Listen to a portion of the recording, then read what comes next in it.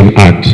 I'm sure you all know what television ads for insurance are typically like. Some guy anywhere has a degree, the graduation gown, there's victory music in the background, then standing in a field full of animals or maize or shop food that is well stocked. That stuff that is romantic, it's good, it makes for good creativity maybe when you're creative. Because we create, those are also concepts creatives. When you come up with concepts, you think this is the best concept ever. But your audience, like I said, does not relate. So the content has to be very relatable. I'll give an example again from my experience. This one I set out to share on a weekly basis, every Monday, at least one short video of a Prudential customer, either whose product has matured, whose policy has matured and they've been given money, or who's a beneficiary of maybe the policy owner passing away, and then they got called and told, oh, Peter had a policy with us, this is the amount of money he had, we want to give it to you because you are on his document. We post one video every week, and those videos are average 3 minutes long, but I'll tell you why people watch them for 3 minutes. Because the stories are very relatable. We had a lady called Janat. Her story was simple. I bought land. I was living on a piece of land, and the owner of the land, so like in Buganda, there is the landowner, the actual landlord, then there is the Chibanja owner. So you could be here, and you have your piece of land which you bought from the Chibanja owner at like 50 million. But the actual landlord with the actual title for the whole of Revi Corner here shows up and says, guys, I'm selling this land. So you either buy yourselves, you give me this much, or you all go. So this lady called Janat had her piece of land she was building. She had bought the land from somebody. And then sometime last year, the actual owner of the land, the landlord, the owner of the land, the Mutaka, comes and says, all of you, I'm selling this land, but for you guys already constructed here, you're going to buy your Mugena Kwegula, like I said in Uganda, for 100 million shillings each. 100 million shillings, they give you a title. So around the same time, she had a policy with Prudential. Around the same time, they called her and told her, oh, by the way, your policy has matured. And so she had, I think she said in the video, she had about 20-something million shillings saved up that she was planning to give that gentleman. And then she got called and told, oh, you have 36 million shillings with Prudential, which is ready for you to collect. So she combined the two and was first able to pay about 58 million shillings. And now she's working to pay the balance of about 42 million shillings. That story was very relatable. The comments were very interesting on that video. Well, another video of a lady, a teacher in Arua. Her husband was a city education officer of Lira, not Arua. He passes away in an accident. He passed away 9 months after signing for a policy. And she even had no idea. So she gets a call from Prudential telling her, oh, your husband had a policy with us. It was, I think, a 5-year policy. And he had just signed. And we are going to give you half of what he was expecting in 5 years. And at the end of 5 years, we shall give you the 100%. Now, the comments on that, on platforms like LinkedIn and everything, were people relating to what was being talked about. People knew the lady, people knew the story. So they're relatable, people love them. And our engagement levels from the first week of Jan to now have shot up. Our engagement levels have really shot up because of those videos. Because the content in there is extremely relatable. Someone knows someone who has struggled with land. Somebody knows somebody who has lost somebody, and now they're being given this money to help them settle into life. There's a gentleman who, I think, a teacher, another teacher also, he signed up for a policy, got money, he was able to pay his sister's school fees. He even flew to India for something. He even bought a car, which he put on Uber. They tell their stories, and people relate to this. Because some of these things appeal to the ambition that we have at a personal level. The other issue, the other thing would be to ensure that you use your language. You could localize part of your language. You could use Luganda, you could use Runyankore, especially for your call to action. Because everything today is have a call to action. You can't just post. If I'm trying to get families to come and spend Sunday at Las Vegas Hotel, for example, because maybe they have bouncing castles and they have a barbecue. You need to put a call to action, because then the call to action will help you generate the leads that you're going to give your client, that your client will be asking for on a daily basis. Whenever you take your invoice and you're telling them, I want to be paid for last month, your client will bring up the issue of the business you brought, because paying either 2 million shillings or 3 million shillings or 800,000 is very painful for him. I'll use another example. We began using celebrities a lot at Prudential a couple of years ago. We had Navio, we had Lilian Mbabazi, we had Waiki Benda, we had all these guys. But what was in their contract, and as much as we're giving them the money we're giving them, was that you need to bring us leads. So they all were forced to appoint people on their teams who would go through their comments. Because you'd make a post about Prudential, and there are like maybe 7, 8 comments saying, how do I start? Where can I find this? And their job was just tell those people, share your number, share your number, share your number. They give us those numbers, we give them to our agency, to our agents call those people and try to convert them. That's how it goes. So you need to have a call to action that's going to get you leads. Obviously, the most important platforms, your choice of platform is going to be important. Right now, TikTok is all the rage.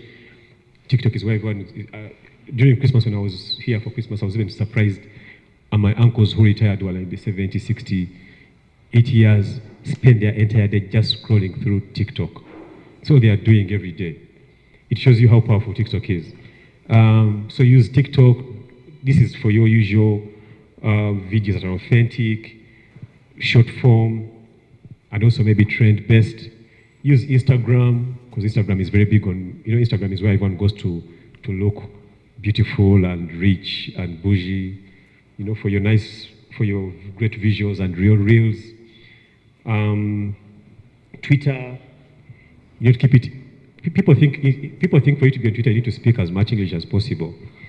But you don't have to, it's not purely for anybody that is English speaking.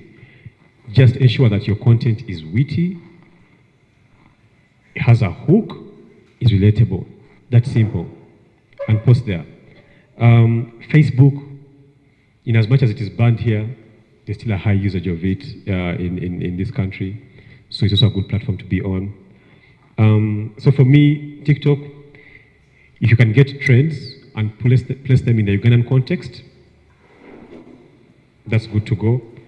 Instagram, if you want to get a lot of reach, you know what reach is? Reach is the number of individuals or unique individuals that have seen your post. So maybe if we are 100 here, all of you are looking at me right now, so my reach is 100. If I'm content, my reach is 100. So for you to have your reach to be really, really high, use Reels. If you want to have engagement, use stories. Because your stories, people comment on stories and respond immediately, and so use your stories for your engagement. But also it's important how you present the pictures and the videos. They have to be of very good quality.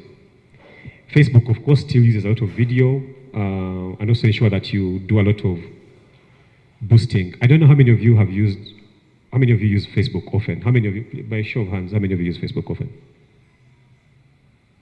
Nobody, right? What tools do you use? What platforms do you use here for a lot of you? You do? Who else?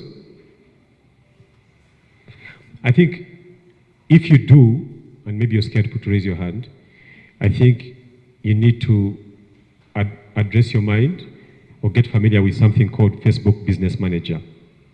And I'll tell you why you need to use Facebook Business Manager a lot. It's, in my opinion, apart from the Google Manager, in my opinion, the best, the most well-developed advertising platform is a Facebook Business Manager, and because of all the data it has access to. We used to run, and we still do run campaigns, for example, at Prudential, where we create what you call custom audiences. So you know that we have, let's say, last month we had 100 or 200 people whose policies matured. So we get their phone numbers or emails and feed them to the Facebook Business Manager. And the ask is simple. We want to find people that look like these people. So like I mentioned, Facebook, because Facebook literally tracks everything you do, basically all these platforms literally track everything you do, even when you're off that platform. They're able to know that you fed us with these numbers, and these people, average age is 40, they probably like sport, they like to travel. So we found another 20,000 people that are similar to these people that you shared with us. So you're able to build customer audiences, and then you're able to run ads speaking to those people. Of course, it will show you the names that this is Deus, this is Peter, Sunday, Paul, no? But it will give you a cluster, and then you'll be able to feed your content to those people and create adverts that speak strictly to those people. We do that a lot, especially when we generate leads during the week. The leads that are converted at the end of the month, if there are 200 leads out of 1,000 leads generated, we refeed them back to the system. The system shows us an audience similar to the one that converted, and we target that audience. So, as I draw to the end of my presentation, you need to be smart with your targeting. When you go into the deeper digital skills, be smart with your targeting, be relevant, and also collaborate with influencers or micro-influencers. So simple. Know your audience, first and foremost. Get the message right. And also measure. You need to measure. And there's so many measuring tools right now. You need to be able to show your metrics to be able to measure. Don't just keep it at, oh, I had 100 likes and 200 shares. Finally, there are tools. There's a tool called, I don't know how to pronounce that word, even though I think I speak out of English. Urchin, U-R-C-H-I-N, Urchin tracking module. It's a simple code, especially for you digital marketers. You add it to every link of everything that you're promoting, and you're able to track how many people viewed your post, where they came from, how long they took on the page. All this, it's those simple tech-related things that help you to make your digital marketing better. So at the end of the day, just learn to combine your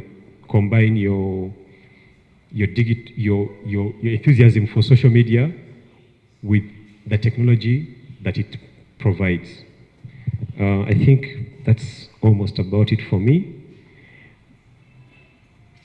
Yeah, that's it for me. I believe if there are no questions, we can then go for breakfast. He is the man delaying your breakfast with his question, so please go ahead. Yes, go ahead.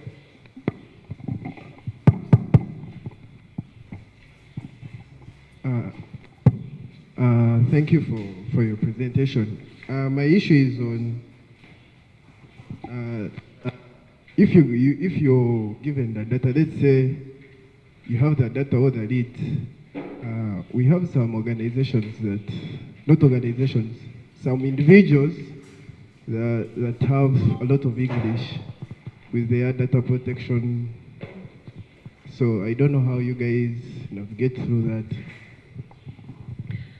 So these non-disclosure agreements that are signed, for example, if you're able to convince your client to have that in place, because I mean, ideally, a client should do that.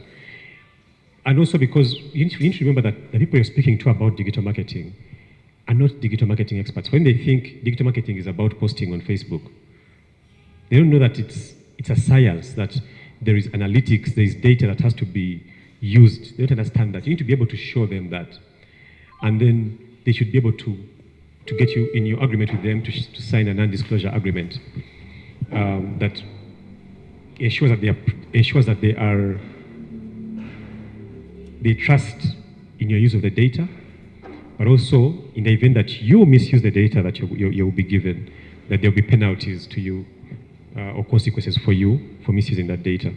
So it's at least when I was still doing it as a business, we used to do a lot of NDAs with our clients. And even now, from where I stand, we are doing an NDA with one of the telecoms to do a joint campaign that will be very targeted. And of course, the telecom will give us the data, and we shall use that. So that's how it should work, really. You should be able to show cause, because otherwise people just think I'm paying you to post on Facebook or to post on Twitter or X or whatever. People think I'm paying you to do videos of you dancing for TikTok. That's all they think it is. Yet there's more to it. Yes. Any other questions? All right, I think we can have breakfast now. Thank you so much, Peter. Another round of applause for Peter. I think he has been very elaborate, very, very elaborate and brief. I take this moment to welcome Richard Baguma. He's a media expert and Secretary General of Uganda Health Communications Alliance.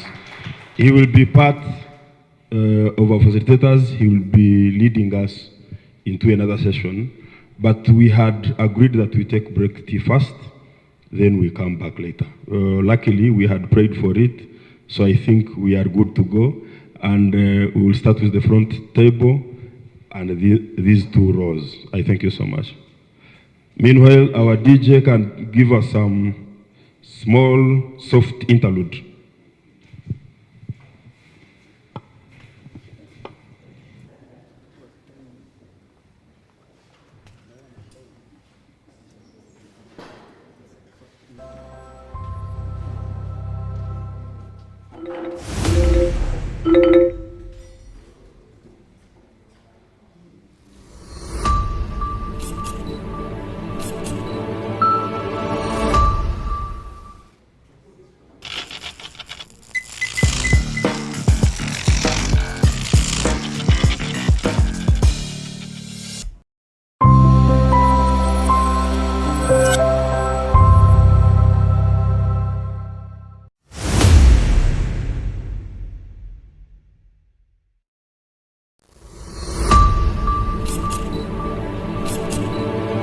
Thank you very much for bringing me here, guys. Because this hall has excellent memories for me. This is where I used to do my dancing after running away, escaping from school. This was called Sabena Club, night club. This is where we would do our dancing. It was the only night club in this town. And I have fond memories for it. It was also a very popular space for weddings. So at that time, the bush guys had just come. I had a small stint in the bush. I ran away from school, but that's another story. And so we would have high-profile weddings here. So when I was invited, I went back to my album. You know, the album that time was where you take the camera and you develop them. They would go to Nairobi to develop color photos. I'm telling you all this because my topic has the word longevity in it. And probably I am the most long-living person in this room. So if you want longevity, you need to copy me. Yeah, and the other memory, don't quote me on this one, is near here, across the wall.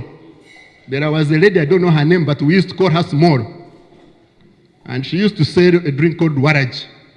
So because we couldn't afford beer, which was sold in here, we would first go to Small and come when we were a little high. But now I am an alcohol control advocate, so don't drink alcohol if you can. This is what I'm going to talk about. Now, I am digital skills are not necessarily what I have in terms of machines. But I have a master's in communication and with specific focus on digital policy. So that's where I have my area. I don't know things about the machines. So when they asked me to talk about scaling for longevity, my example was not necessarily the digital space. It is an organization which me and a few colleagues created in 1997. I had my bachelor's by that time. And after we left university, we created something called the United Nations Association of Uganda. It still lives up to today. And I'm told that there are some people in this room who associate with it in Mbarara University. Anybody? Yeah. So I'm glad that it's present in here. And so from 1997, we have been existing, and we are still in existence. I think that's a bit long. And I have experiences I can share. Now, the first time I had an email was about 1996. And I was working as a radio and television journalist. But at that time, we used typewriters to type things in the media house. I don't know if people know typewriter in this room.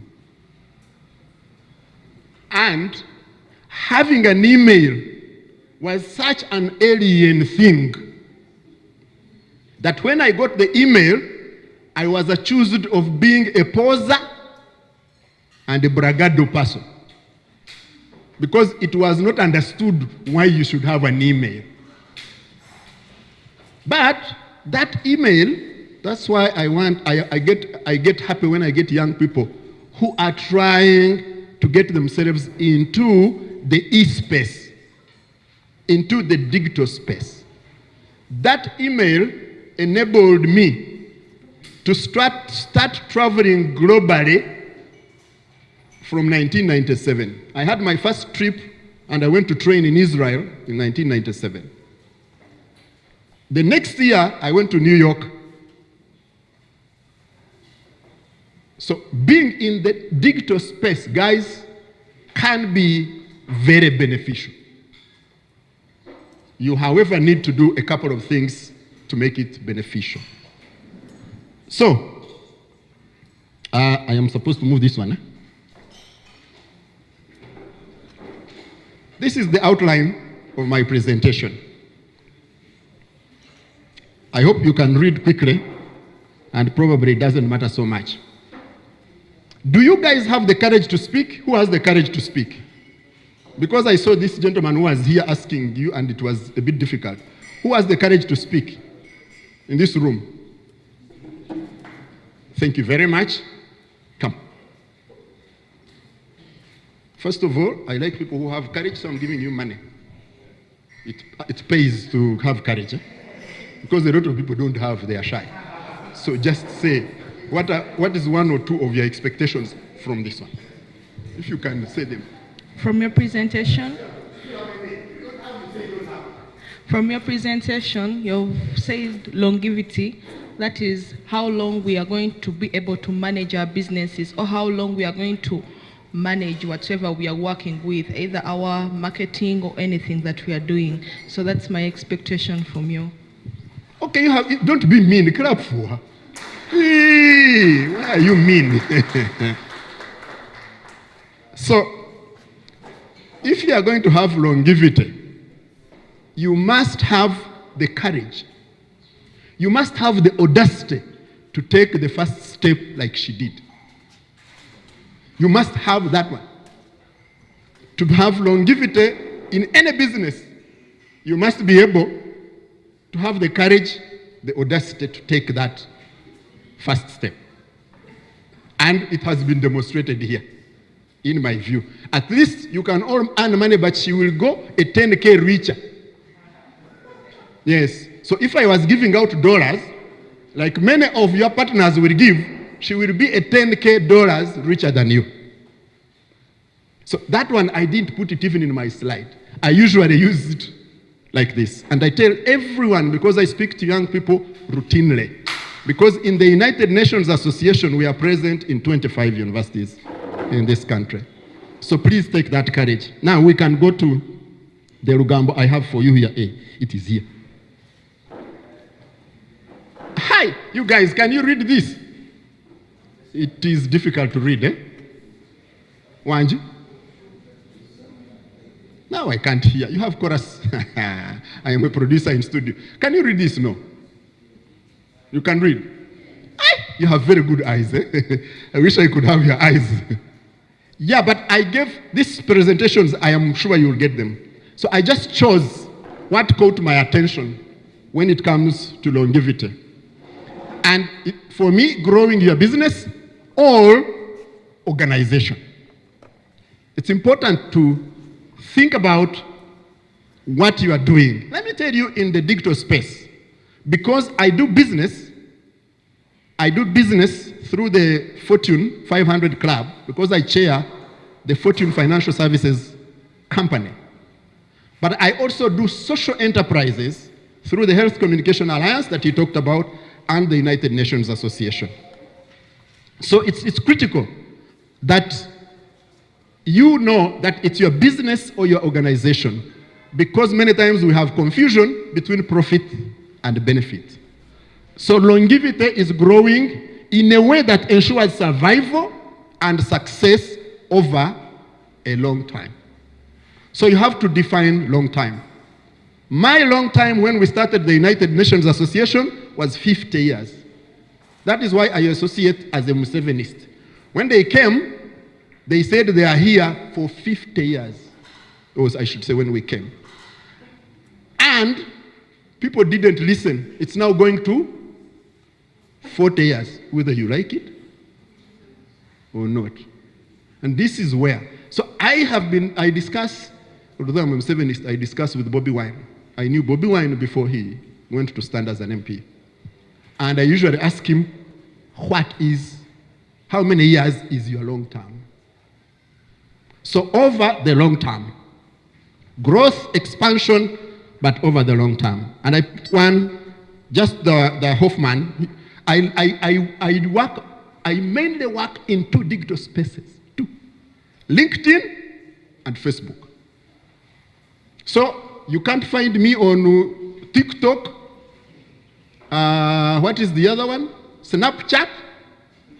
What is the other one? I am not there. Where is the other one? Those ones, I'm not there. But I am the one who is invited to speak to you. And I won't tell you how much they are paying me, but they are paying me. So, the person who was before me says, choose your target audience and therefore the platforms you have to be on. It is not necessarily true that you'll have long-term survival and long-term impact because you are everywhere. It is not true. No. So, we have to think about, so it can, and this is what Hoffman said. Scaling is not just about growing bigger. It's not just about growing bigger. Growing bigger is one aspect of that. It's also about growing better. And the person who was before me talked about metrics. Metrics.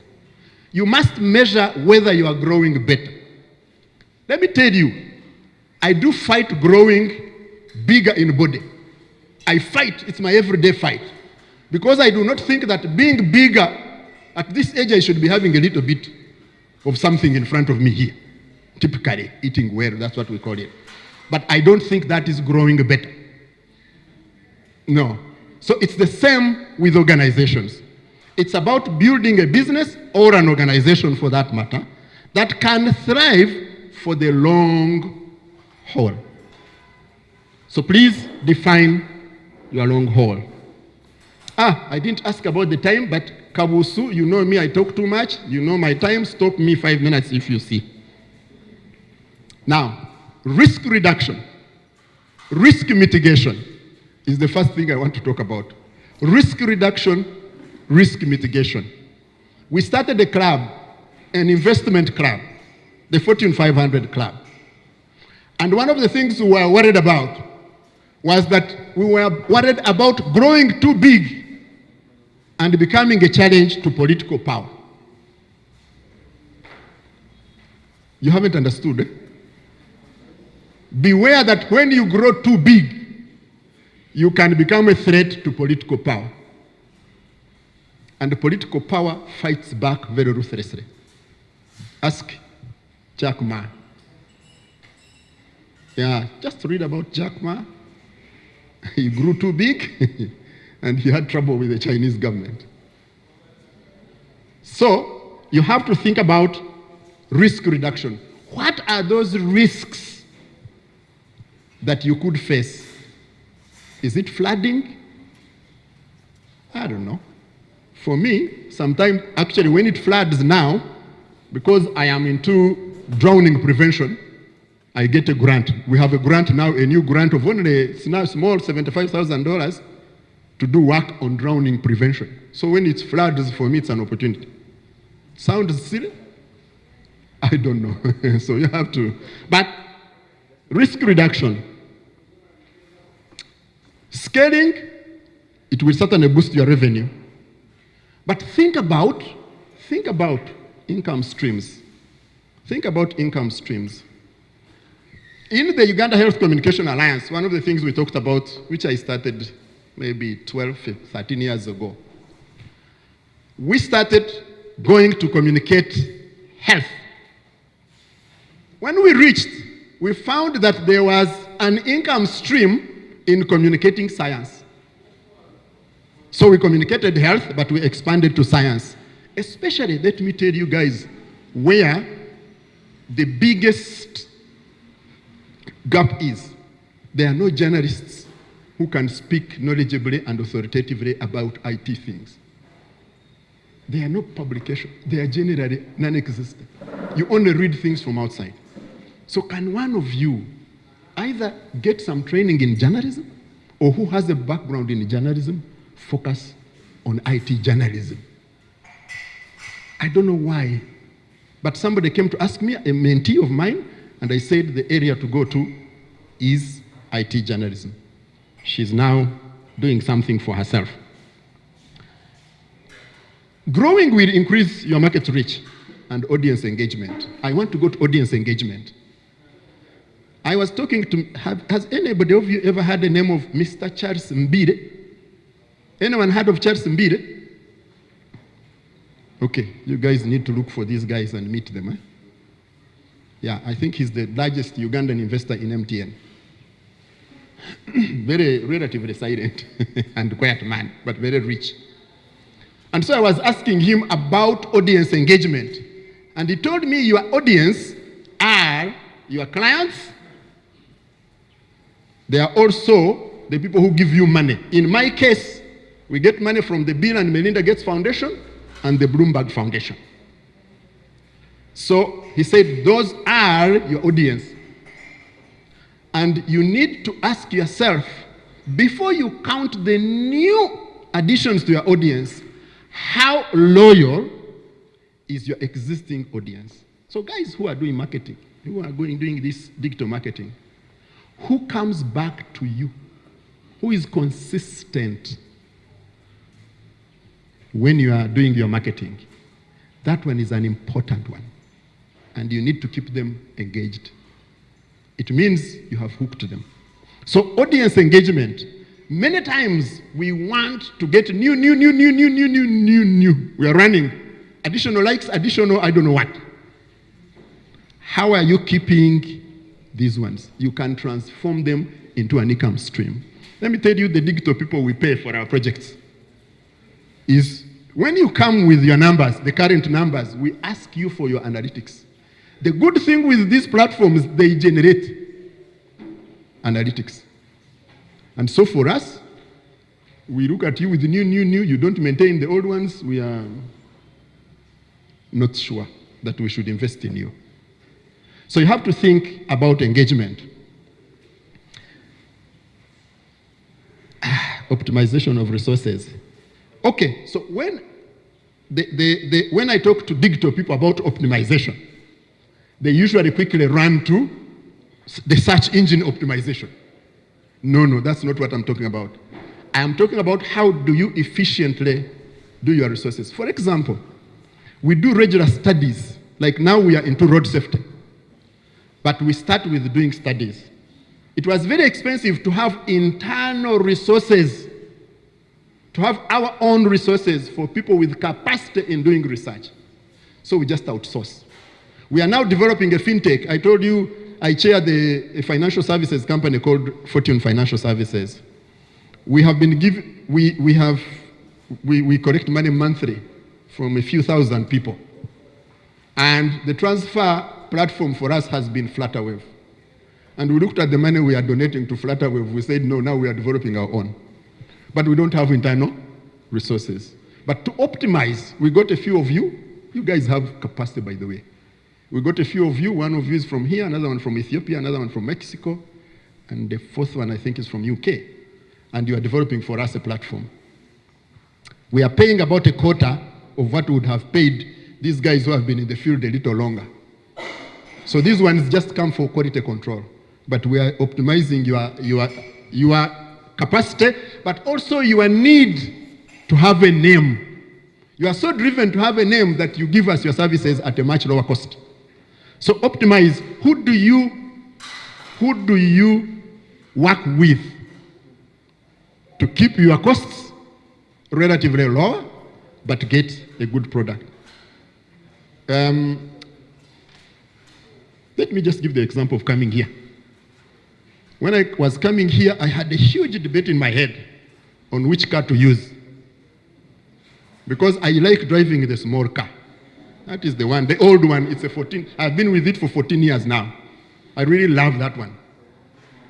Yeah, it's the one I use in town, you know. Yeah, honestly, I'm being honest. It has so beautiful memories for me. It's the one I like to do. So you are being like my sons. When I'm dropping my sons at school, they don't like to go with me. But I was thinking between the big one and my wife's car, which is medium scale. And then I said, how much money are they paying me vis-a-vis the fuel of the other big one? I said, let me borrow my wife's, borrow quarter and quarter, and say, Madam, give me yours. It is middle range. And I will go with that one. So that the fuel allowance they have given me can fit in there. That is resource optimization. That is what I am talking about. Otherwise, I could have jumped on Global Bus. Perhaps that would have been the most optimized. But it means I would not have gone to check on the farm because I can't ask Global to take me to the farm. So it's optimization. That's very important. The final thing I want to say here is ethics. Ethics. Ethics. Ethics. Ethics. I think I get invited to take these gigs. I think I get given money by the donors. I think because we stick to what we promise them. I think is that when we promise that we are going to get a policy or a law on tobacco control, I was the chief advocate for the law on tobacco control. I'm against your taking shisha. I think it's the most silly things you can do to take shisha. I am not talking about anyone in this room, please forget. But I think it's the most silly thing to do to take shisha. That's my honest belief, and I can justify that. But I was the architect of the tobacco control law with 2 other people in this country. It took us a couple of years to have it passed, but we told the Bill and Melinda Gates Foundation that we shall do it in Uganda, and we did. And now we have money for road safety. We have promised them the things we are going to do in road safety. Please, if you forget anything else from my talk, remember to be ethical. Just give what you promise. It doesn't matter whether it's a deal, whether it's whatever. Don't be tempted to kukuba enjawulo. You can kuba enjawulo this once, but those people will talk to each other. And you'll not get enjawulo again. And that's not longevity. That is not for the long haul. So here we go. Be authentic, be consistent. Let me tell you, how many of us here are students? Nice. Let me tell you what I hear from the 25 clubs that we work with in tertiary institutions. Oh, we have also in high schools. The 25 are in tertiary institutions. The commonest word I hear from you guys is BUSY. Every time we want you to get involved in something, BUSY. Does anybody copy? But you know, I have been a student more than once because I got my bachelor's in '94 and I have had additional things after that. So I've been a student in more than one university, more than once. I tried not to use the word BUSY when it comes to hustling. So think about consistency. Diversification. Diversification, I told you, I usually use mainly LinkedIn and Facebook. Facebook for historical reasons, but I'm doing a paper right now. Right now I'm finishing up a paper that is focusing on university girls and their use of social media, especially to do with tobacco. Again, your shisha. Yeah, and I found Facebook has very good numbers. So guys, let's think about that. Glory. So, monetization is what we are talking about. To turn your idea, your initiative into money. Because ultimately you can't live long if you are not turning it into money. But I want to talk about this. I don't know what you have been told. I have two groups I am mentoring now. They both won in some hackathons. I've been part of sometimes the ecosystem of hackathons. And I think they have a good, very good initiative, which has demonstrated that it can earn some money because they have already 2 clients. This is the problem I have with them. I have told them, because in our investment club, we have people who are ready to invest in risky startup ventures.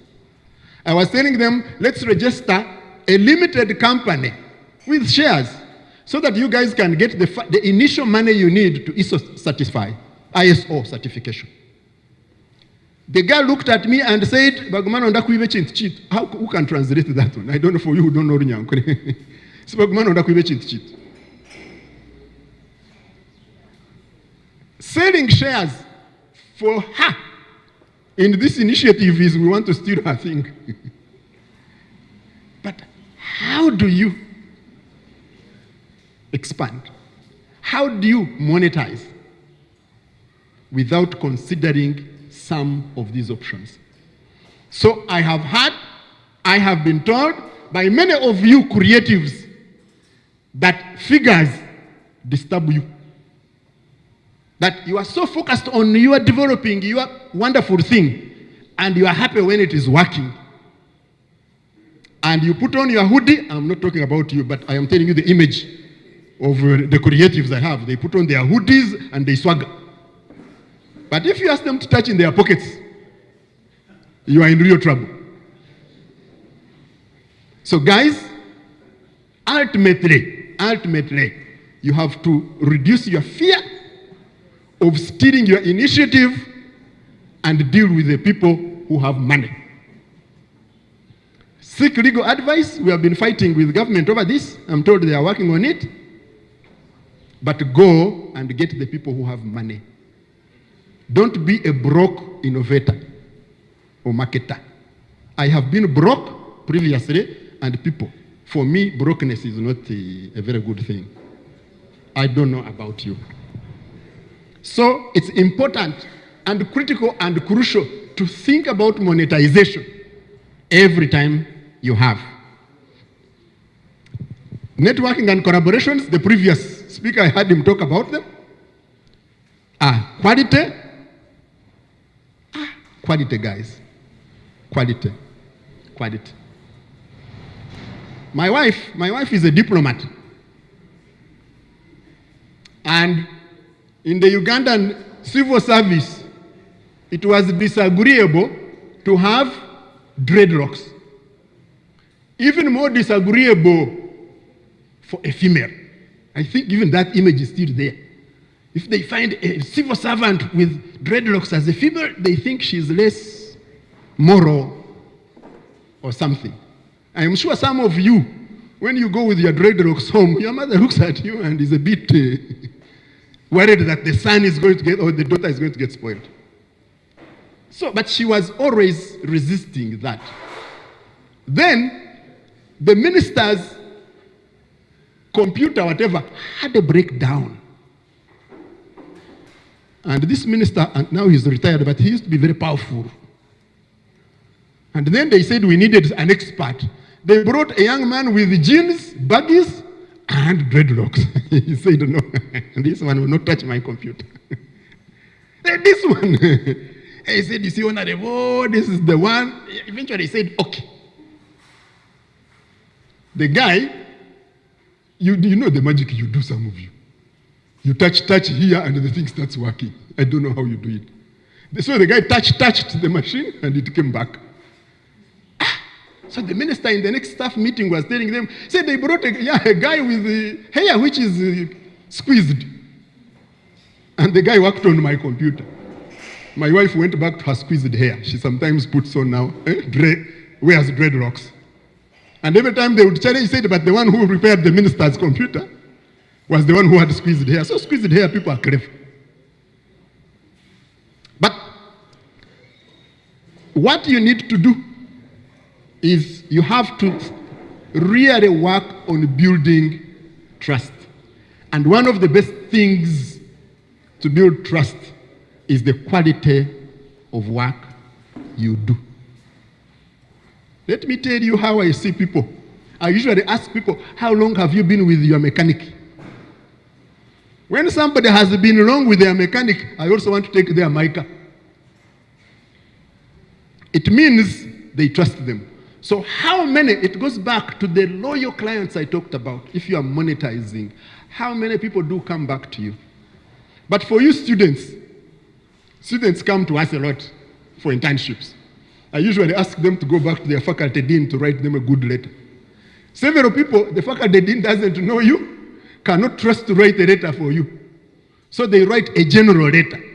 I now have experience to know that the dean is not committing himself or herself. He's writing a letter kwejako. So I also don't want to deal with you. Because if your dean who is with you is being careful writing about you, it means you don't have the trust of your supervisors and no trust of your clients. How do you monetize? I want to finish. Now, the ones who speak, I'm not going to give you money. It was for the first one who had, but I want to ask you to speak. Don't raise your hand enthusiastically think there is money to throw. The money was for the first one. But I want to ask you, do you have the courage to come and tell us what your initiative is? And looking ahead, what do you want to do with it? Who has the courage to do that? Come. Of course, I was joking. This man, I'm going to give him money, but that's all. Yes. Thank you very much. My name is Cyrus Bugaba Clinton Clive Cranmach Sule Chivirige. My name is Cyrus Bugaba Clinton Clive Cranmach Sule Chivirige. And I'm an actor by profession and by service. So, your question is, I'm contributing to social change through my craft, which is acting, basically. So how best can I speak to a person down in Rushozi? How am I going to best speak to someone in Koboko, and then Kampala, and even just out of Kampala or Uganda? And that is through acting. So my initiative is to act as a way of passing on information or sensitization. And my long-term plan is to use visuals, which is film, which is theater, which is social media, because I believe when you come and speak longevity and all these things, ethics, it's practical. It's more practical now when such information is put into something we can see. I mean, that's why we have live streamings and whatnot, because someone can always go back and ponder and see, because we need these reminders also. As any other person, we're only human, yeah, so we tend to forget. So my initiative is to use visuals, which is film, video, and whatnot. And my long-term plan is to just have it on the socials. I don't know how best, maybe through what I'm doing right now. So if probably I produce a film and I place it somewhere on maybe IMDb or Netflix or something like that, or even on our social media, YouTube. Yeah, so someone can always go back there and reflect and also get inspired and also learn from that. Thank you very much.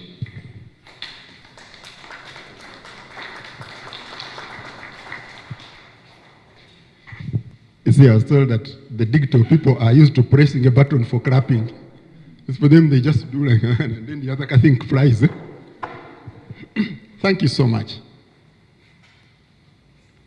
For me, if I were you, I would be looking at these as my key audience. This one is here. Imagine the multiplier effect they have. If they so just smile nicely to them. But you are acting. You are an actor. You can act a good smile. Yeah. Just nicely to them. Pick those ones strategically who will multiply your work. Anybody else who does something else and wants to share? What do you see long term? Anybody here who has the courage to come?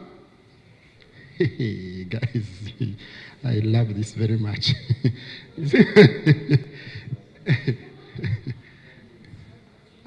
You see, you are giving me opportunity to finish quickly and earn my money.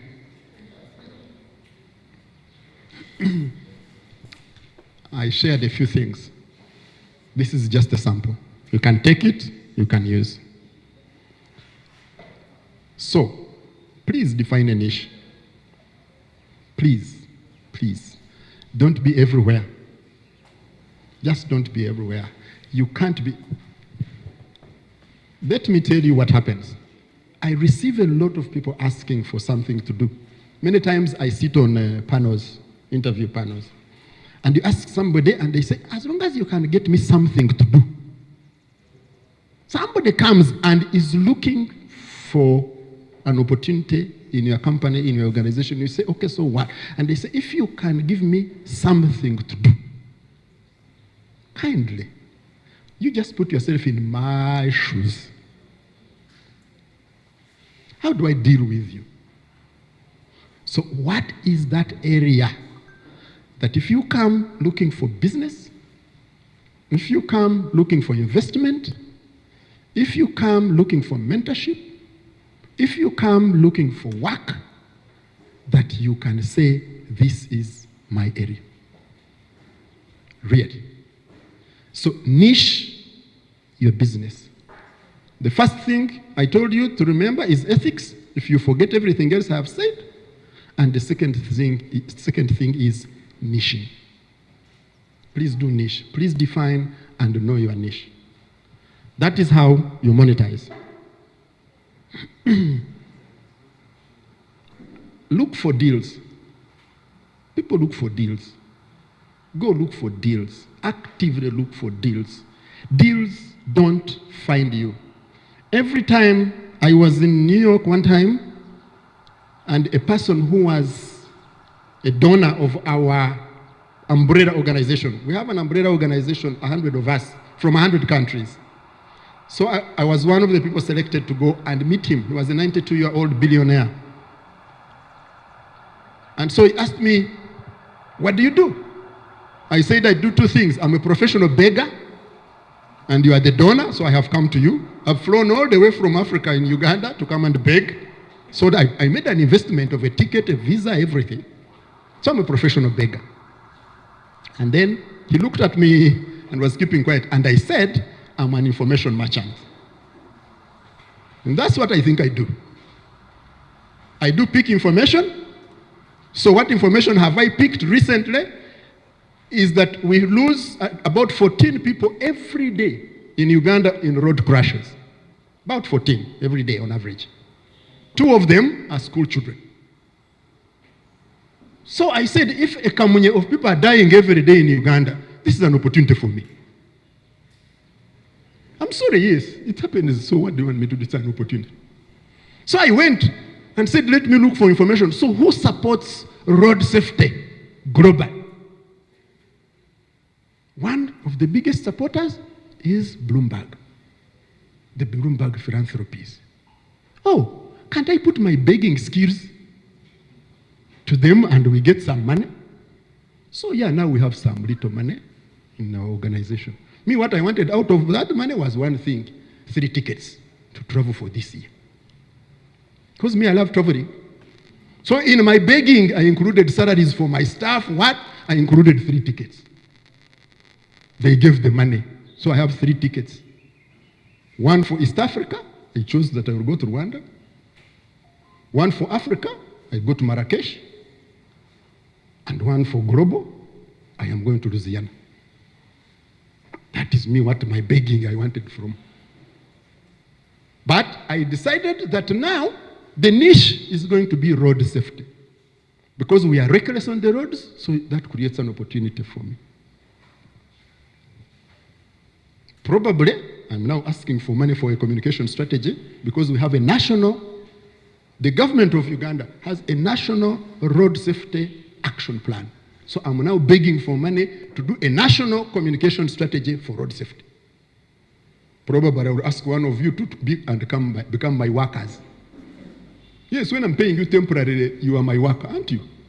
And the results you produce, I will go and present them and shine. Yeah, this is what happens in the world. So, niching, look for information relevant to your niche, and look for opportunities there. Be open to opportunities. Use analytics. State your case. Use your analytics to state your case. How did I state my case? I went online, looked for journalists, and called them and begged them to fill my survey form. I had a short 5 questions. I said, please help me beg.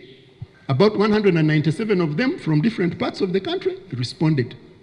I got that and said, I have done a survey on journalists. Now, how much did I put? A few codes really and a survey form, and sent it digitally. And they responded. But I was the one with the first ever survey of journalists in Uganda on road safety. So call me to Marrakesh, ministerial conference, it is me to present. There is no one who has done it in Africa. So, guys, niche, look at the opportunities you have, and you have them.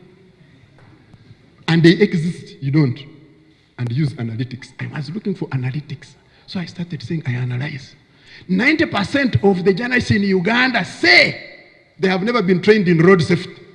So what am I doing? Asking for money for a communication strategy, including training journalists. So when you meet me as a journalist trainer, I'm telling you these experiences so that you can go and ponder on them. Because you have the skills and the tools already. You need to turn them into money, guys. So get your analytics. What are you talking about?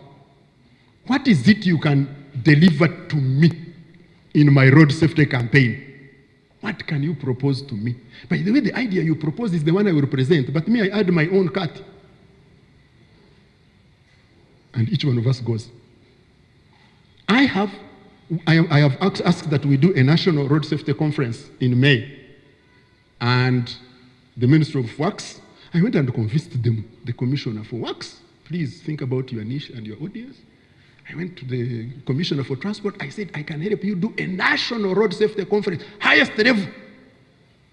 He said, really? He said, yes, we can do that. He gave me a concept.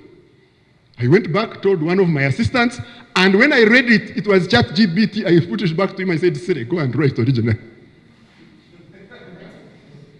We gave the concept. The Ministry of Works has put in 100 million shillings, because that's what Munyonyo was asking for, 97 million for a 2-day conference. Now the private sector foundation has accepted to put in money, and the National Association of Insurers. Niching, looking for information which you already have, guys, because you have the skills and the tools, but monetizing that. So you think when I take 100 million shillings to Munyonyo, they will not say thank you. Really, ethically. So you have the tools. Finally, I want to tell you my little story with travel.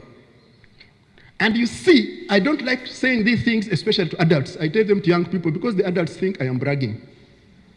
But I'm sharing experiences because I think you can do it. I told you my story of the email, and the email was not in my names. I couldn't at that time have an email in my names. So I went to an internet cafe called Elite, Secretarial Bureau something. I asked to adopt their email address to be using for me. So they would open for me, and I would go online. I would look for one thing. I would pay for 30 minutes or 1 hour. And I would look for one thing. Training opportunities for young broadcasters in English-speaking Africa. That was always my search. One. I did in 96. In 97, I went to Israel on the money of the UN and the Israeli government. In 98, UNICEF asked me to go to New York, and I have gone to New York every year except during COVID. But I was using, so what do you search for when you go to search? My university people were coming to me saying there are no internships in Uganda. I said, we're in KIU. I said, project, and type now, internship opportunities for university students in Uganda. Just type. The whole list came. You have the skills, you have the tools. Guys, use your analytics, be ethical, define your niche, and be consistent. I want to consistently stop here, and thank you very much.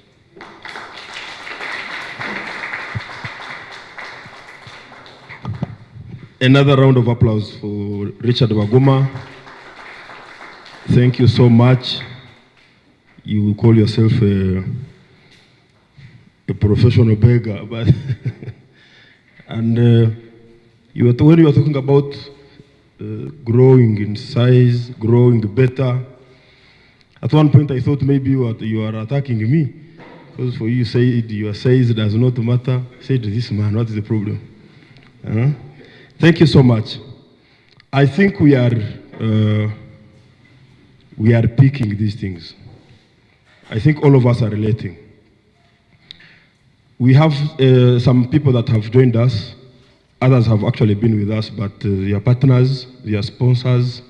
We have Videa. Francis is here representing Videa.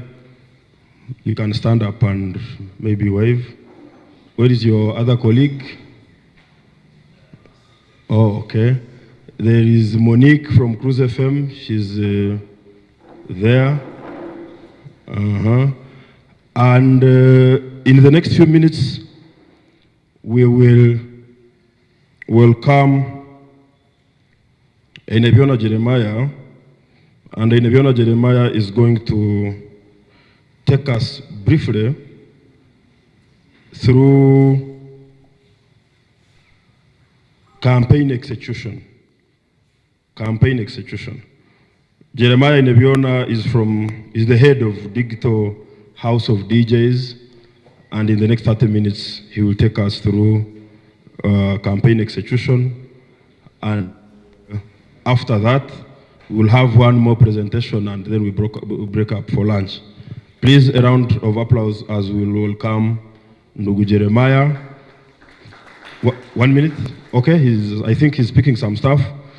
But where is my co-MC? Please come here. I am going to ask some people random questions here. But some of you, they ask a different question, you said your own and answer it properly. I don't know whether it is a tactic or something. The question is different. For you, you set your own, and then you answer your own very properly. But the question is something different. Lynette. Good afternoon, ladies and gentlemen, once again. Mr. Waguma, we are very grateful for the resourceful input that you've given to us. And just a quick sample, I want someone to mention any one thing they've got from what he gave us today. And I'm going to choose randomly.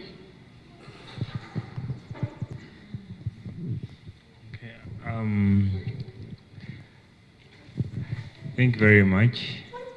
And one good thing I've learned is scaling up and being strategic, especially finding your niche. I've seen that many times people want to jump around different things. Yet they should focus on one thing and be consistent with it, because without consistency, no results come. And the last thing is look for opportunities. They won't look for you. They won't find you sit on your bed or sit on your chair. You get out there and you find them. Thank you very much. Thank you very much, sir. I think for those who didn't pay attention, at least in Mr. Waguma's input, you've picked that. And then he said, if you forget anything, remember to be ethical in whatever you do. Our next presenters, we shall have the people from the creative industry, and that will be, give me a second. Before we go into that, because it might be a bit boring, or not, but I want us to do something interesting. I'm going to mention a few slogans for the common companies that we have around. And as people who are here for market training, we should be able to identify the companies or the companies that use these slogans. For example, if I mention a slogan and I choose you, you're supposed to give me the name of the company, right? So for example, a slogan like everywhere you go, we know what that's for. Yeah, that's MTN. And a slogan like a better life. Which company in Uganda uses a better life? I don't really know. Prudential.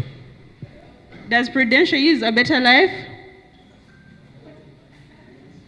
Does Prudential use a better life as its slogan? We had a facilitator from Prudential. He's not around right now, but when he comes, he'll be here to verify if you've lied to us or if you've told us the truth. Which company uses the slogan inspiring Uganda? Guys, come on. UBC. Yeah, UBC uses inspiring Uganda. Which company in Uganda uses the slogan, test the feeling?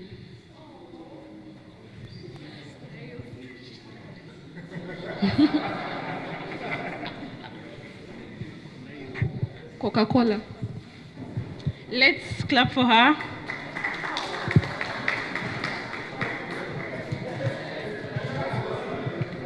There's many other companies. I could go on and on and on. Which company uses the slogan, our bank?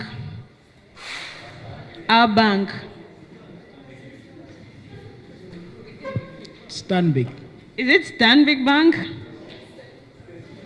It is Centenary Bank, but thanks for trying. What does Stanbic Bank use on that note?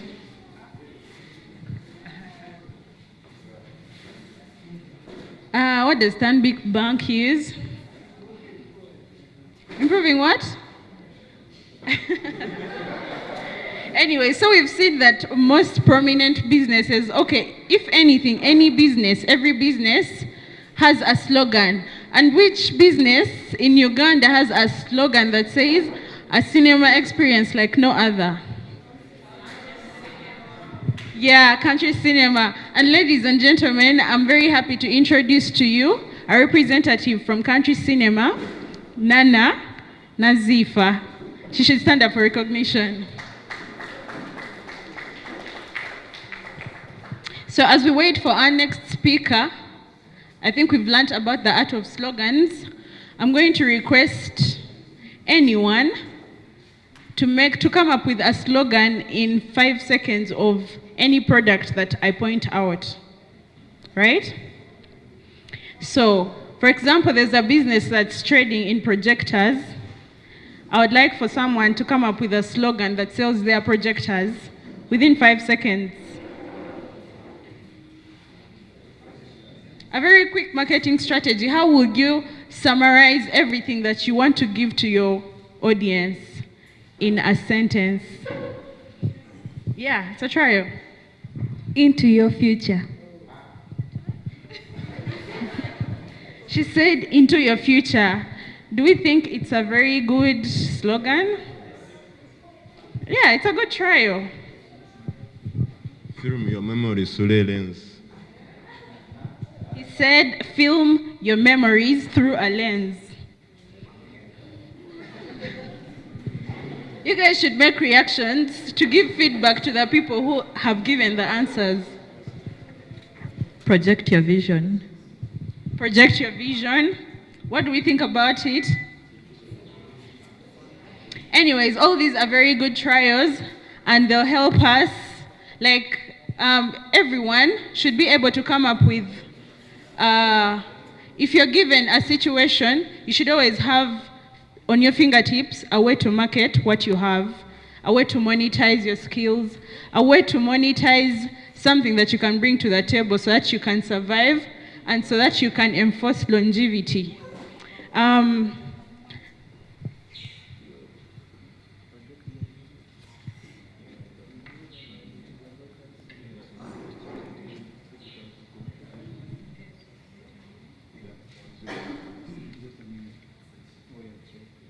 Okay, so our next presenter is ready, and ladies and gentlemen, let's put our hands together for Mr. Jeremiah rather.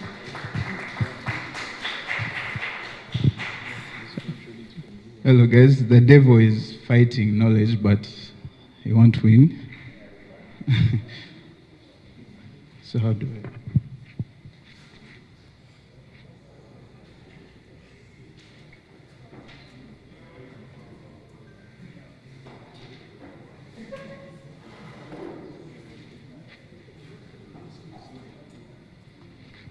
All right. Good afternoon. My name is Jeremiah Nebiona. I'm the head of digital marketing at House of DJs. House of DJs is an events and marketing company in Kampala. We've been around for about 11 years, and we've been a part of so many events and so many marketing campaigns.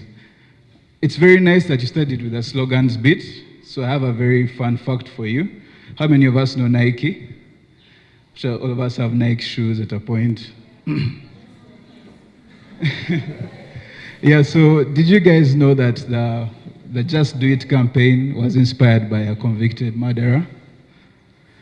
Like just before he was executed, he said, let's do it. So the Nike executives then came up with the Just Do It campaign.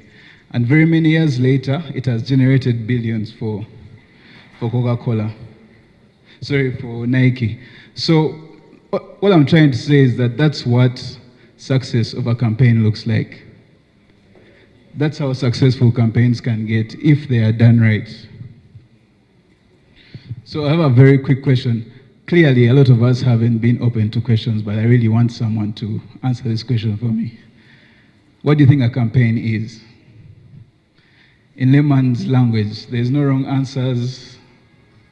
Just feel free. You look like you have something to say. Feel free. No one will beat you. I don't have any canes. I think a campaign can be something, okay, let me say, these election things. Thank you very much. Like I said, there are no wrong answers. Everyone's answer is correct. So do you mind telling us what a campaign is? No one is wrong. Okay, there's someone here. Yeah, I think a campaign is a platform where information is passed to the general public. Thank you very much. I like you. A campaign is a structured group of events that are put together to achieve a desired goal, often within a specified time period. For example, Nyandamujirebe Nkembaga. Embaga, the success is at the end. The event is done. But the steps that lead to that success are you have to propose, you have to get the rings, you have to do all those things. If you miss one step, the success will not come, i.e. the wedding will not happen. If you reach the church and there are no rings, you can't do it without the rings. So yeah, a campaign has so many, I'll repeat, the structured group of activities that are designed to achieve a specific goal, often within a specified time period. Some campaigns last 1 month, some campaigns last 2 months, some campaigns last years. like the Nike campaign. Like I said, it has been running for so many years, since the 1970s. So today's topics, I was called here to cover a few topics. First is timeline and project management, launch and promotion of the campaign, monitoring and real-time adjustments, and then account management, and then finally, to take you through all the best practices.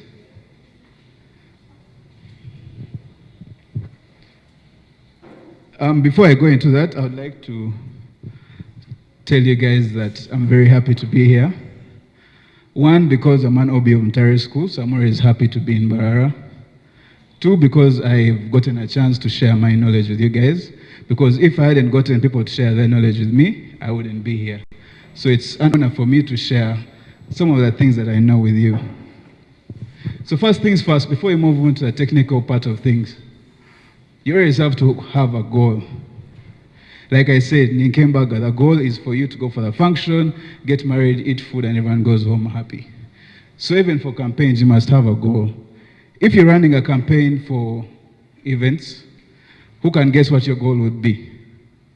If you had an events campaign. Just a one-word answer. No one? What? You have something to say? Okay, that's one. Anything else? Creating awareness? Yeah, awareness, entry fee. Anything else? Yeah, so I see we're almost on track. So for like an event, your goal would be 1, to sell tickets, 2, awareness, and 3, of course, to fill the event, because no one wants to be in an event where you're only 2 people. Where even some of the organizers miss. That's a very failed campaign. We don't want to do that. So everyone has been saying target audience, and there's a reason why it keeps on coming up. It's because it's a very important part, and this is something that you don't want to miss. If you do miss it, you'll be like a guy who's advertising cars to babies. Like they'll see the ads, they'll probably laugh at them, but they don't need your cars. So you will not convert at all. So it's very important for you to know your target audience and go down to the nitty-gritties of who these people are. Where do they hang out from? What do they do for fun? What social platforms do they use? How do they spend their free time? Where do they stay? Do they work? Do they not work? All those things help you shape the perfect message for them.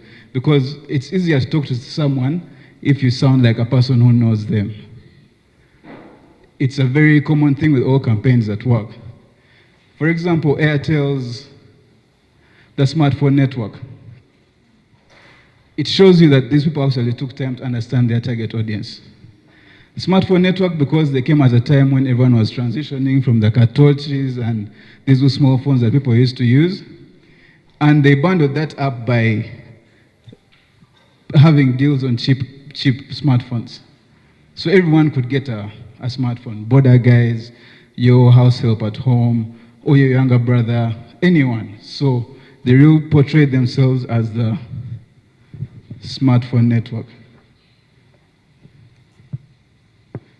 Okay. All right, so that brings me to my point of crafting a compelling message similar to your smartphone, that smartphone network. And then once you have the message, you have to ask yourself, where are these people? What channels can I use to reach them? Are they on social media? Are they on TV? Do they like billboards? Are they just at home? How do I reach them? Once you establish that, it will be easier for you to put the right message on the right platforms and to the right people. These are some of the things that make a very successful campaign, because at the end, you'll have something to show for it. You will have results. You don't want to just do a campaign that goes by and no one remembers it and it even has no results. You'll be like that person who fails to get married if you're using it as a wedding. So those are first things first. So now we shall move on to the technical side of things. Hold up.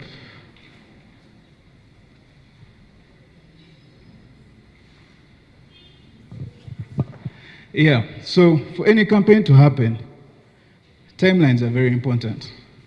You just cannot run a campaign when you don't know for how long you want to do it, in what year you want to do it, or when you want to do it. Timelines are very important. So using your goal, you plan backwards. And then you divide your campaign into phases. There's a pre-launch, there's a launch, and there's a post-launch.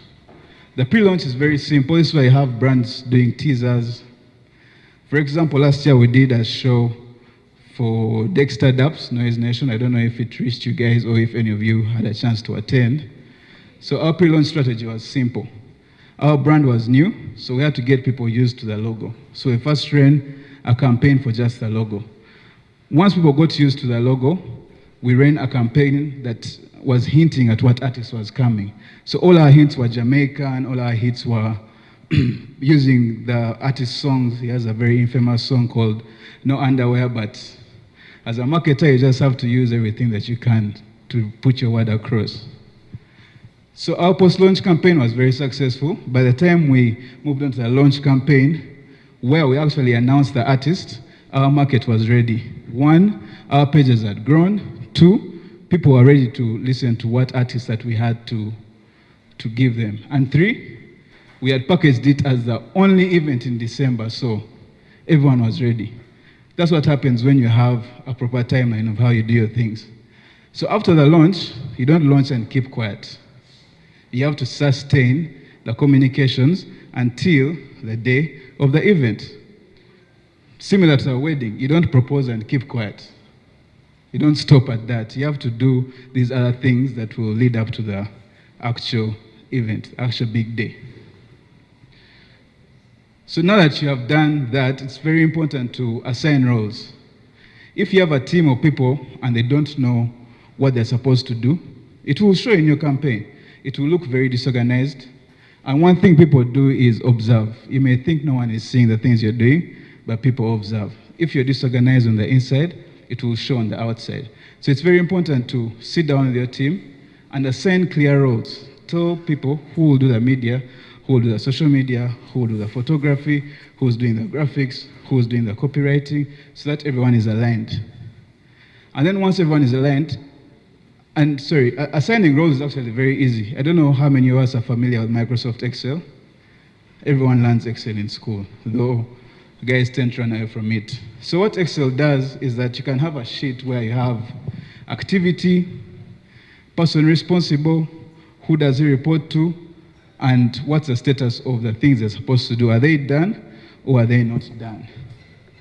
So as you run the campaign, you keep on referring to this Excel sheet so that you can track and know if you're either on track or if there are things that you have to change. Once you have all that in place, you have to work on the heart of the campaign, which is the launch. Think about a launch like a first date. You only have one chance to make a first impression. If you mess up the first time, you're not getting the second date. And I'm sure a lot of guys here have messed up before, or some of us have been lucky not to mess up. So similar to the launch plan, you must be memorable. Like you have to do something that people will not forget. I don't know if any of us have seen memorable things that brands have done in the past. Just off the top of your head. Anyone? So recently, like last week, there's a brand called Chairman, the beer. I don't know if you guys saw the videos doing rounds online, where there was like a limousine and like so many cars and so many bikers riding around town. Did anyone see it? Yeah, you didn't forget it, right? You still remember it up to now. So whenever you want to launch something, don't be lukewarm. You either go hard or go home. You have something to say?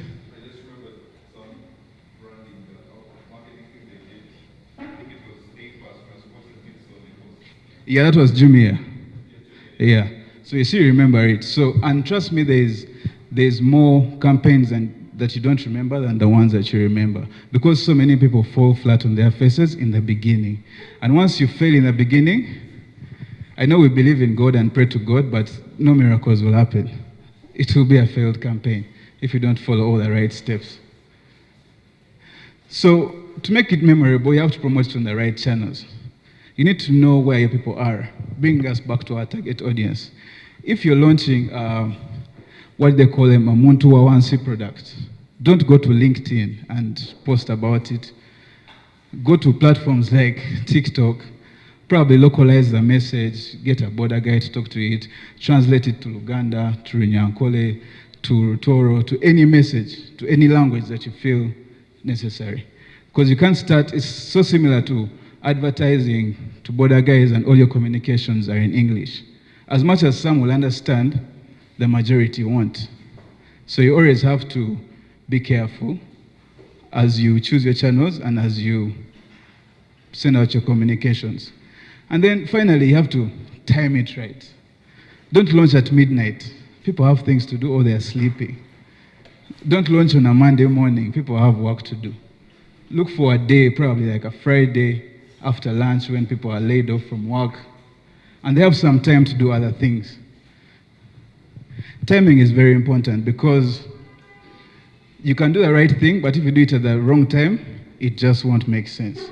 Like for example, exercising is important, but none of you is going to stand up here and start lifting dumbbells because it's the wrong time to do it. But you can do it after 5. So timing is very, very important. Now that your campaign is moving, like you've launched, things are in motion, you can't stop now. You just have to keep going until the end. And the only way you can go on until the end is if you know what is working, what is not working, and what you can adapt from other people maybe. So you have to measure your key metrics. During my time at Fine Media, we had sessions that we used to call the start, stop, and continue sessions. After launching the campaign, like a month or 2 into the campaign, you had to sit down as a team and ask yourselves, what should we start doing based on what other people are doing? If it's good enough, we can adapt it. What should we stop doing? What's not working and what's just wasting our money? If you've been using influencers and they're not working, you just have to stop them. If you've been paying for ads on TV and they're not converting, you just have to stop them. And then what should you continue doing? What are some of the things that have been working, that are showing you results, that you should continue with until the end of the campaign? It's very important, otherwise you'll just waste time, money, and your efforts on a campaign that's just not going to work. And then you must always be ready to pivot. What does it mean to be ready to pivot? You must be flexible. Don't be that guy who wants to, it's very good to stick to your plan, but sometimes plans don't go the way you want them to go. After doing your start, stop, continue, and you've assessed everything that's working, that's not working, and what may it work, feel free to change something, switch up something. Maybe you'll get better results. And then finally, for this part, you have to monitor. The beauty about digital is that there are numbers, and numbers don't lie. There are tools like Google Analytics, Facebook Ads Manager, and social media insights. If you've been posting videos the whole month and they have a collective of 7 likes, the people are not the problem, it's your videos. So you have to use those numbers and adjust. Maybe you've been posting only artwork and people are bored and all your likes go with, your posts go with 0 likes, 0 likes, 0 likes. Maybe you should start posting videos or start doing skits or just put people that are relatable in your campaign and maybe your numbers will go up. Yeah, so a recap, track your metrics, be ready to pivot, and always monitor the progress of your campaign. Now, this is also a very important part. Okay, every part is important because if you miss one step, it won't work. Like I said, it's like going for a wedding without rings. The wedding won't happen. You can't use rubber bands. You really can't. So strong management is very key to a seamless execution. What does this entail? There's clear communication. Every agency I've worked for, we always have, I don't know how many of us have heard of Blankets and Wine, the event. Yeah, it's a very big event, and such events require you to meet every week or to share updates daily. Using your Excel sheet that I mentioned earlier, you can know who was supposed to do what and by when. So if every Monday you come and you go through the tracker and someone hasn't done what they're supposed to do, it informs you guys to sort of change or hire another person or do anything that it takes to make sure that your campaign works. Because the last thing you need is a failed campaign. First of all, you lose money, you get embarrassed, you get depressed, and you won't even have money to pay for therapy because you wasted it in a failed campaign. You get. So the importance of these weekly meetings is to align targets, align what you're trying to do. If in the beginning our target was to sell 5,000 tickets, it must always be in the people's heads. It must always be in the team's heads. Our target is to sell 5,000 tickets. Don't get comfortable along the way and forget what your goal was. You'll end up selling 100 tickets and no one will get paid and it won't be good. And then you always have to document what worked so that it can inform your decisions next time. Some things are like a blueprint. If they work for one brand, they can work for every other brand. So that's it for account management. So here's like my blueprint. This is what always works for me. I like to call them best practices. And some points have already been said by the speakers before me, but it just goes to show you how important these things are. First, you have to stay consistent. If you started a campaign with a goal to do something, don't change. Like, be consistent with your communications until the end. Don't just reach the middle and then get bored and then you feel like doing whatever you feel like. Because you have to think of the people whose attention you have grabbed from the beginning. And you must keep grabbing their attention until you actually achieve the goal that you're trying to achieve with your team. Then you have to know your metrics. Don't post and go away. Or don't pay for airtime on radio and TV and never ask for a sheet to see how your things are doing. Know your metrics. Know if these things are working or if you're just waiting on miracles to happen. Unfortunately, miracles happen in so many aspects of life. But in things like this, the only miracle that can happen is maybe you getting more money to execute the campaign. But if you miss a step, no miracle will happen. It will fail and then that will be on you. Then you have to stay flexible. Things always change. Things always change. You might have a beautiful plan, but something always changes. So you must always be ready to adapt, adjust, and do whatever it takes to make sure that you achieve your goal. And then you must also communicate clearly, especially for like team leaders.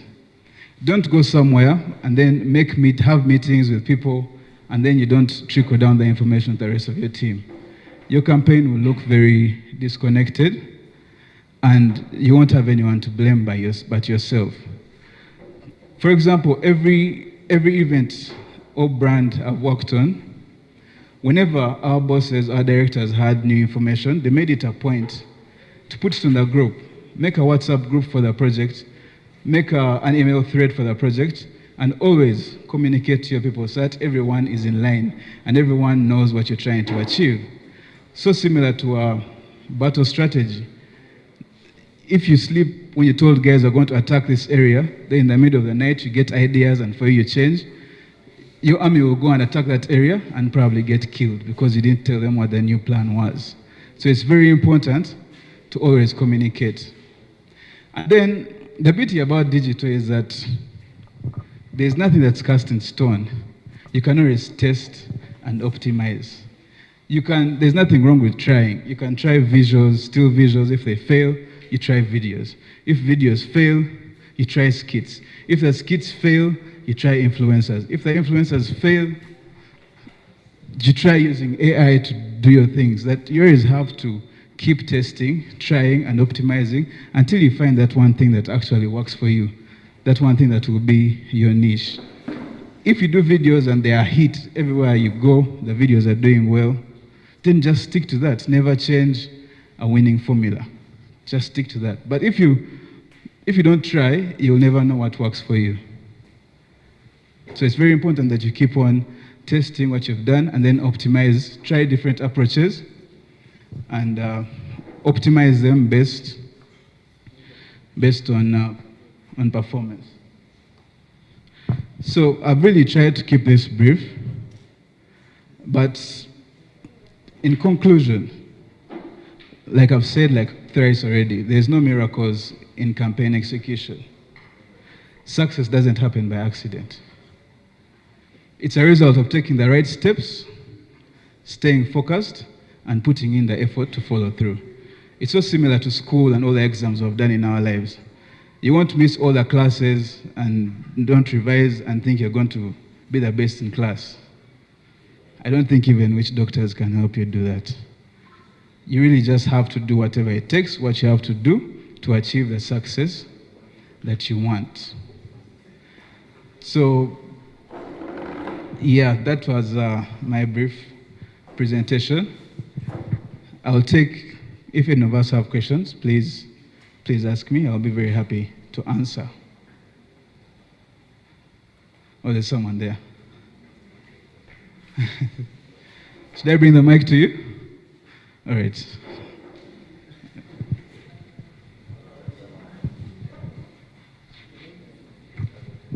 Gamampuri. Thank you. There are some organizations where you find they find it hard to submit in maybe their analytics. Let's say I'm working with some radio station, and the radio station is either submitting in doctored analytics or they are failing to submit in. So how do you cope up, or how do you navigate with such a situation?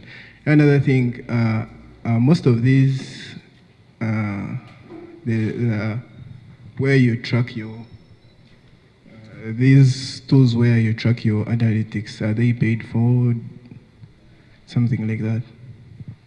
All right, thank you. So your second question answers your first. If people are giving you doctored analytics, feel free to pay for your tool so that you can also have something to base on. Don't rely on free tools. Because if you're really working on a project that's worth hundreds of millions, why aren't you paying 70,000 for a tracking tool? It clearly shows that you also don't care about your campaign. So that's why they'll keep giving you doctored results, because they know you don't care. So as the vision bearer, you have to always have the right tools to use and train your team to know how to use these tools. I hope I've answered your question. Yeah, don't let people lie to you. People are very smart in the digital world. Yeah. Any other question? Yeah. Thank you. I wanted to ask about creativity when you were talking about a timeline, because I noticed people don't read, like don't take the time to read. So how is someone supposed to be like creative for, you don't have to just drop the artwork such that it be like catchy and all that? Yeah, to answer the question of people not reading, there's a reason why most campaign taglines are usually 3 words max. Everywhere you go, your smartphone network, just do it. You're supposed to package your message in 3 words, 4 words or less, to cater for people that don't like to read. Because if you put a whole paragraph, a campaign to do this and this and this and this and this, and guys will stop on a campaign, and you won't have results. So how to be creative? You always have to structure your communications. Like I said, when we were running the Noise Nation concert, we knew that no one knew our brand. So the first thing we did was to get them familiar to the logo. Like, be consistent, put it in their faces, and once you check your analytics and you see you've gotten enough traction, you start unpacking the other things that have to do with your brand. So don't just come and fall on people and say, we have launched, we are here. You have to sort of, it's like how education, we didn't start from P7. You start from nursery school, so you have to sort of usher your audience into your message. Slowly by slowly, just keep them engaged, and then before you know it, they will be relating with your brand without you having to even tell them about it. Have I answered your question? Yeah, you can ask me after. One question. How, during a campaign, how do you make sure you stay authentic? Like you make sure that your team stays authentic throughout the things they're pushing out, you know, so that they stay authentic to the brand you're pushing and throughout the entire campaign. How do you make sure of that? Weekly meetings or daily check-ins, and also holding people accountable. If you don't hold people accountable, you always have people that let the team down. So with weekly meetings, everyone is supposed to come and tell you their progress. If we said we're supposed to have 5 artworks out this week, and the next week comes and we don't have the 5 artworks, the graphics designer has to answer. If we said by next week we should have an artist booked, and the artist is not booked, the person in charge has to answer. Because if you don't check in and you just wait for the main day, you reach the day and you find out that everything is haywire, nothing has been done. So to keep the team in check and keep them focused to the brand, you always have to check in with them.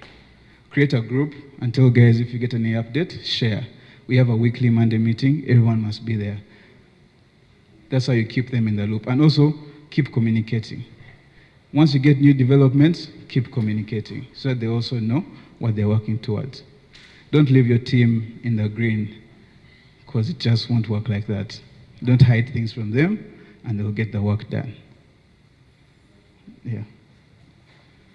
I have space for like 2 more questions.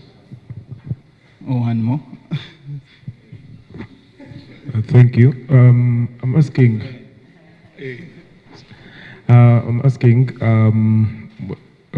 probably campaigns usually get people to, like, let's say, partner. How best can you approach a partner to get on a campaign? Well, it's very rare for you to find a partner who wants to jump on board without you doing anything. These brands love to work with people that are already doing something. In Luganda, they say, bagenda nebigenda. Like, don't just sit there with your idea and be like, I'll only start when I get sponsors. You're supposed to just roll out the campaign. You sort of sell this to you sell your vision to the sponsors, to the partners. You see, judging by what we have done so far in our 1 week, 2 weeks, or 3 months of communications, this is our vision. So they can easily buy into your vision. So it's very important to just start and make sure you start right, follow the steps that I gave you, and then you approach these partners with leverage. You show them what you've done before. Usually, what people mostly do in case of events, it's very hard to find partners for the first event. So what people do is that they do what we call pilot studies or pilot events. You sacrifice your money, you do the first event, you get enough content, you do a very beautiful PowerPoint presentation, a pitch deck, you sell the vision. So you go to the partner, showing him where you are right now and where you're trying to be, as compared to someone who just comes with words. People don't really want your words. They want to see what they're getting themselves into, because at the end of the day, these brand managers also have targets and their jobs are also on the line. So if you don't sell to him properly, don't expect him to buy into whatever you're trying to achieve. Yeah, so always just start, make sure you start right, and then approach these people with something. Is there like campaigns you've conducted and you have to train some of the members or all the members about certain things, probably take them through something like authenticity training itself and other things like that as they're working? Yeah, there's a time before when we were doing Evoke Nights in the beginning, we had Club as a sponsor. And the thing about these breweries is that they have a code that they normally use. Be it in the creatives, be it in the time that you post. They will tell you can't post alcohol in the morning. So all alcohol communications have to come after lunch. So once you onboard a client, you're supposed to sit your team down and take them through the brand. Tell them what the brand likes, what the brand doesn't like, what's their creative identity, what are their colors in the case of graphic designers, what's their tone of voice, who do they speak to, so that everyone understands. Because these brands are like people. Everyone has things they love to listen to. Because brands like MTN, you can clearly tell that they're for young people. So that's their language, with the MTN Pulse, with all these things. Airtel is it's a global, mass market. They want everyone to jump on board, so that's their language. there are some sophisticated brands, like for example, brands that deal in telecom. Right now we're working with Rock Telecom, where I work. So all these brands have the way they speak. So if they tell you that we're advertising Rock Enterprise is the internet for big companies. Don't come to a campus student telling him about Rock Enterprise. So that's what your meeting does. You list down the client's product offerings and who they target. So that's from the word go, everyone knows what they're doing. I don't know if that answers your question. Yeah, it's called a debrief. It's also sit down and let people know what these brands like. Usually they have brand guidelines and brand manuals that they give you. Yeah, there are do's, there are don'ts. Like, you can never get so creative with someone's brand. If they tell you their logo is blue, keep it blue. Don't try and make it green. But if you don't tell your designer that, he'll just go and try and be creative. So it's, as a team leader, this is something that you should never step. That's a very good question. Thank you very much. Thank you. So I've gotten questions from online. I think they're the only ones listening, or the ones who wants to run campaigns. Is there any other question from this side before I close? The next person. You look like you have a question.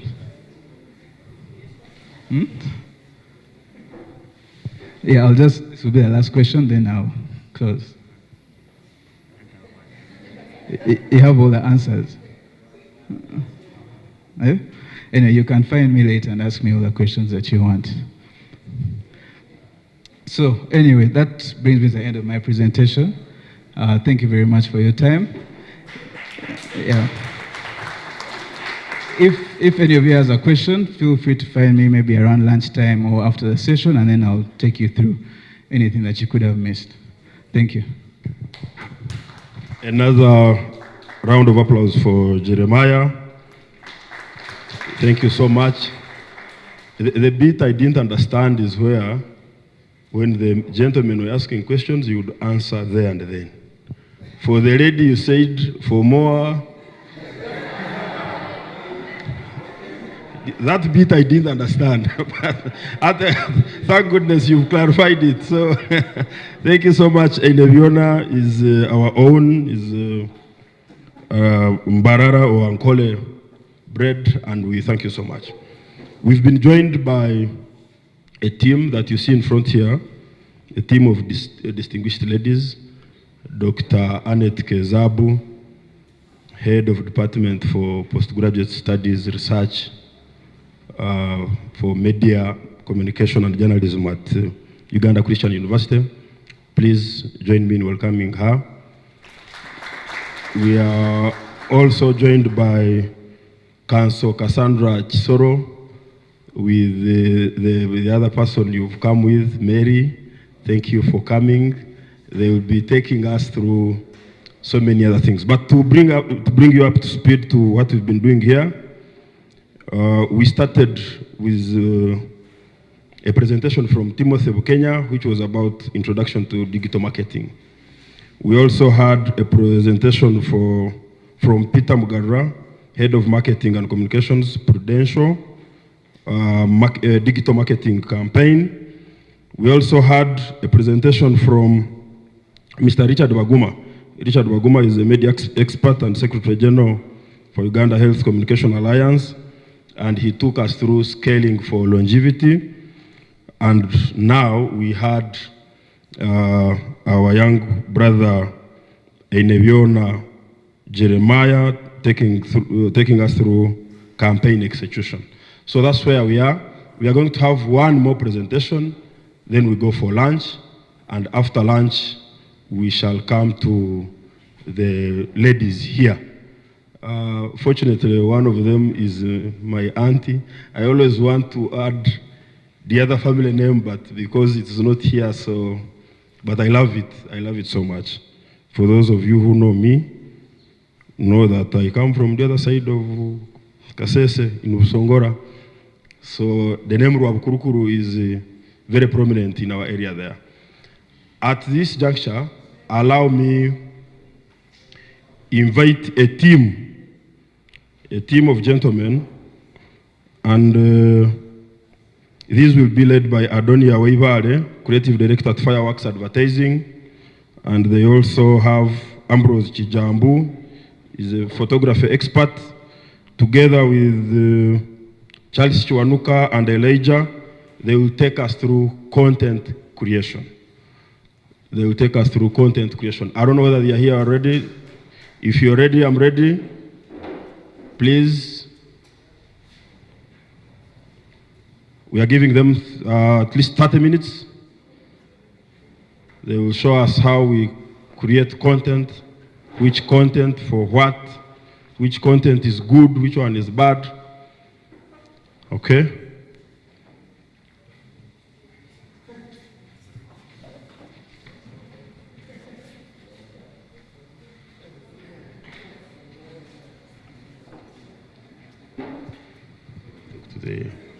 Okay, he wants to connect his gadgets to sound. I don't know whether the sound person, if you can assist us. I don't want to call you DJ because I'm not sure you are one. Can you help us connect his laptop to sound? Are you getting me? Are you hearing me? Oh, okay, please help him. They want to be practical, so I think that it's the reason they want the sound on. I thank you. The floor is yours. All right, thank you so much.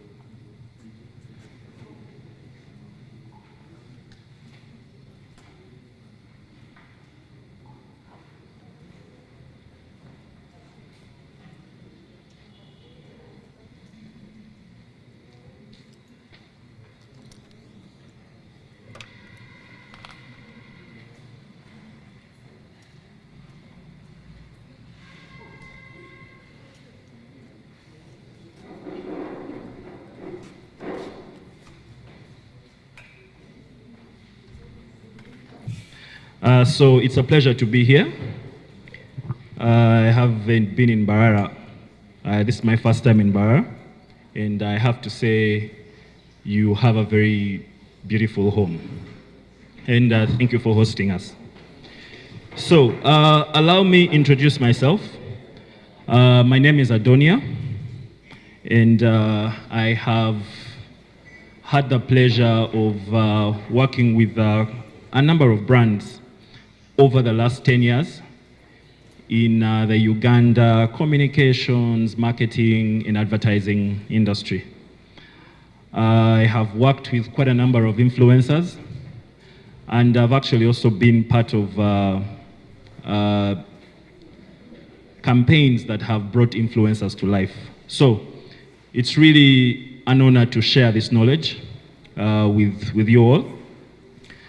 My experience has really been with some of the biggest brands, from Orange Telecom, Uganda Breweries, Pepsi Cola, Coca-Cola, Total Energies, Centenary Bank, just to mention but a few. And on this journey, I have made quite a number of discoveries, some shocking, some very expected. But I have to tell you that the one thing that this industry does is it will humble you, and then once you're humble, then it will teach you. In that order specifically. So the one thing that that we all have to go into this market with is a willingness to learn and a willingness to adapt. With those two things, you'll be able to succeed. Just to give you a snapshot at what we'll be covering, it will be quite jumbled. Some will come in as per the order sheet, and then some things will change. So we're going to cover content creation, and specifically content that sells. I mean, there's a lot of people out there creating content, but if it is not selling, then like I said, you'll be on vibes. Then most importantly is what makes content sell, especially if you're an influencer. And that is the brand you. What kind of brand are you? What kind of brand have you built for yourself? People buy people. Yeah? And then third will be around storytelling. This compelling content that we are creating, what is the story behind that content? Because again, it's stories that move the world, it's stories that move people, and that is how, in storytelling we build emotions, and that is how we get hearts to buy. And then there will be an element around scaling up your act. If you're an influencer, how do you make sure that you're consistently growing? And then content customization, and then finally, we'll also cover copywriting for conversion or for selling. So, I would like to kick this off with a quote from a legend in communication and advertising and marketing in general. And this is someone who was a copywriter by training, and then I think right now he owns one of the biggest, if not the biggest, marketing firm in the world, called Ogilvy. I don't know if anyone has heard of it. So the one thing that he believed in very, very strongly was that if it doesn't sell, it's not creative. And I think there were some questions earlier around creativity. In our business, it's not enough that your idea is creative. It can be funny, it can be dramatic. If it does not get someone to buy, for example, if you've come up with a skit and it is the funniest thing you've ever written, but it does not affect the bottom line of a business and convert consumers into customers, then that idea did not work. And it's very unlikely that that client will come back to renew your contract if you're an influencer. So at the back of everything that we do, at the back of every piece of content that you're trying to create, you always need to remember to strike the balance between creativity and selling. Now, we're going to enter a phase that's going to be about building the brand you. And I want to start this phase with a short video.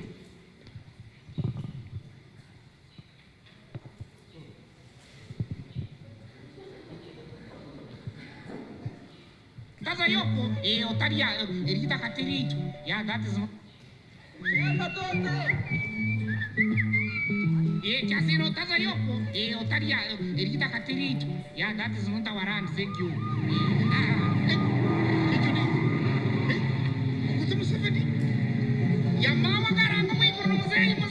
That is the president just in an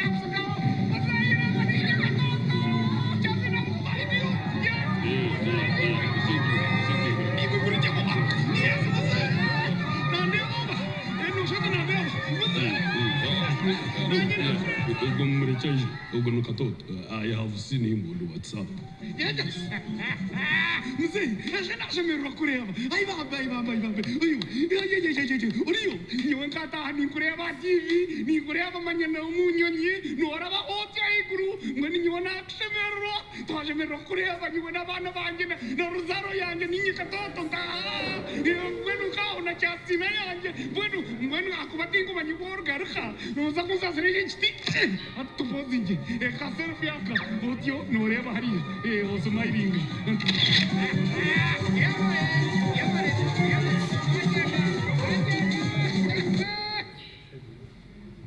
Who remembers Katoto?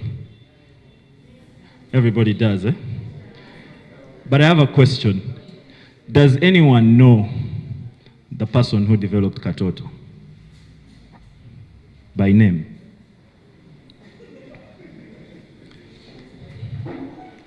I'll ask another question. Does anyone know the person who was voicing these skits?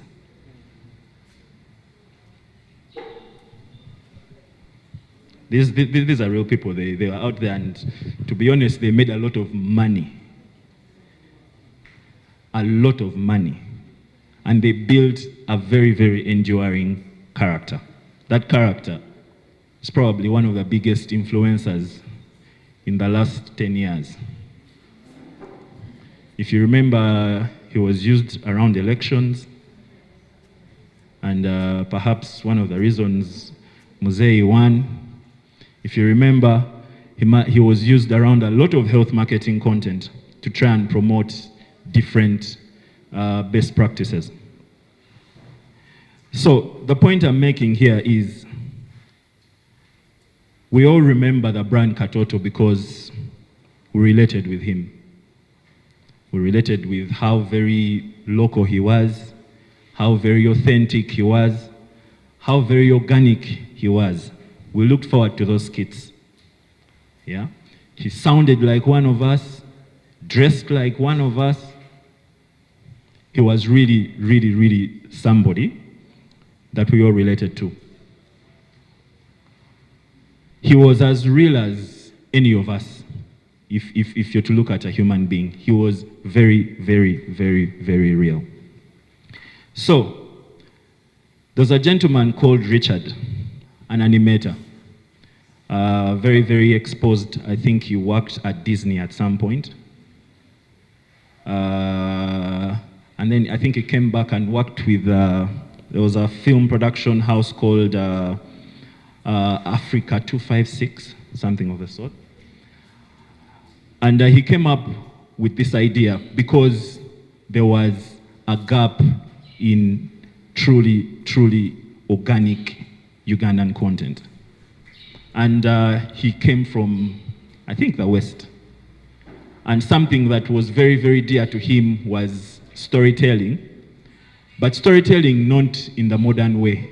Storytelling in a very, very locally nuanced way that really, really spoke to the everyday man. I think came up with a very brilliant character and gave it even a more brilliant name. Very easy to remember, very easy to pronounce, Across. So, I found this, that skit very relevant for today's conversation because not just of where we are, but I think there's a sense, there's always this illusion that as creatives, we have to be the influencers, that you have to be the influencer. It can be done that way, yes. But you could also come up with a character like Katoto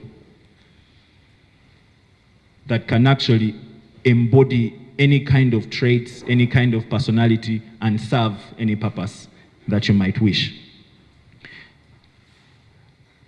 The truth of the matter is that in our own ways and in our different spaces, we are all influencers. Today is Saturday, and there is someone who is going to be the plug for the party. Someone knows that if it's Saturday, I'll call Adonia, and I'll have a vibe. That makes me an influencer. The power of influence is not in your ability to make people laugh. I think this is also something that most people get wrong. The power of influence is in your ability to make people act.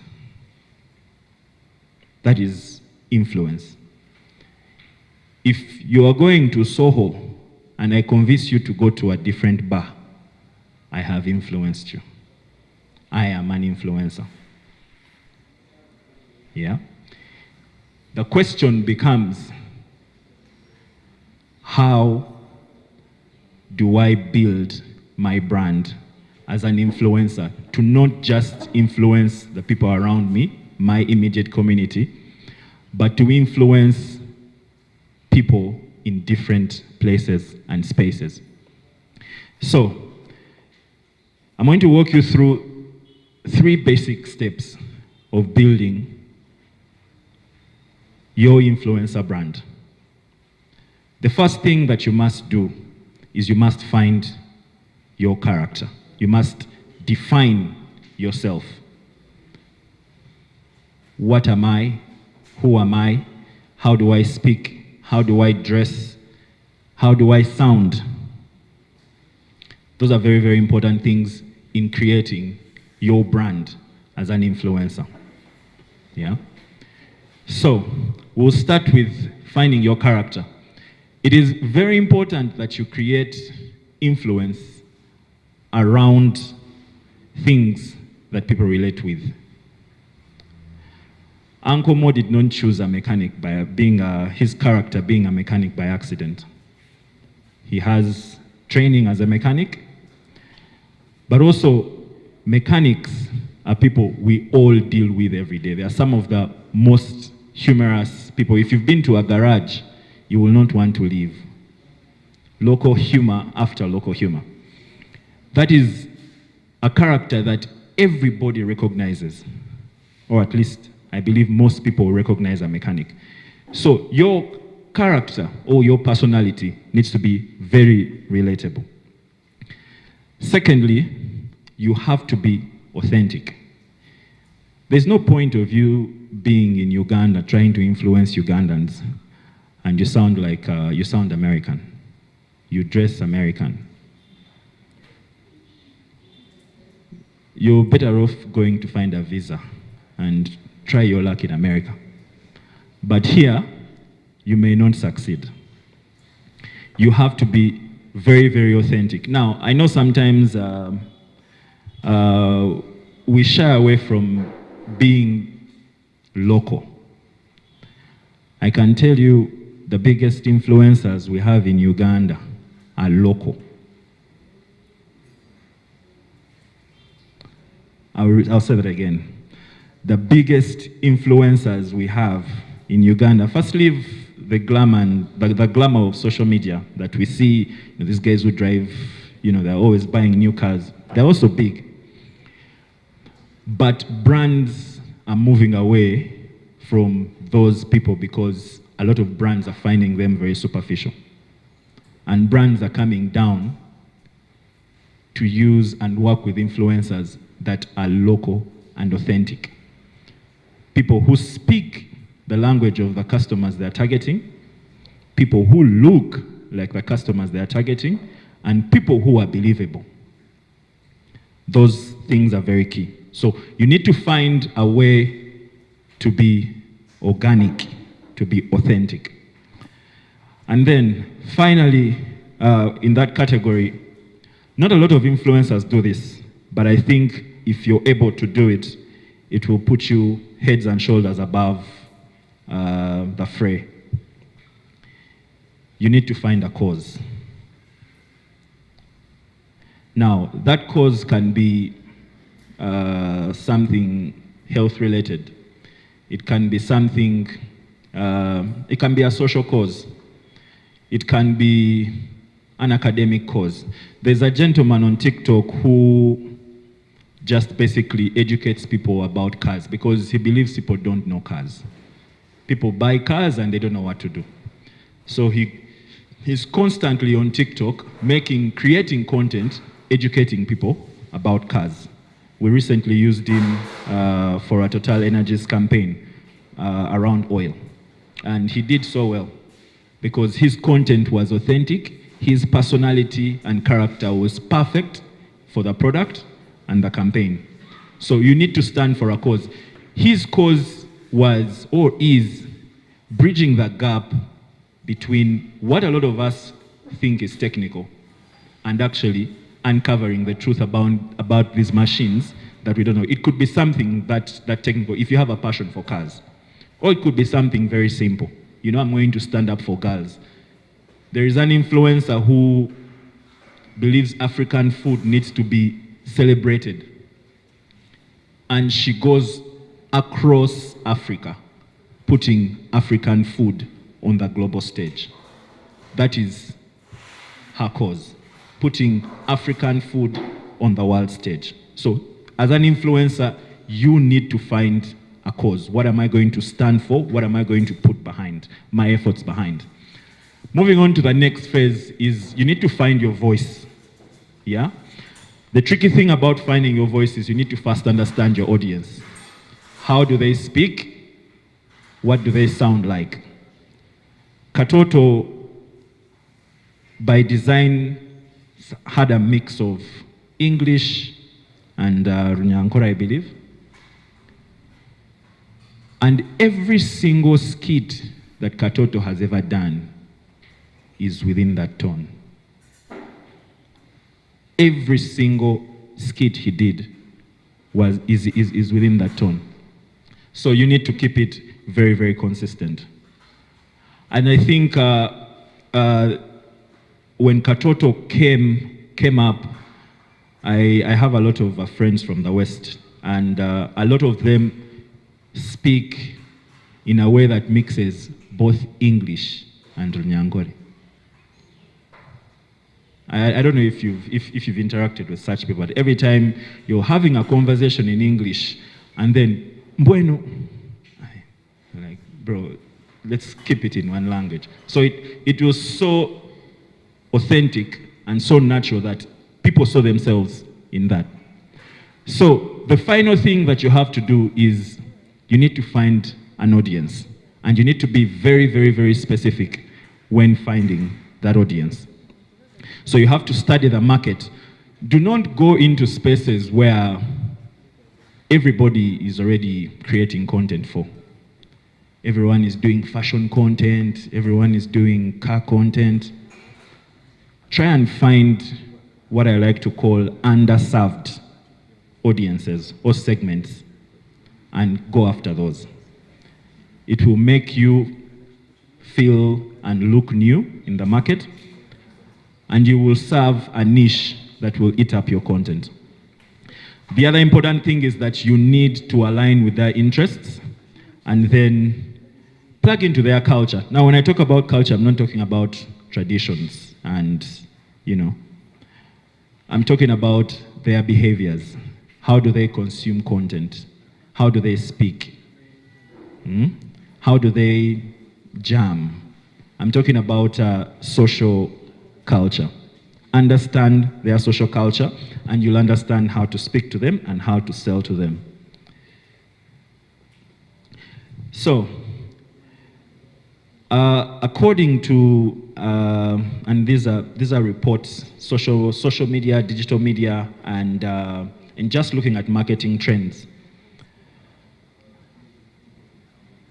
The category, the business of influencers and social media marketing and businesses thriving on social media. In Kampala these days, corporate jobs are no longer enough. You find that people have businesses in their car boots. Someone imports bags, puts them in the boot, and drives every day. And guess where they sell these bags? On Instagram. Your bag guy. That's how they normally call their businesses. So influence and social media are no longer and no longer something to ignore. Influence is now like a currency. If you have an audience or the power to move an audience, the power to change behavior, that is probably a currency that is more valuable than the dollar today. All the world currencies combined. So the task that you have to do is, how do you nurture your currency? What is that currency, and how do you nurture it, and how do you grow it? I am going to play another video. I am hoping that this is something that we've all seen. Do you remember this saga? Did anyone see this saga? I believe this was sometime in 2023. Anyone? Yeah?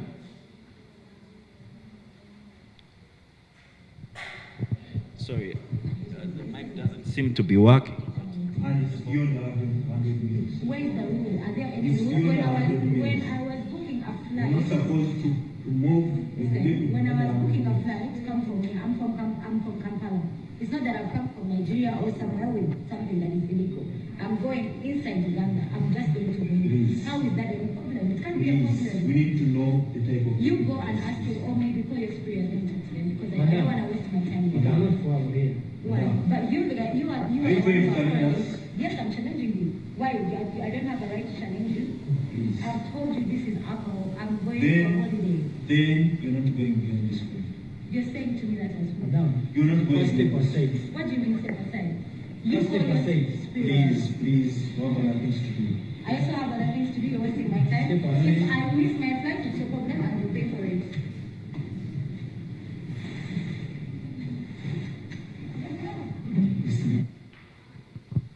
So I'll start with a question. I hope we recognize the video now.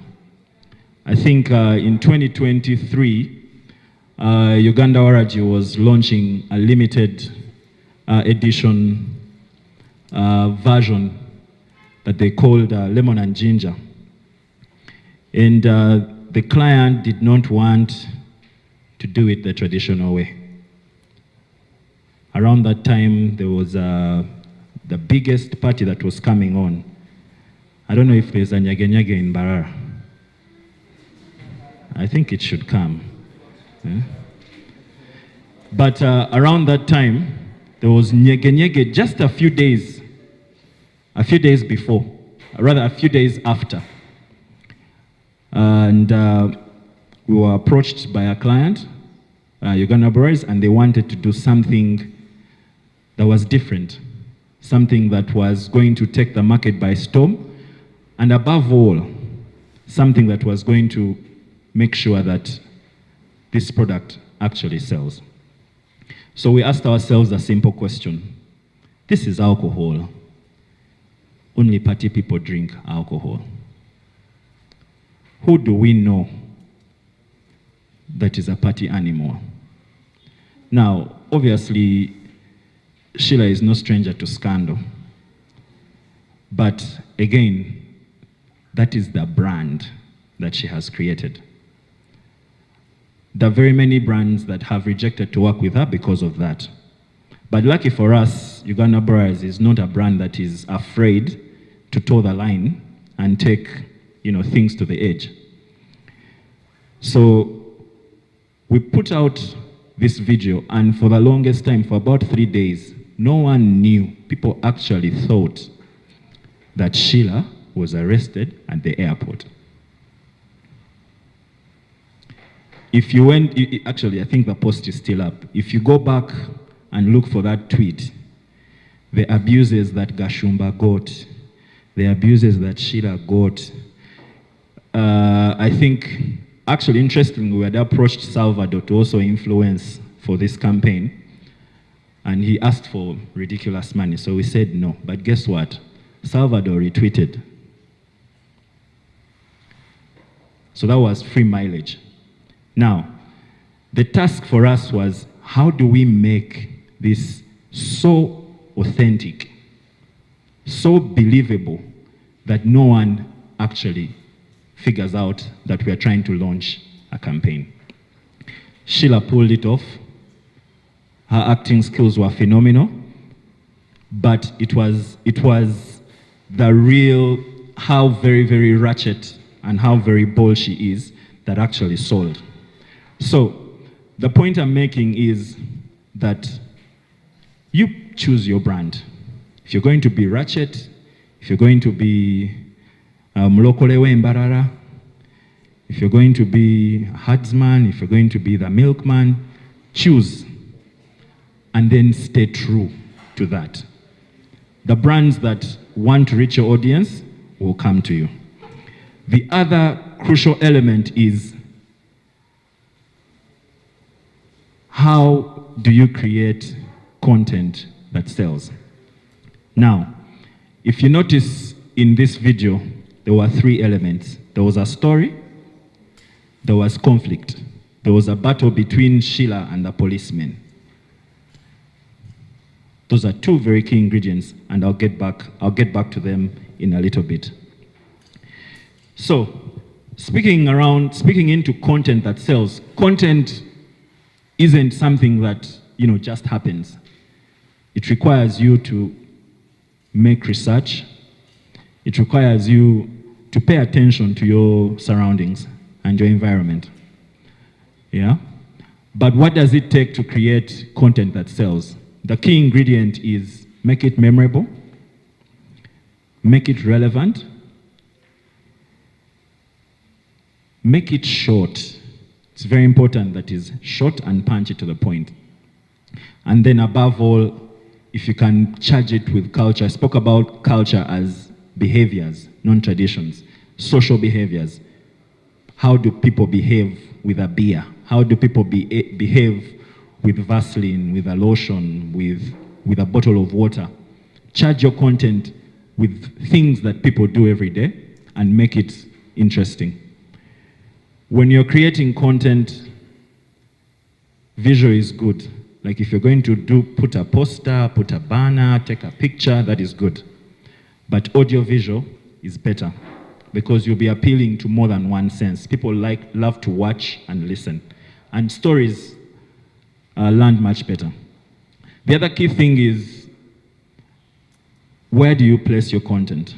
So when we did that Sheila Gashumba launch, the stunt, we had a big debate on where should it sit. Should it be on TikTok? Should it be on YouTube? Should it be on Facebook?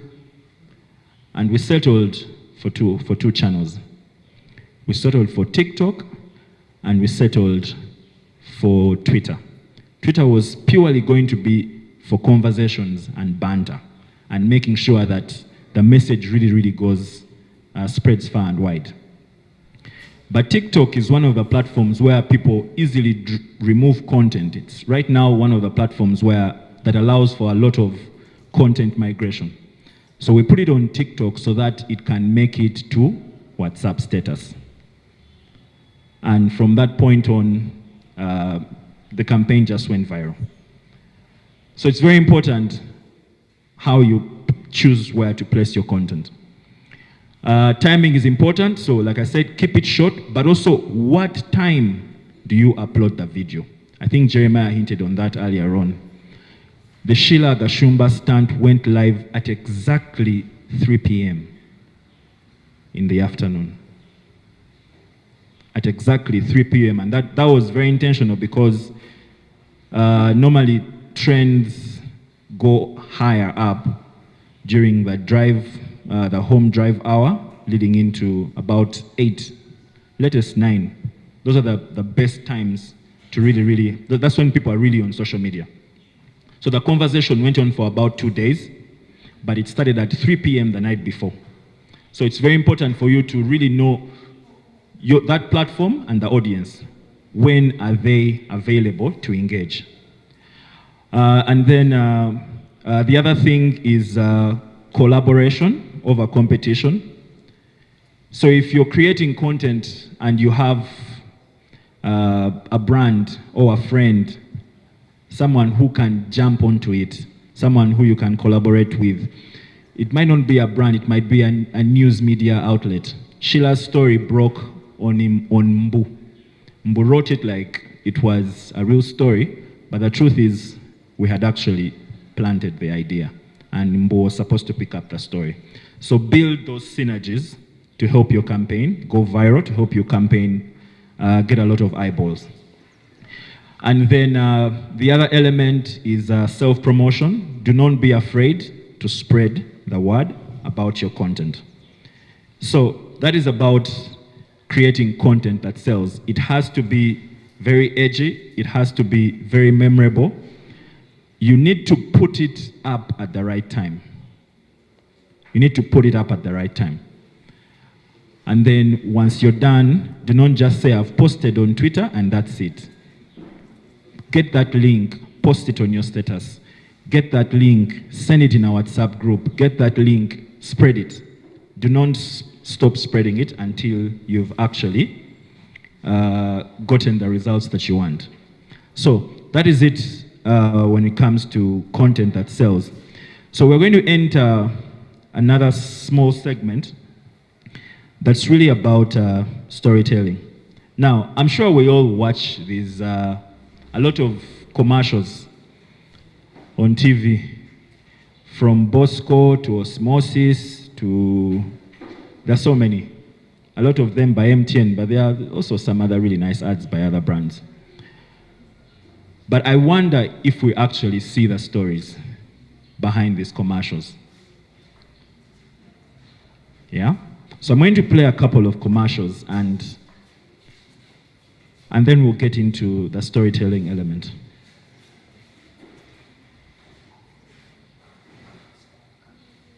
This is a very old commercial. Probably, I doubt a lot of you have seen it, but it lands my point in how a simple story was actually used to market a very big brand. And some of these ads, if you remember Warid Telecom, some of these ads are the reason Warid Telecom actually grew exponentially back in the day. It's whole meal restaurant. What's your order, sir? Rice and beef, please. Good choice. Kamis, kill the cow. Hello, do you want to give me a whole cow? Yes. At Abu Jabari's, we only offer whole foods. Whole chicken, whole goat, and a whole cow. No. I'm not paying for a whole cow. Oh, my friend. Food once ordered is not refusable. You will pay. Why pay for more than you need? With Warid Chikola, you can get internet packs that fit your needs. Get Warid 3G daily internet packs with 50 MB at just 500 shillings or 100 MB at just 1,000 shillings. Dial star 100 hash, select pack a serve, and choose data 50 for 50 MB or data 100 for 100 MB. Warid, make it happen. Welcome to Abu. So, what's a story? And in our line of work, why should we tell stories? I don't know if you know, you've ever been approached by a beggar on the street and they're asking for some money. They always have a story. There is always something. I am stuck. I haven't eaten in 3 days. My daughter needs surgery. I am stranded. I'm going to Rakai. I lost my father. I cannot miss his burial. I have to go. There's always a story. It doesn't matter. And the simple reason for stories, why we tell stories, is because we want to connect to hearts. It is only after you've connected to a heart that you're actually able to sell or to get something that you want. So, these stories are all around us. And honestly, everything is or can be a story. The question is, how will you tell it? Now, I'm going to tell you a secret about Ugandans. And I think someone else said this on Twitter. Ugandans love to laugh. We will always find a way to make serious things and serious. There's a meme going around right now about colleagues. The money will come, but the money hasn't yet come. And our roads tell the whole story. The money hasn't yet come, our hospitals tell the whole story. But Ugandans have made memes and memes. I think the newest is Pilau will come. So it is in our nature to joke about everything. Yeah? So if you're going to tell your story, what must you consider? Yeah? So humor is one of the easiest things you'll consider. Look for fun. Look for funny things that actually mirror society. How can you get something that looks serious and turn it into something that people can laugh about? That is how to create fun content. So I'll just quickly run through some principles. So any story has, or any piece of content really needs to be structured. Yeah? It needs to be able to tug onto heartstrings. It needs to evoke emotions. And by emotions, you know, I need to be able to laugh. I need to be able to cry. Yeah? You can also use conflict. In the Sheila Gashumba video, we used conflict because, you know, Sheila being a very, very bold woman and going toe-to-toe with an Afande was really going to be something newsworthy. And then you need to know your audience, what kind of content. If they don't like to laugh, then don't give them. If they like to cry, give them content that's going to make them cry. If they like to laugh, give them content that's going to make them laugh. Above all, your content needs to have a plot. Yeah? Now, a plot is basically the heart of your story and the reason behind the story. If you're trying to educate or if you're trying to make people laugh, that is it. So, when it comes to creating engaging content, how come Sheila Gashumba posts one picture and it goes viral? And then you post a whole video shot with a very professional camera and it doesn't. Sheila has probably done these things that you haven't. Sheila probably knows that her audience likes pictures when some of her things are out. So she will post that picture. And it will go viral. She also knows that she has to keep it fresh. So she'll probably post something saying, Rickman DM'd me, but I refused. She'll post something fresh, she'll post something new to get attention. Yeah? I've already spoken into the visually appealing element. If you remember the caption of the Uganda Oraji post she made, yeah? It was short and concise. That's the same thing. Engaging content is always short and precise. And then this is, if you're doing DIY videos, you know, do-it-yourself videos, people are looking for content to help them do things. So you can also be very helpful in how you develop your content. So I am approaching the end of my presentation, but I'm going to end this with something that I spoke about at the beginning. Content has to be scripted. And by scripting, it normally means that you actually have to think about an idea, think about a concept, and then write it down.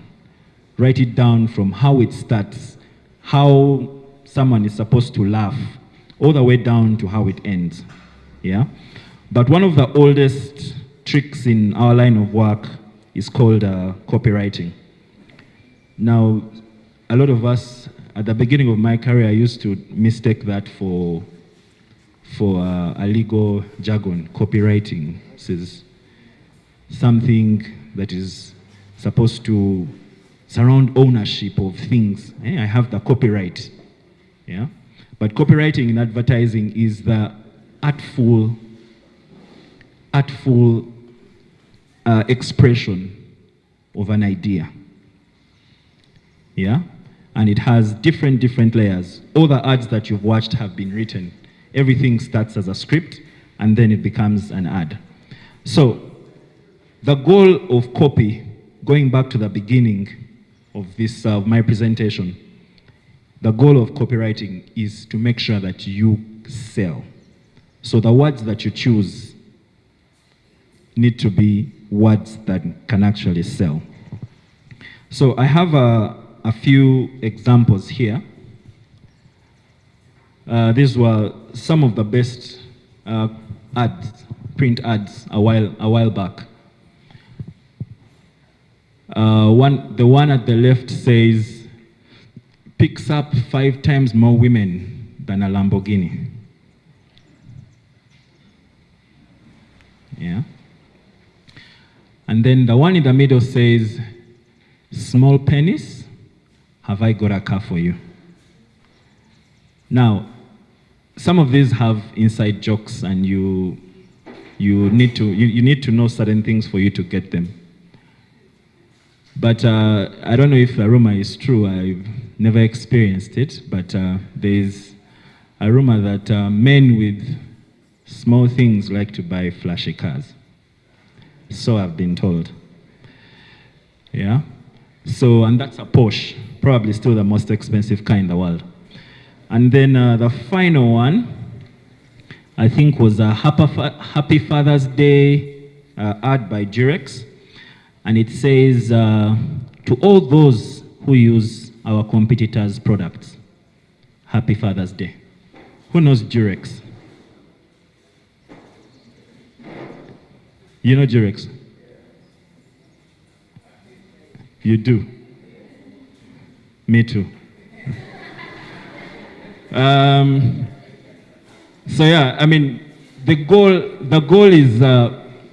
goal is to really sell your product in a very, very clever way. That is the art of copywriting. Yeah. So finally, how do we write to sell? Now, previous speakers have spoken into formats and being very, very brief. Now, when you're writing, it doesn't matter whether it's a caption for a product. On a page, it doesn't matter. You always have to keep it very, very simple. So I've broken it down into 4 different parameters. Writing to sell is about speaking to more than just one sense. Speaking to my heart, speaking to my pocket, speaking to my mind. Yeah? So you always have to paint a picture with words. Yeah, that is the first thing. The second thing is you always have to persuade action. What exactly do you want me to do after I have seen that nice watch? Yeah, what do you want me to do?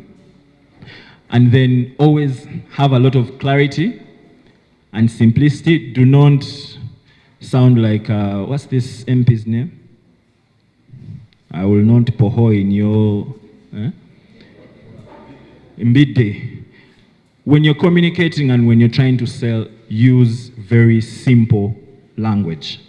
It is important that people understand what you're saying. It is not a literature class.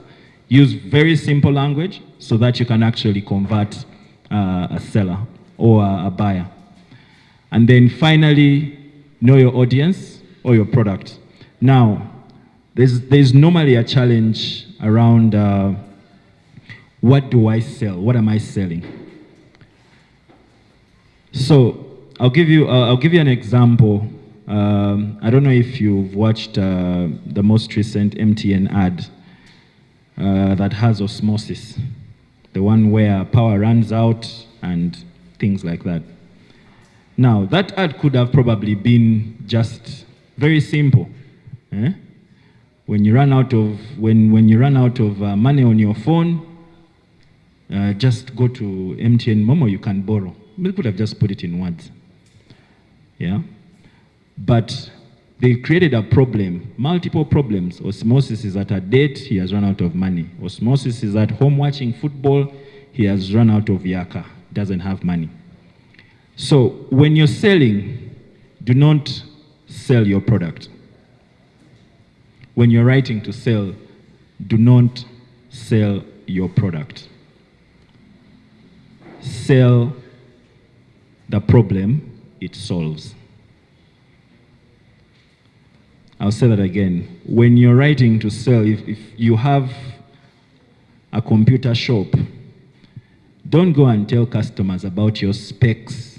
You know, I am the biggest in Mbarara. I have over 5,000 computers here. You need to ask yourself, what problems do people with laptops have in Mbarara? And how can I solve those problems? So appeal to the problem, and then you will have written to sell. I think that's it. Thank you so much for your time. I'll take a few questions, if there are any.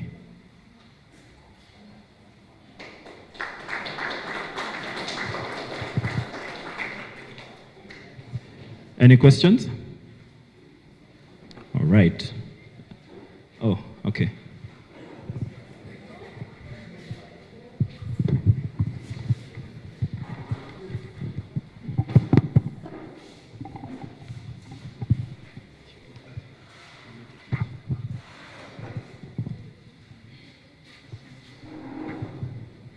Thank you. It seems content creation is somehow complicated. Let's say, for the case of the Gashumba story, how many people are involved from the start to the execution? Like, how many parties are involved? Because it seems like a bigger project than we imagine. Thank you.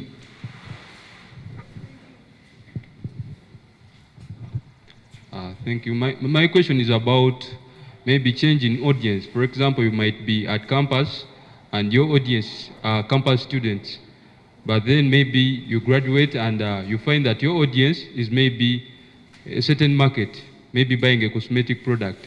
So how do you shift your audience? Like, you have been known maybe to market campus events, things like that, but then now you have to market things like product.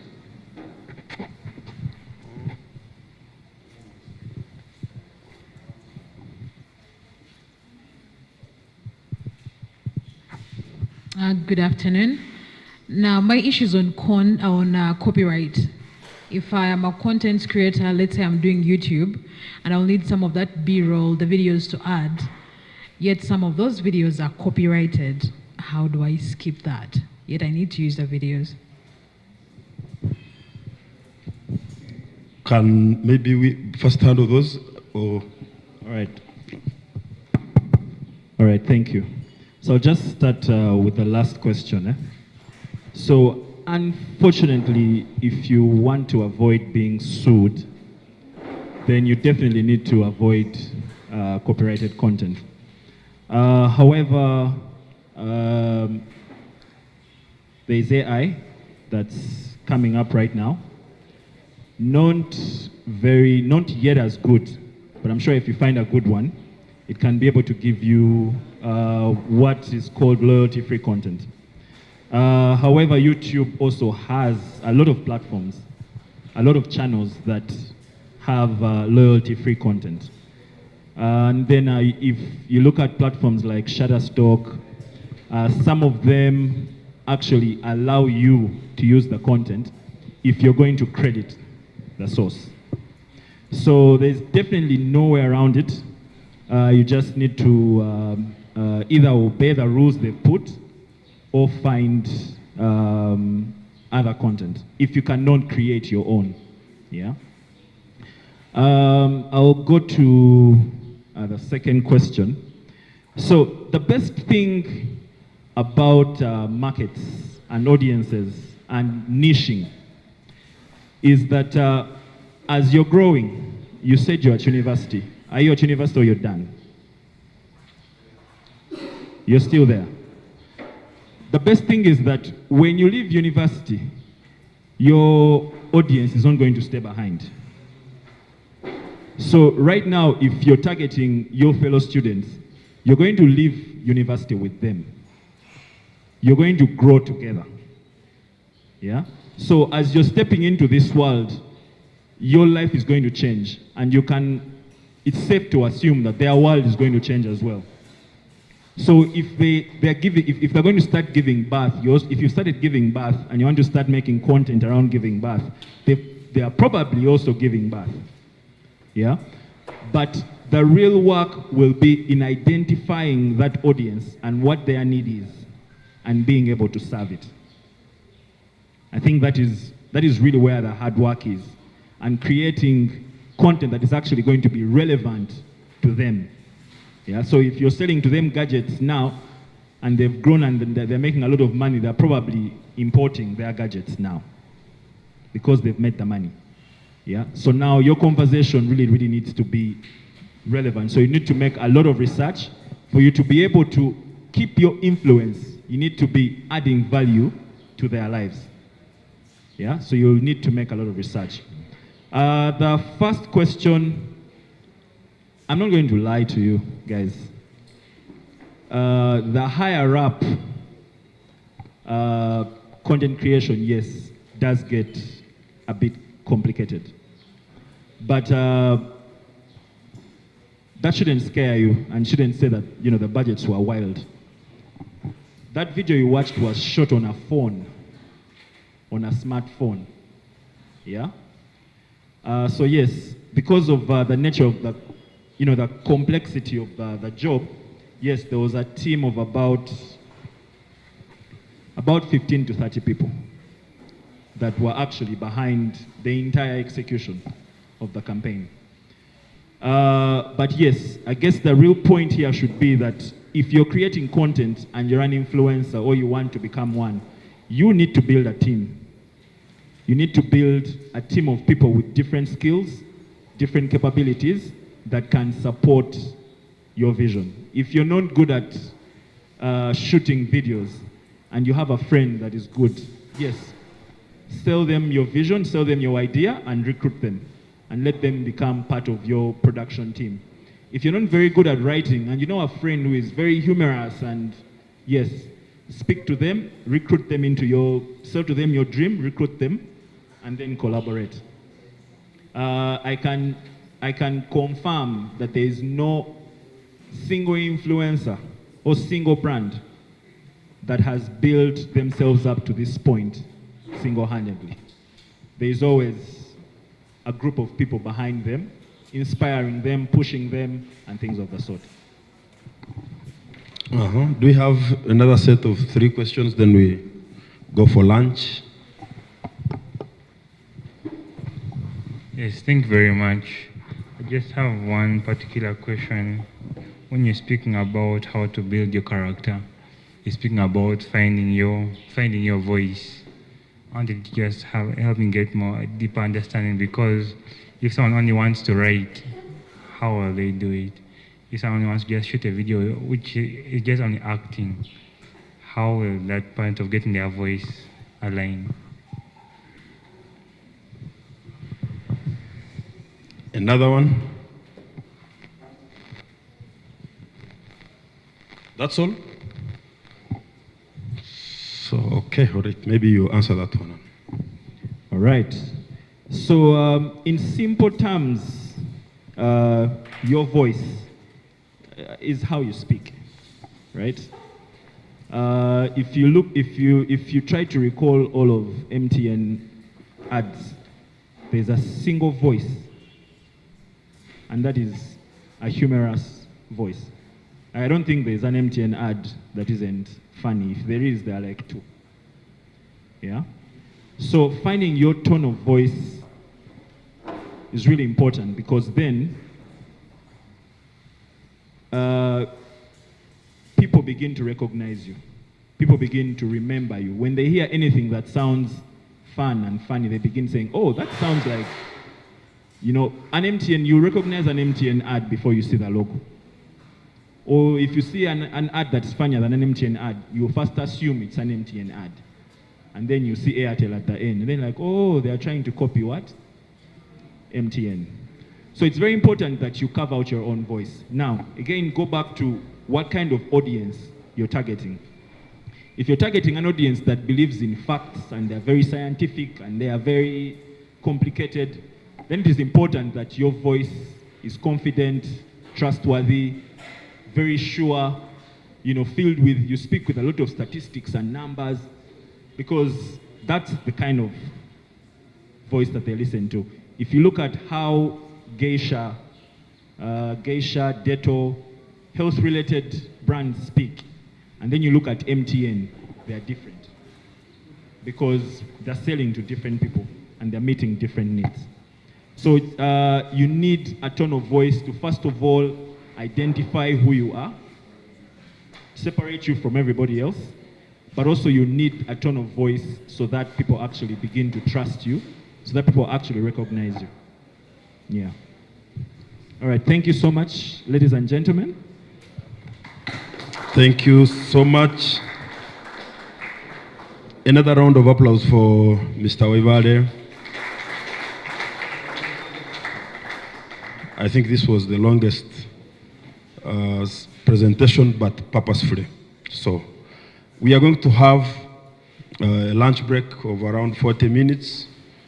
We will come back and have two presentations, one from Council Cassandra and another one from Dr. Annette Kezab. Then thereafter we shall have a panel-guided discussion, and we do questions and answers, then we go away. Not so?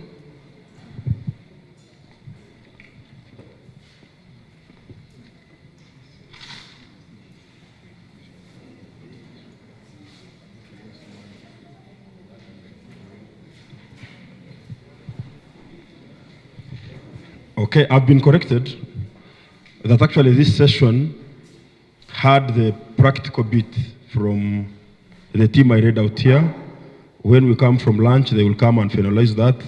Then we go to other presentations.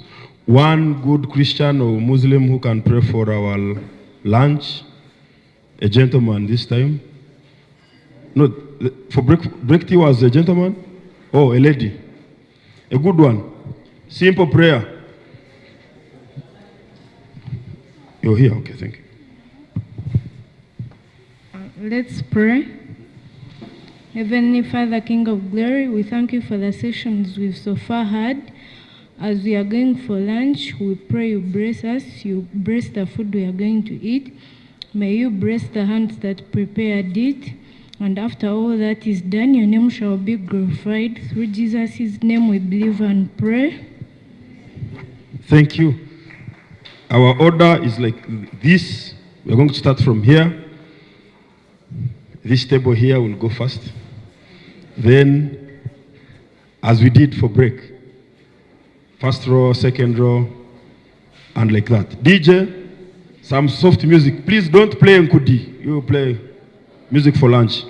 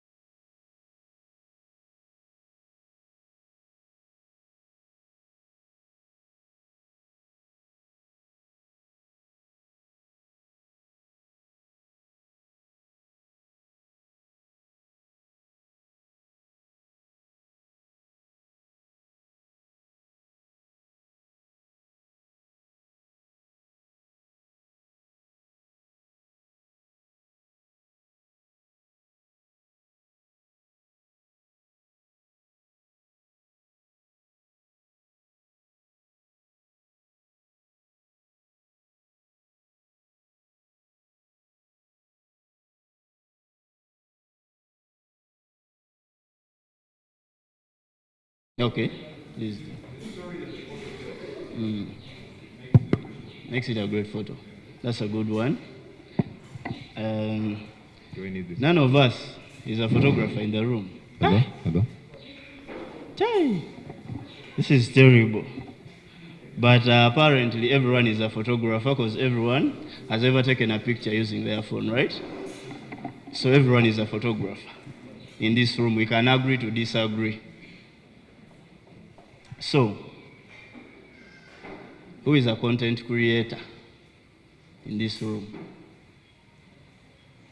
She is. He is. None of our people here are content creators. She is. Okay. What kind of content do you create?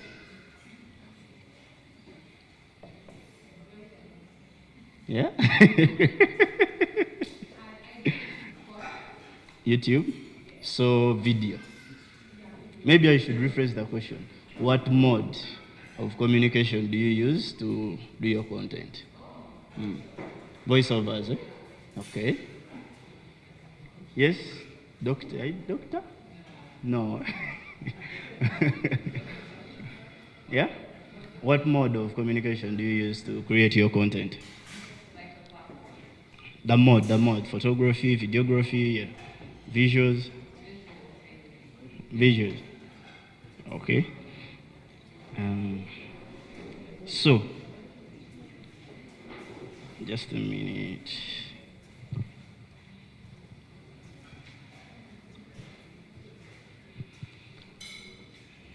So the lecture is going to be quite tough.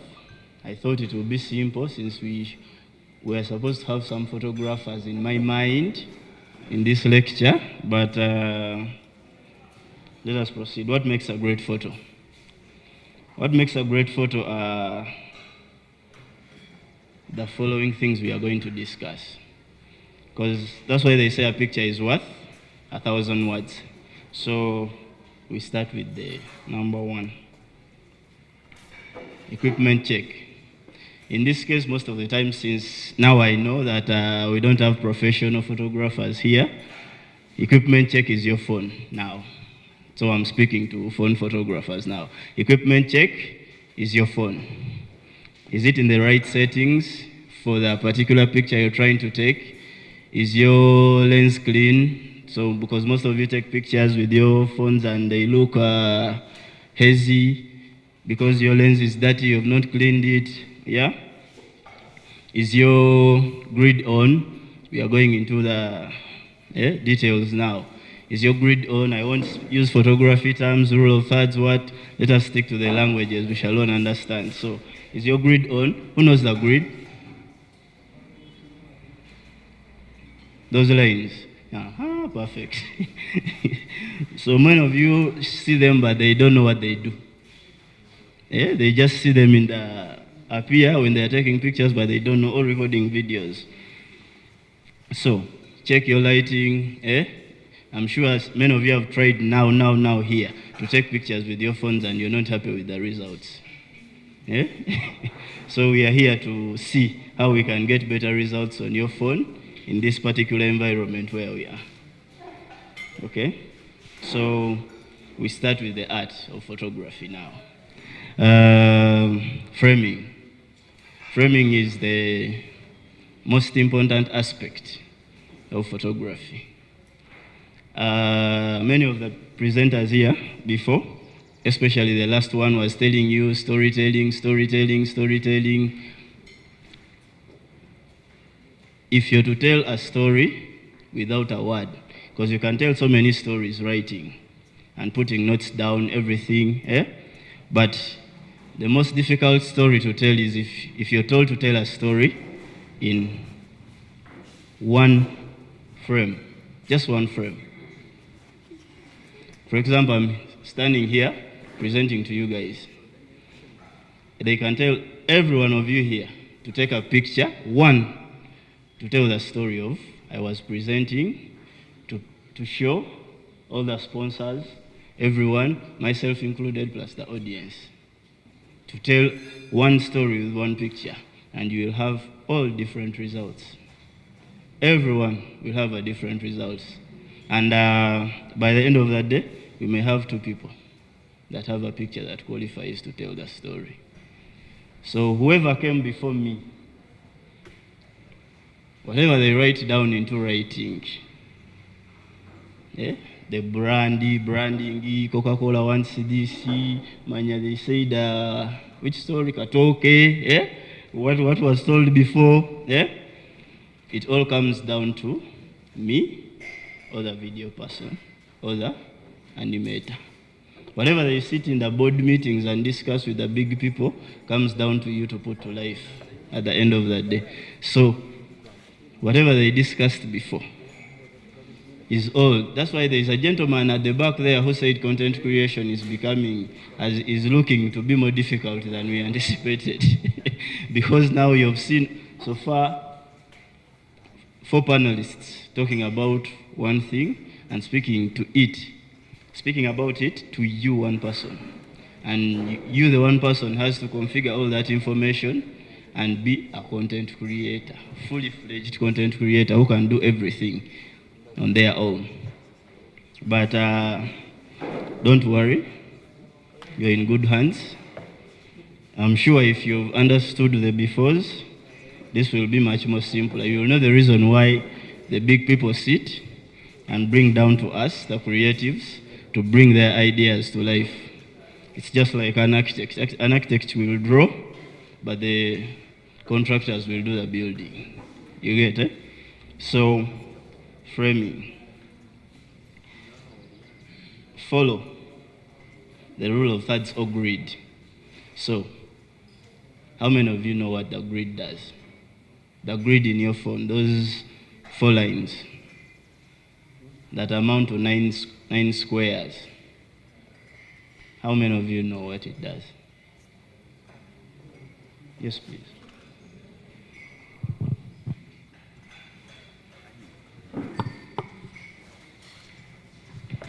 It helps to center the photo, I think.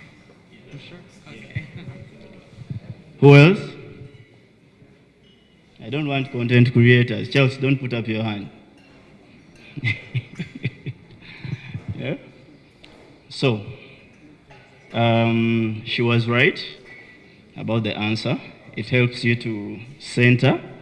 That's 1. But it is the number 1.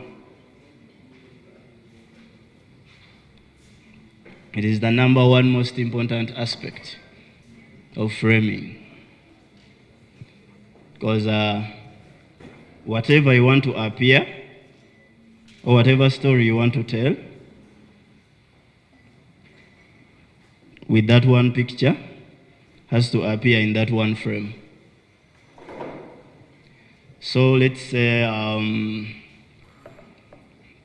we want to take a picture of what's going on here.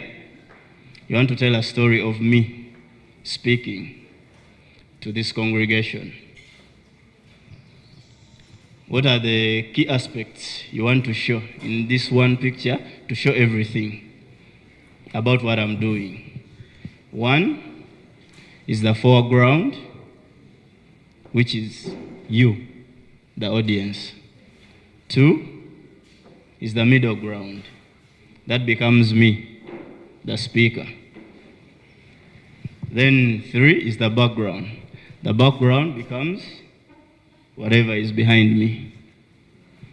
So in that one frame, you've told someone, I was in Mbarara presenting to a group of content creators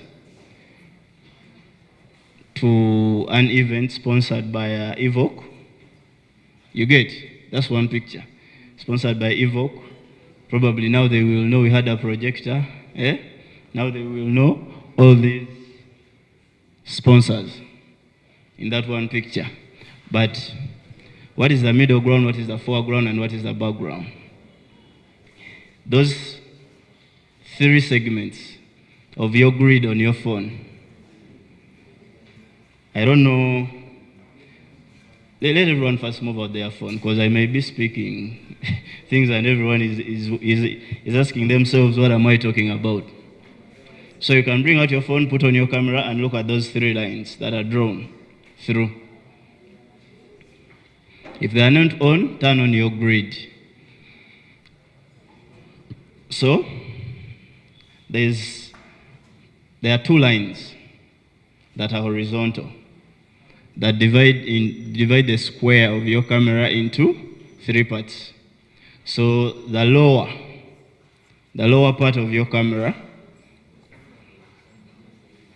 is the foreground. The middle part is the middle ground, and the topmost part is the background. So if everyone who is having their phone, let me have 2 people. Just take a picture to show what I was talking about. Sorry, this keeps going off.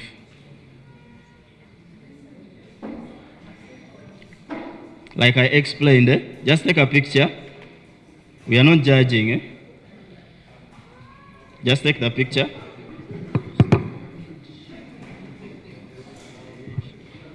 Okay.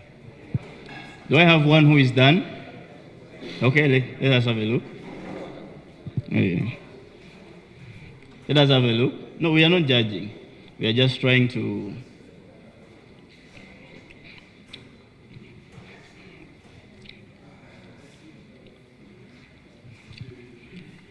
Okay. I want to see exactly where you were. Take the same picture.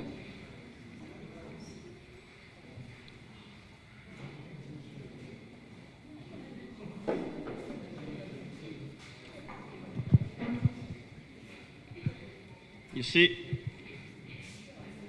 I am sure not everyone is going to be able to see, but this is the picture, the before, she took, the before. It's well balanced, that's one thing. But the moment you see yourself holding your phone to take a picture, and in an instant, they tell you to take a picture, you put up your phone and like, ta, that picture is wrong. The moment you bring out your phone and they have told you to take a picture, and you pull out and press, the picture is wrong in all aspects. Why? You have not given it time. You don't know what you're taking, because you see what is at your face here. So you have not put into all the aspects of what am I supposed to include in my frame to actually press the shutter. What is included in this frame? Does it tell the story that of the content I want to create? Is the question. Because right now we might be, there was a TV there and we were live. The moment they point a camera at you, they are telling a story. Whatever appears in that rectangle becomes the story you're trying to tell. Whatever does not appear is not the story you want to tell. You get? So, the first key aspect is make sure when you bring out your phone or camera to take a picture, whatever you want to include in the picture appears in that small square you're taking. That is framing. Then we shall go into detail where to place what. But the first key aspect is when you bring out your phone, whether you're going to do a TikTok video, whether you're going to do a YouTube video, whether you're going to take a picture, framing is general, framing is framing. Whatever you want to tell in that story has to appear in that square. The how is what we are going to talk about, but first it has to appear.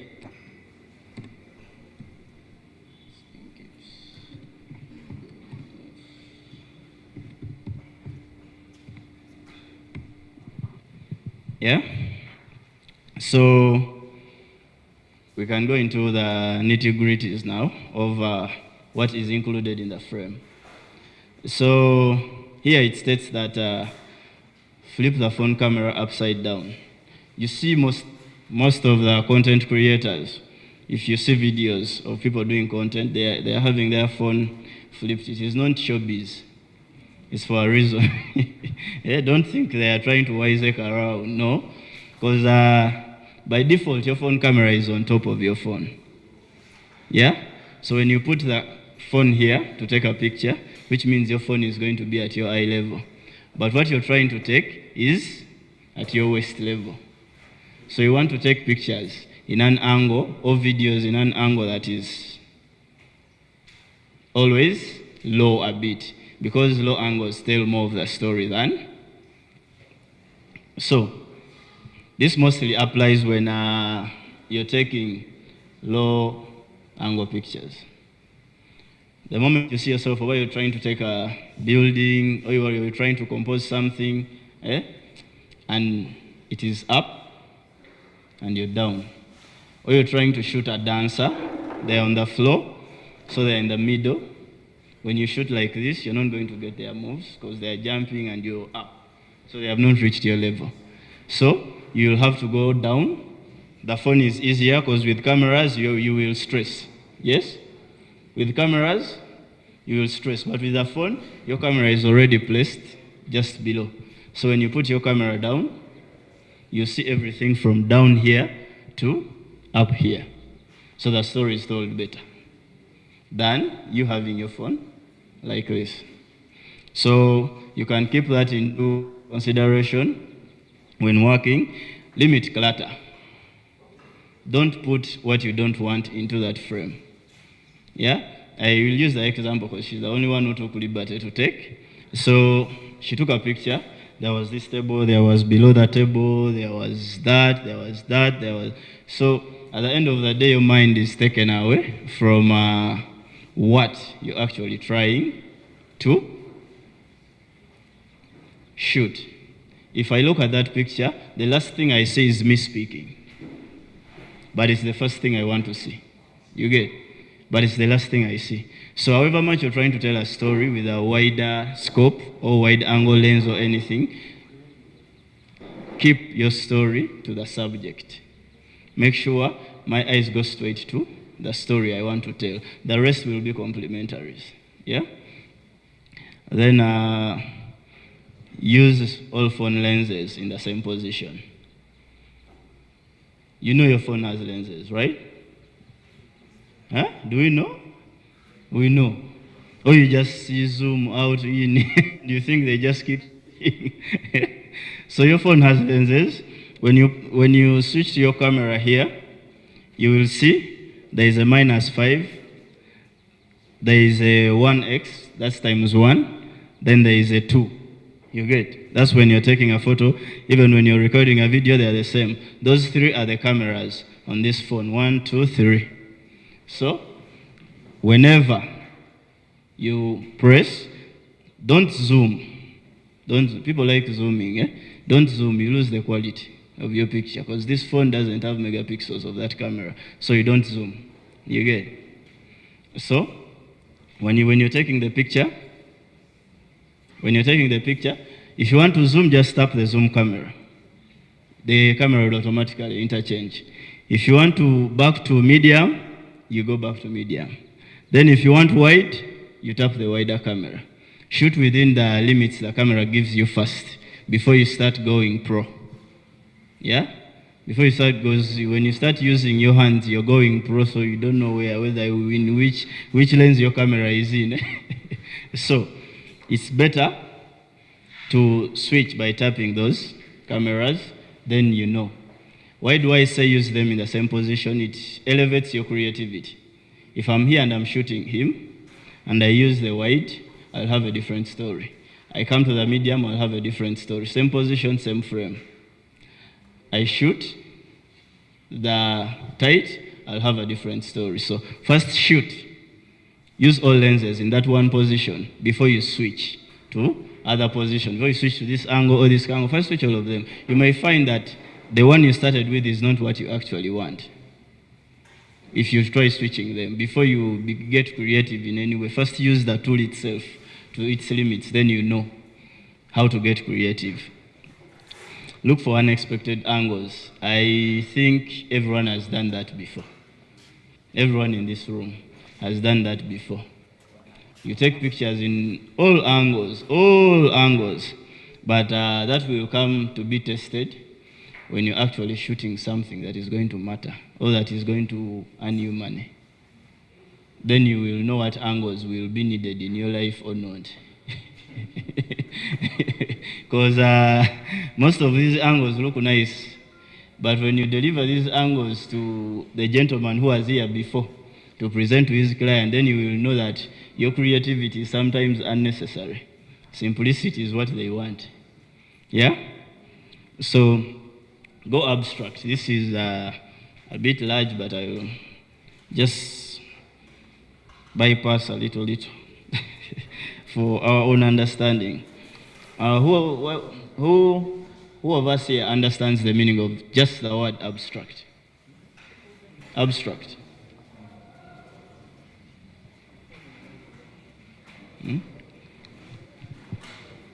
No one? You can try, you can give it a try.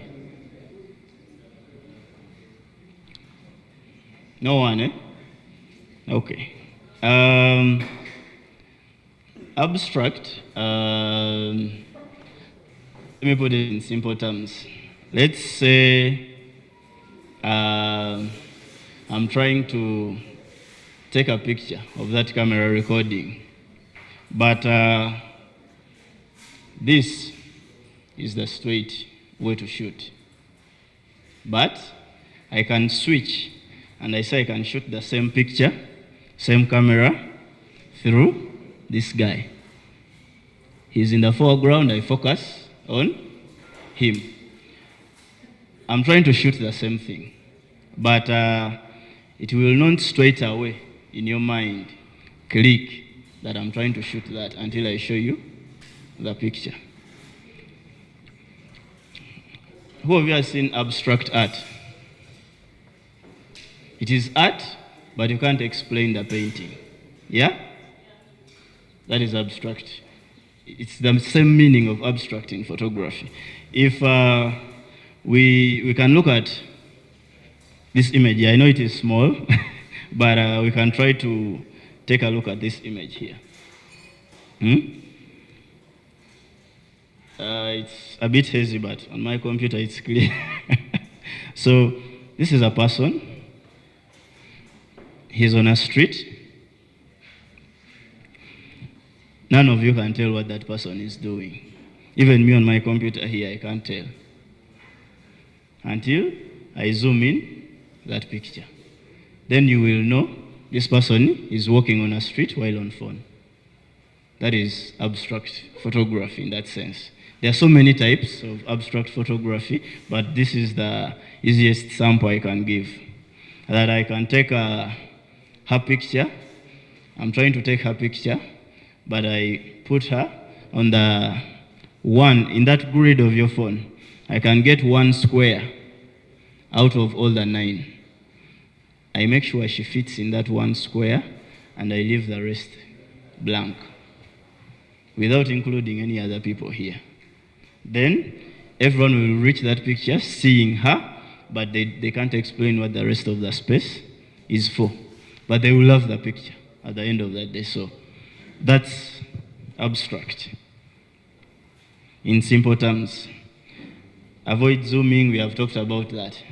Avoid zooming. Always, when you're using your phone, even you saw me using my cameras, I use fixed lenses. I don't use zoom lenses because there's a certain quality you lose at times when you're zooming, but you have higher concentration and higher attention to detail when you're using a fixed lens, because your mind has to be always sharp for a moment. Always. Because you're not going to zoom for it. You have to look at someone, then you know they are going to laugh, then you have come closer faster. It trains creativity. So, if you want to zoom, just move closer with your phone. Move closer. It will help you maintain the quality of your video or picture. At the same time, get the best results. Master the art of simplicity. This is the biggest component of photography. You don't have to always be creative. not at any one point. You don't have to always be creative. Your creativity can be in the pre-planning of the shoot, or whatever you're going to shoot, or whatever content you're going to create. But once you start shooting, simplicity. Because your complication will complicate your message for the viewer out there. If you start shooting through angles, let me try low angles, then you'll be shooting for Coca-Cola. You try to shoot a low angle, then by mistake you'll capture Pepsi somewhere. And you won't know. You'll do your post-production, do everything and deliver. Probably they will also miss it. Then the billboard is out that has a Coca-Cola ad, but your picture has a Pepsi somewhere. You'll be fired for life. Coca-Cola will never give you business. So try to keep your frame as simple as possible. Simplicity is key. I can't stress that much or any more than. Even though you go to graphics, wherever you go, simplicity, the art of simplicity is the biggest art of a creative. Use various angles, that one is done. So framing, in simple terms, this is how I can talk about framing. It is number one because it is the most important key aspect of photography and videography. You want to do anything, whatever you put in that square is what you're paid to deliver, or what is going to cancel your check at the end of that day. So composition. Composition is dependent on the person, your eye, how you see things. I can talk about it today as me, and tomorrow I find you using the camera and you're doing something else, because that is personal. It's what differentiates you from any other photographer out there or content creator. Composition. So composition is first key of composition, get into the right position. You're trying to take a picture of something, make sure you're in the right position to take that picture. Positions are key. Right position means, are you going to squat? Are you going to stand? Are you going to sit? Are you going to sleep down? Yeah? So that's the right position. Before. That means you're done framing. You have seen whatever you want in that picture. Your frame is okay. Now, which position do you want to take? Which angle do you want to be in to take that picture? Do you want to be do you want your frame seated or standing, lying down or anything? Yeah. Then leading lines are things that will help you in composition. They're the easiest things to use when you're trying. There are so many. Yeah. We can have a look at this image. Yeah. We can barely see the person, but everyone here in the room knows it's a corridor, right? But we can barely see the person. Yeah. Because the lines are leading us through the corridor. Yeah. So leading lines they're the simplest way to compose. Simplest. It's a big topic. I can elaborate more. If anyone wants to go into detail about it, you can, after this, you can, Charles? You can get me out there and we discuss more about it, because it's a big topic, but it's not complicated at all. It is simple. Yeah? So, think conceptually. Thinking conceptually is a big thing. Very big. When I put a bottle of Renzor and I put it there, and I tell each and every one of you to take a picture, everyone will take that picture differently. But thinking conceptually, before anyone takes the picture, someone will ask you, what do you need the picture for? So if someone asks, what do you need the picture for? which means that person is interested in producing a picture that is useful to you and what you actually want to use it for. So I will give you a brief of what I want to use it for, and then you will know how you want to take the picture, putting in mind everything that I have told you. Whereas if you had no information about what I'm going to use it, you will take it to your own liking. But at the end of the day, you have to take it to the client's liking. In this case, for content creators, your viewer is your client sometimes. So that's why you see influencers consistent with their content. However much you abuse them at times, they still be consistent, because what you abuse is still what you go back tomorrow to watch and see updates. So focus in a light direction. I'm sure everyone here has faced problems trying to take pictures in this room because it is dark, and everyone has been trying to take pictures. Yeah? I'm very certain the only people that have gotten close to a good picture are the people seated that side. Everyone who has tried to take a picture who is this side has suffered. And everyone in the middle here has suffered, right? The only people that have gotten better pictures are people seated along that window. Why? Light is coming from that direction. Simple. Simple.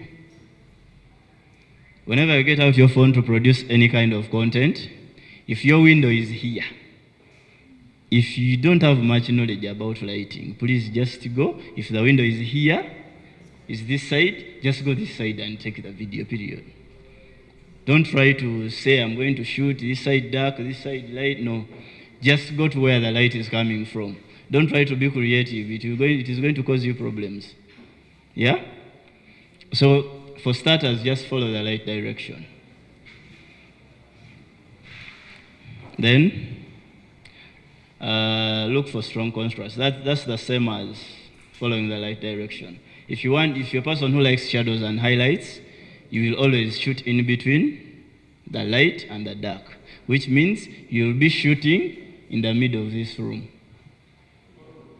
In the middle, not on the side, not on this side, but you'll be shooting in the middle, because in the middle row is where the light meets darkness from this side. Just simple knowledge about lighting, yeah? Shoot the moment, not the subject. This will make you an extraordinary content creator. Extraordinary. Just this statement alone. Shoot the moment, not the subject. What do I mean? In this sense, I'm the subject. I'm the one speaking, yeah? If you're shooting me, people will have pictures of me holding this mic and I'm standing like this, but I'm still talking. But a picture can't tell my mouth is speaking. And the moment you look at my mouth and I'm speaking and you take that picture, that's going to be the most terrible picture you have. But the best way to get expression is with my hands up. My mouth doesn't have to be open. If my hands are up, they will know I'm trying to express something, and that picture will show I was talking. So shoot the moment, not the subject. Become invisible. Try to hide yourself when you're shooting certain pictures. It helps when someone is not focused on you, yeah? Some moments are better taken when someone doesn't know you're taking them, yeah? I know many of you call them the unawares, yeah? Yeah. So, look for patterns and shapes. Patterns and shapes, this tells better. Story of this museum in Los Angeles. It tells better. So, the building has great architecture. It has patterns, it has shapes, yeah? In this regard, it might be you seated in this room. You look for patterns. These chairs, the blue and red, the tables, you look for patterns where they intersect and take a great picture. I'm out of time, so I'm going to try to go through faster. Look for strong colors. That could be pretty self-explanatory. If I'm wearing this, you want to shoot me against dark colors, not lighter colors, because I'm in a lighter color. You get it? So you want me in a dark color to bring out my outfit properly. Then don't rush it. Don't rush it. We discussed that before. When you hold your phone, don't just click the shutter button. Study what you're putting in the frame, then take the picture. Don't go against your gut feeling, because your gut feeling differentiates you from everybody else trying to take the same picture. Your gut is you. Whatever I speak here, we shall come out, take the picture, but your gut at the end of the day will tell you to take a better picture, and your gut will always be right. Lighting. I've given a brief about lighting. I'm not going to go into so much detail about this, but shoot first, like we said, shoot from the direction of the light. You're trying to get creative. Shoot from all angles of light direction. Shoot against the light, besides the light. Against the light produces images like that, the silhouettes.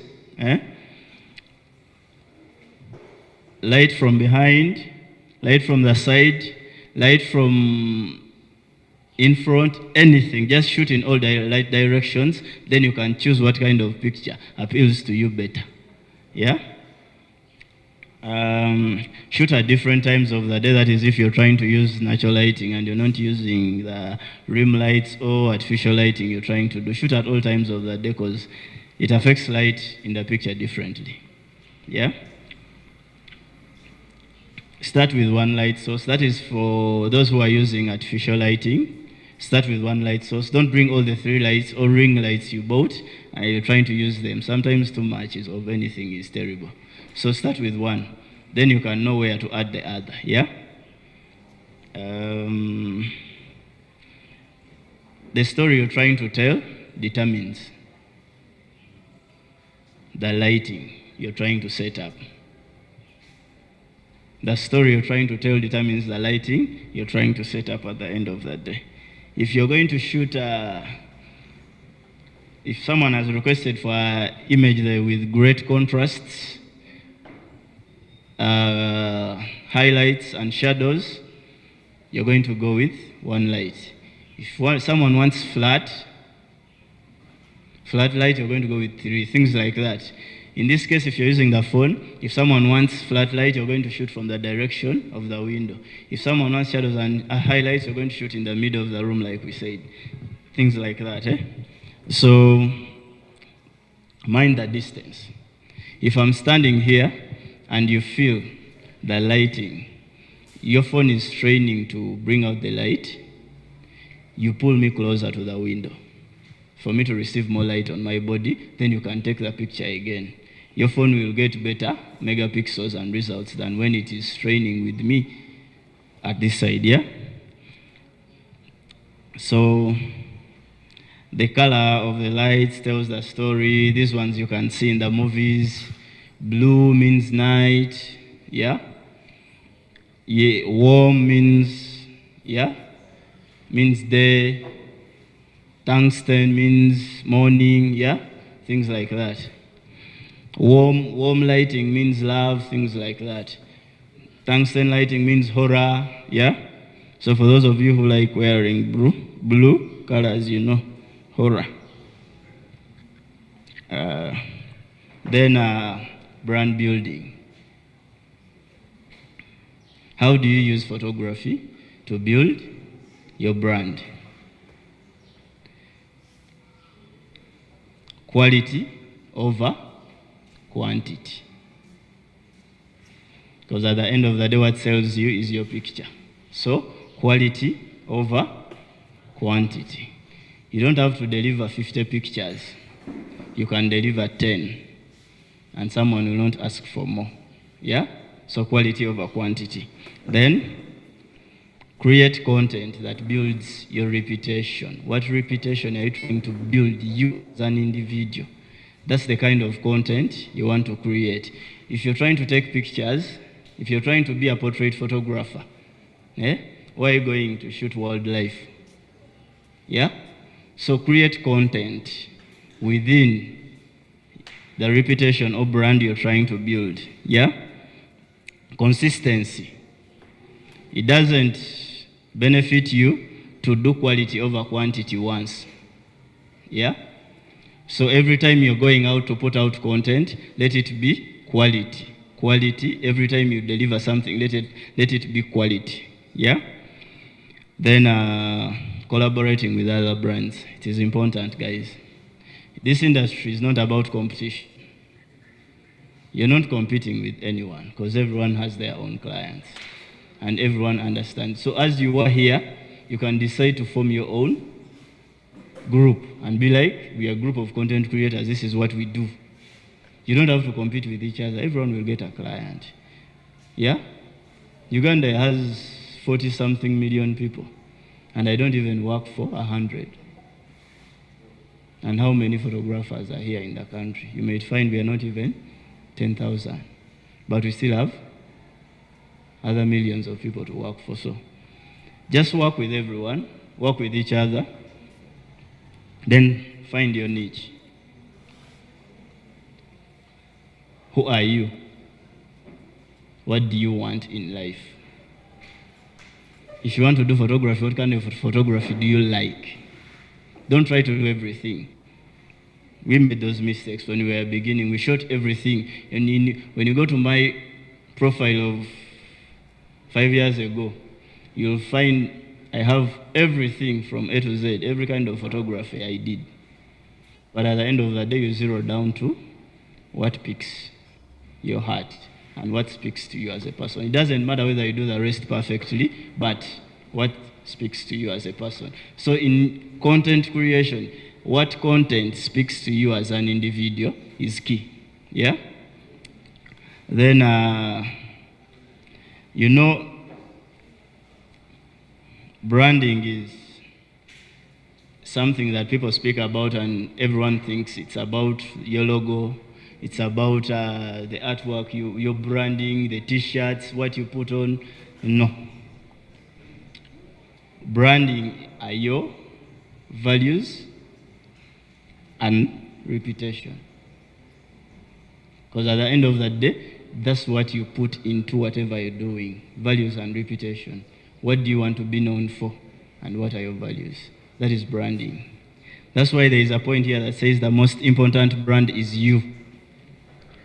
It's not whether you're working for Coca-Cola, whether you're working for Pepsi, the most important brand is you, because Coca-Cola is not working with Charles or Ambrose because their company does good work.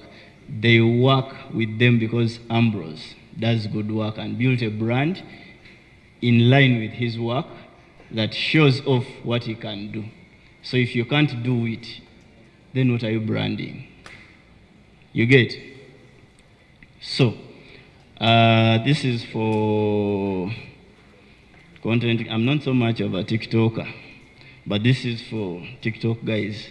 You know, people like to know about you, the person who is sharing the content. If you are a photographer, they want to know. They don't want to see your pictures. You post pictures, and you reach some point and you stall. Because people want to know the person behind the lens, yeah? So sometimes, take time to take behind the scenes, put yourself in front of the camera. It's a difficult task, at least for me, but I don't know whether for you guys it's easier. Put yourself in front of the camera and share your life with people. People pick a lot of interest. That's why influencers get a lot of following, crack deals, because people are interested in their lives. Ugandans, we love Lugambo. We love Lugambo. We want to know about people. We want to know, we want to contribute. So, editing. Editing, we basically use two softwares, Lightroom and Photoshop. For the phone, let me speak to the phone now. The phone has editing areas. You can edit pictures on your phone and they come out. Yeah? If you have gone to the Evoke page today, the pictures that are going around, I edited them on using iPhone software, this iPhone software. You take pictures, put them on your phone, simple adjustments. Like I said, simplicity. Simple adjustments.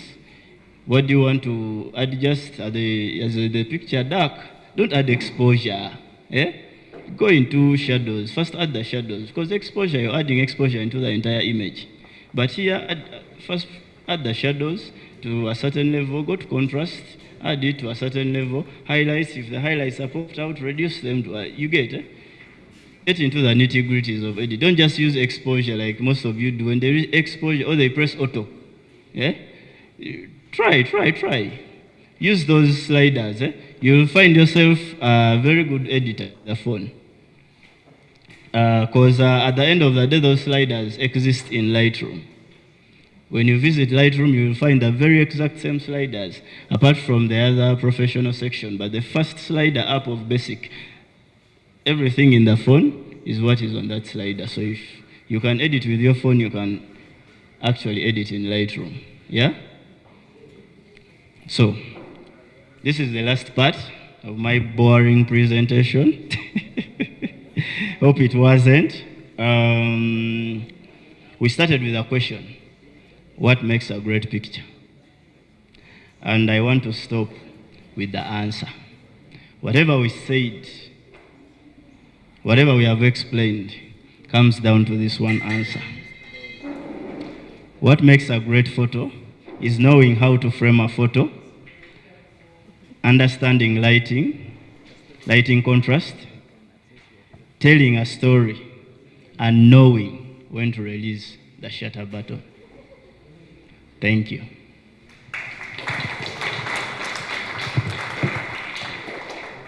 I hope there are no questions. Okay.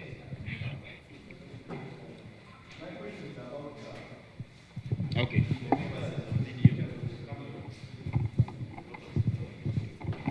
So there's a feature which is called time lapse. Time lapse. And then there's panorama. Panorama. What do they even do? Okay. Time lapse, the gentleman here will explain in video. Panorama is my section, I can explain. Let us have her, so I'll explain. That's it, eh? So, panorama is a bit practical. It's practical. I just have to show you how it works on phone.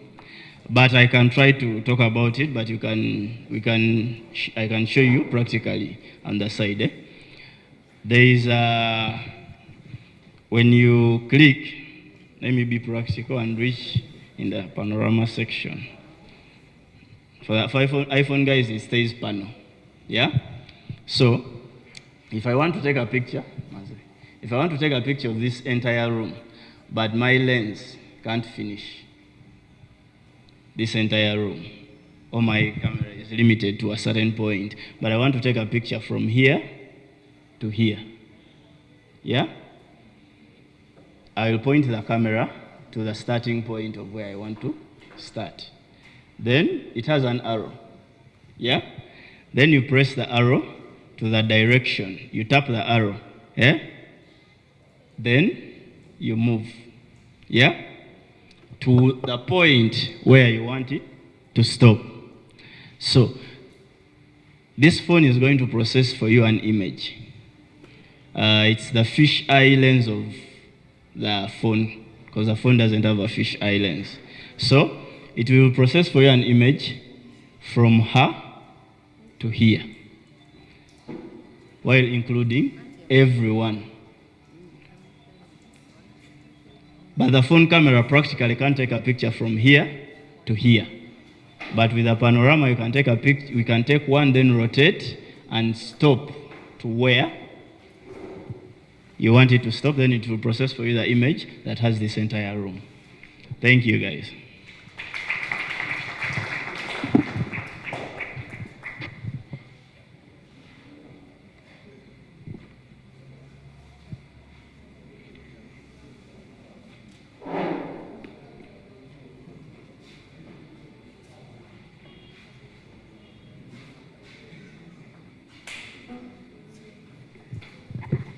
Okay, good afternoon, guys. Good afternoon, guys. Looks like everyone is so down. Can we stand up just for 1 minute? Okay, 1 second.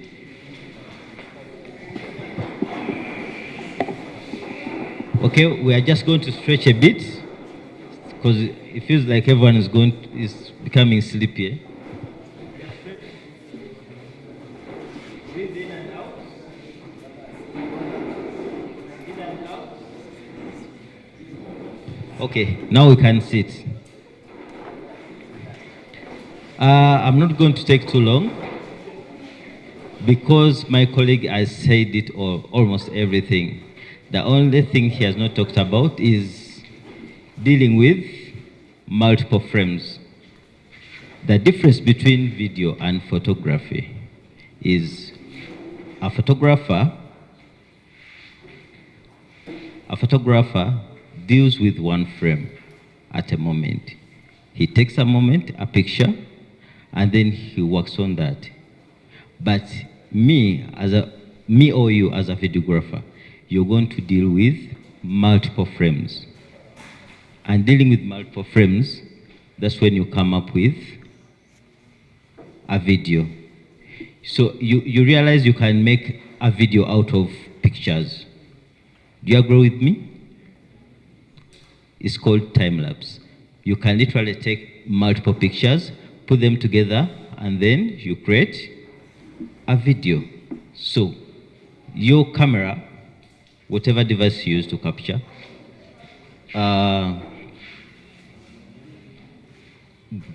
captures multiple frames, put them together for you, and then you get that video. So my name is Charles. I've been in the industry for over 10 years, and I've been working on different projects, including content creation. And I've worked with a couple of content creators, including YouTubers and TikTokers and other social media content creators. So this is something about me, and I believe as much as I'm going to take a very short time to do my presentation, I'm going to make sure by the time I leave here, you understand a few things that can help you become a better content creator. Everyone has talked about storytelling, but I'm going to ask you, what makes a good story or a good video? What makes a good video? What are those characteristics of a good video? Who can tell me? Anyone, please? Next background. Do you agree with him?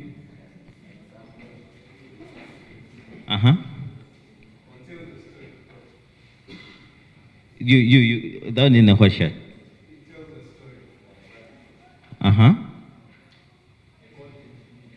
The content in it, please. Quality. So I think everyone is right. But what makes the characteristics of a good video? It really has to have a beginning. You have to tell the inception of your idea. It has to have the middle and then the end. The middle, I'm talking about the body, whatever content that you're talking about. And then the end, conclusion or call to action. So if your video doesn't have those three things, it will be like can you look at a chicken without head and legs? And then you want to keep it. It will be dead like the chicken. So what I'm trying to tell you is always focus on having an introduction, body, and then an end. So how many of you own a camera, like a professional camera? Anyone? Perfect. That's why this presentation is for us here, for us who don't own big cameras. So I believe for every device that has camera on it, you can literally create a video, be it an iPad, a phone, even some cartouch phones. But those ones, I believe they will not give you good quality. We're going to talk about these basic techniques. Lighting, Ambrose has been talking about lighting, and I'm sure I'm not going to repeat that for the sake of time. Framing, he has talked about it. Everything that, all the elements Ambrose has been talking about in photography, they apply in video. But remember, you're dealing with multiple frames. Multiple what? Multiple what? Guys, you're sleeping or you're not following? Multiple what? So, whatever element he's been talking about applies in videography. But for us, there are things we work with that maybe photographers also don't include in their field.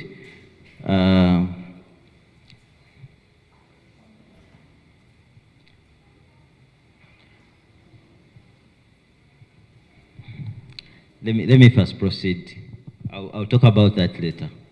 Okay, before you start any production, whether you're trying to create content for your social media or for a client, you need to do what they call planning.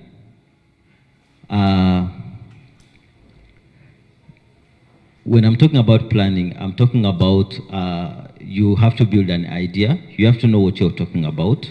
You have to know what you want to communicate about that specific idea.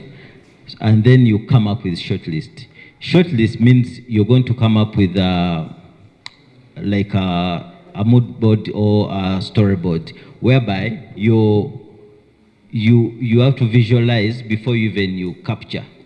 You have to think to see it before you capture it. So you write down those shots. So you know, for instance, if you're going to capture someone walking into this room, sitting and then listening to the presentations, you're going to have all the shots, starting from walking into the compound, then inside the room, then sitting, pulling out the laptop or notebook, and then writing down things. You need to write down those shots, or list down those shots in terms of a storyboard, a script, such that when you start recording, you're not going to forget. Sometimes you get carried away by the first shot that you take, and then you lose it. By the time you finish up, you're going to edit, you realize you have only one take or one shot. You did not capture someone sitting, you did not capture something you have forgotten.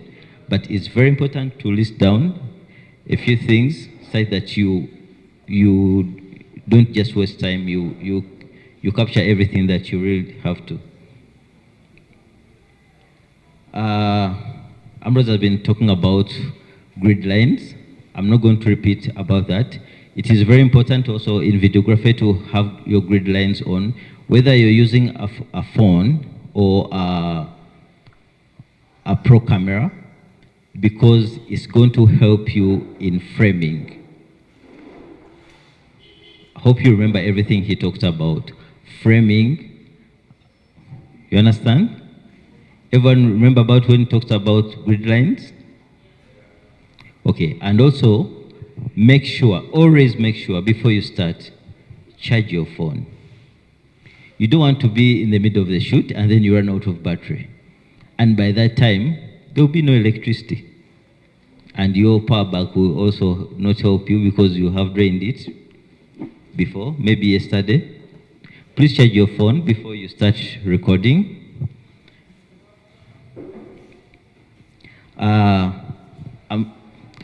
Now, this is where I'm going to talk about multiple frames. The frame rate. The frame rate. These are, from my presentation, it refers to the number of images or frames displayed per second. So, for every frame that you see in the video, if it's 1 second, if it stays there for 1 second, if your settings are 30 frames, you will have it will have recorded digitally. It will record 30 pictures per second. If you record for 2 seconds, that means you're going to have 60 frames. So the number of frames are going to, you can adjust them from your phone. You go to your settings, and it's very important to record multiple frames, 60 frames, 120 if you have an intention of doing slow motion. I'm going to put this I want you guys to note this. If you really want very clear pictures, very clear videos, stop recording slow motion. I know most of your phones, including iPhone, Samsung, they can record real-time slow motion. Please don't record slow motion, because the moment you record in slow motion, you're losing quality. And sometimes it crops your image. If you are going to have a wide angle, it's going to crop in, and then you're going to be limited in terms of frame. So what I'm telling you is, you rather record in multiple frames, more frame rates, and then you do the slow motion in post-production. When you're editing, there's an option where you make your videos to get in to do slow motion. So also always record in 30 frames per second if you're going to upload your videos on social media, because I don't know the algorithm behind that, but always videos in 30 frames are always clear, sharp, and fluid. Only when you're going to record to do slow motion, record in 60 frames or 120 frames per second. I can elaborate more on that. I'm going to be right behind. If you not got more about the frame rate, I'll be behind there. I can show you practically. White balance. Most of the, if you're, depending on the camera or the phone, most good phones, you can literally change white balance. And white balance refers to coldness or warmness of an image. If it's too warm, that white balance, it will be considered warm. And then if it's too blue, if it's bluish, it will be called cold. So I think for this one, I was will elaborate more if you come in person, and I'll show you. I don't want to waste much time, because literally there are more presentations after me. Let me talk about this phone setup. When you get to camera and then you try to record, it will, when you press record, your phone automatically starts recording. For it's going to think for you. It's going to make focus on elements you don't even want it to focus on. You understand when I talk about focus? So in order to avoid that, when you turn on your camera, you can use this option. Can you all see here? You can use this option. Have you ever seen it on your camera when you're filming video or a picture? You can use this to lock your focus or exposure. You know, the worst thing to do is to produce a video which has where lighting keeps on changing, becomes dark, or it becomes too bright, or the focus keeps on changing from, probably I want to focus on this one, now the focus runs and the focus runs on someone behind, yet I want to focus on this one. So in order to avoid that, you can you touch your screen, you get your phone, touch your screen, and then you focus, you tap on something that the object you want to focus on. You make sure you long press. When you long press, it's going to bring this option, AE and stroke AF lock. So the camera is going to lock on that object. Even when you move, the focus is going to be on that person or subject. And this is going to improve your video quality, because they won't be, your pictures are not going to be hazy, they are not going to be overexposed or underexposed. Also, if you feel the picture is too dark, you tap and then you're going to see a symbol of sunlight, like a circle with those spikes around it. So you tap that sunlight, you pull it down if you want to reduce the exposure or the light in the image. Or you can pull it up if you want to add more light in your image. If at all you're capturing inside the room and then it's a little bit dark and then the image is, you're not really happy with the image, you can literally tap, use that option to increase light. But remember, as soon as you release the hand, it's going to go back to, before even you tap, you record, it will have gone back to what? Guys, are you following? It have gone back to what? To darkness. Okay, so you make sure you first lock the exposure and then the focus. You understand?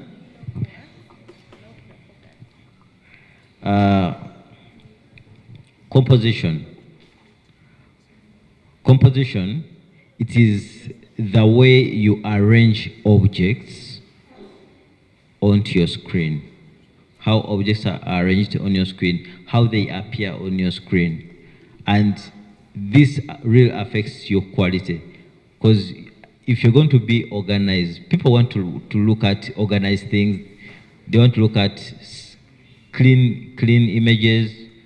But if your image is full of clutter, and then imagine you want to capture like maybe that camera on tripod, you only want to focus on that, and then you end up taking a picture, including everyone here in the room, including the chairs, the banners, everything. Now you'll have lost it. Your composition is low because you've not achieved your intention of capturing that camera. So if you want to capture that camera, you're going to move closer. I still insist or agree with Ambrose that do not zoom in. No matter, you see, like iPhone or Samsung, even other phones, they have multiple lenses on them, but do not zoom in. Always pick on the middle. If you open the camera,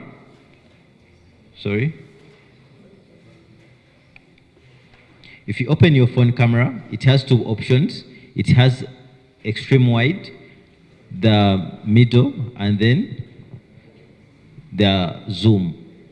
So always pick the middle camera, because that's the perfect, it will give you the perfect resolution for that camera, for that phone.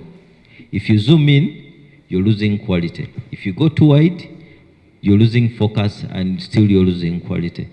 Please always pick on that, and then you either move backwards or forward. Leave those things for people who don't know. There are people who just record, they pull up the camera and then you see them doing this, doing that. Leave those things to those people.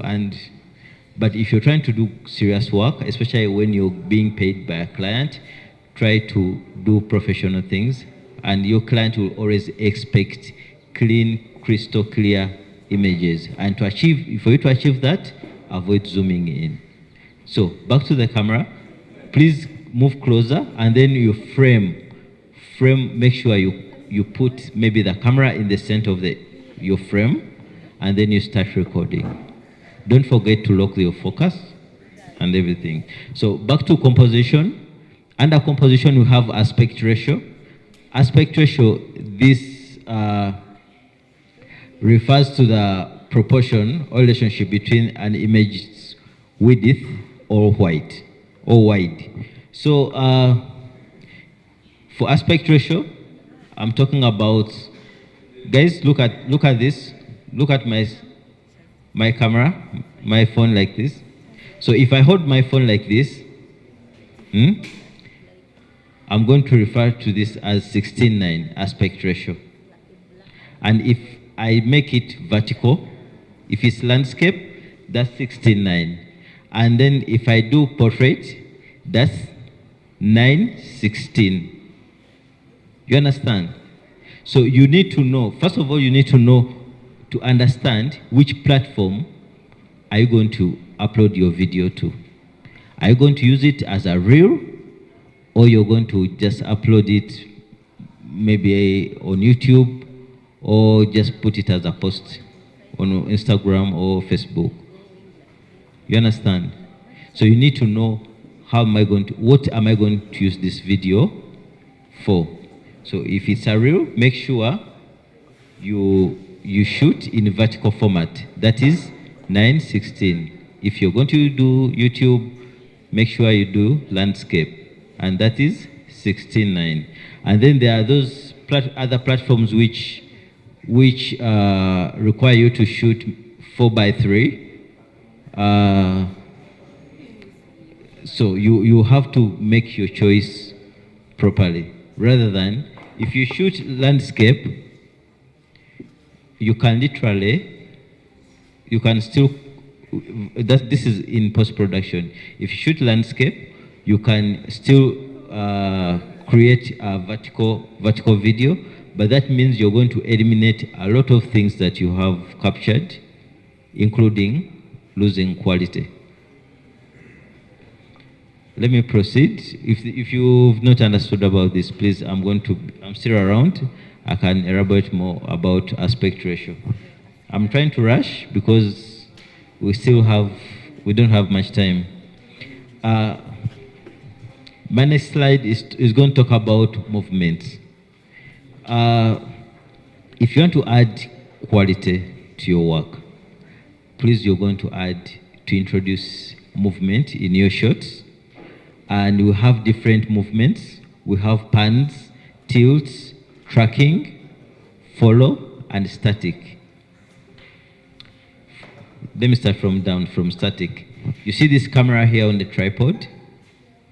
It's static. It's not moving. It's not even shaking. So you can choose to have shots like that in your video.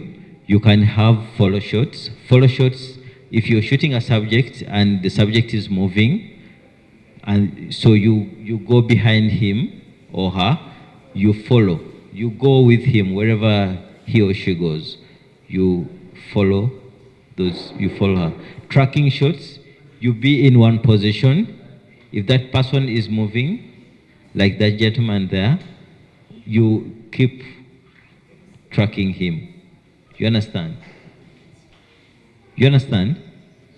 So tilts, this means you're going to get that static camera, and then you're going to, if you keep turning it up like this, if it's shooting like this, and then you turn it up or down, you're tilting.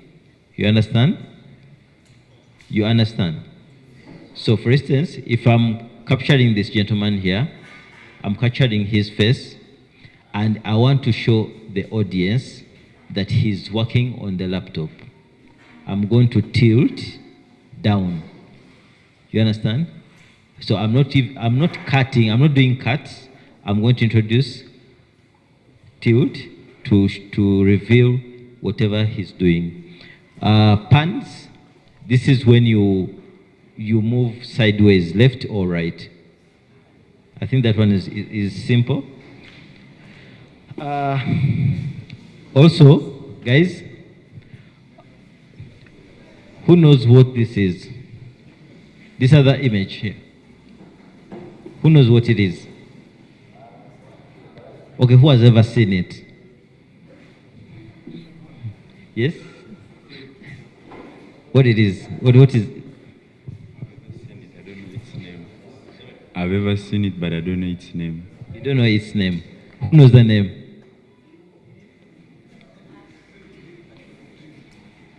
Okay, let's not waste time. This is called a Jimbo. It's called what? A Jimbo. Its purpose, it helps you to stabilize images, to capture images. Remember when I talked about follow shots? If you have a subject and then you're trying to follow him or her, remember you're using your phone. Your phone does, especially when most Android phones don't have inbuilt stabilizers. So you're going to be producing shaky images. Yeah? Who wants to look at shaky images? In fact, you give your client shaky images because I didn't have a Jimbo. You understand? They'll reject your work. So this device, if you mount your phone on this device, it's going to help you stabilize your images, and you produce very smooth images, even when you're tracking, panning, doing all those movements. This one here, this image represents handheld images. If you hold your phone like this, or your camera in your hand, you're doing handheld shoot, and this you're going to introduce shaky images. This next slide is showing you examples of shaky and then steady images. This is shot with a Jimbo. Guys, for those who are looking at your phones, are you taking notes or you're scrolling? Look at this. This is shaky, and this was shot by hand, and this was shot with a Jimbo. Which one would you prefer? Which one? Okay, let's proceed. Audio. I'm about to finish. Guys, I'm about to finish. Let's talk about audio.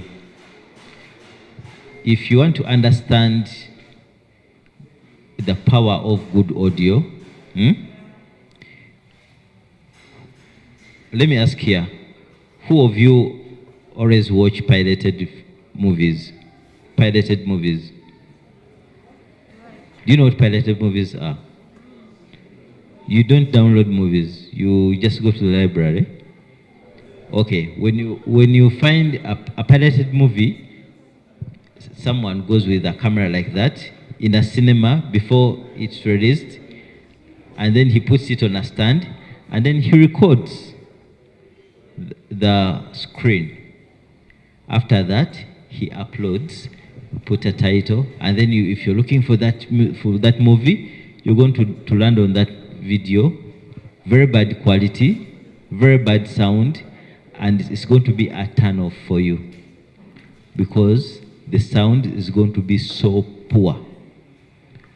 You would not mind even if someone walks in front of the camera. You would not mind because for the image you will keep following, but the sound will be so terrible and you would not even finish the video. So all guys, the point is always make sure your audio, whatever you're capturing, is good audio. And to achieve that, you're going to need to buy external microphones. Guys, buy external microphones. Especially for content creators who use phones, buy external microphones. These ones are around, they don't exceed 50,000. You can buy them from Gigi, you can buy them from Tunda, you can buy them from most of the platforms here in Uganda. And some of those guys, they can even do delivery. Even if you are here in Mbarara, They may charge you like 10K to deliver, putting it on bus, and then it reaches you. But please order for it. 30K will not make you lose like an opportunity or a job. You understand? So also think about where you're filming from. Imagine you're talking about serious things, and then you're on the roadside where there are borders shouting, cars passing, and as you're shooting, the border guy shouts at you some words that I can't even mention here. So always mind where you shoot from. Find a quiet place where you're not going to have distortion or to have unnecessary noise. People banging, dogs barking, chicken, cats crying, children crying, calling your name. Guys, we don't want to see such content on your platforms or doing them for clients. Last one, you can use the Dedicat, because sometimes you can even be shooting, you want to shoot outdoor, and then there's a lot of wind. You see, do you see this? Do you see this? This is called a Dedicat. If I was outside there and then there's a lot of wind and this microphone didn't have a Dedicat, you would feel all the wind in this microphone, and it will all be recorded in your video, and that's going to make your video bad. However clear your video is, but your sound is bad, you get 0. Your sound contributes 70% in that video. So get in mind about it.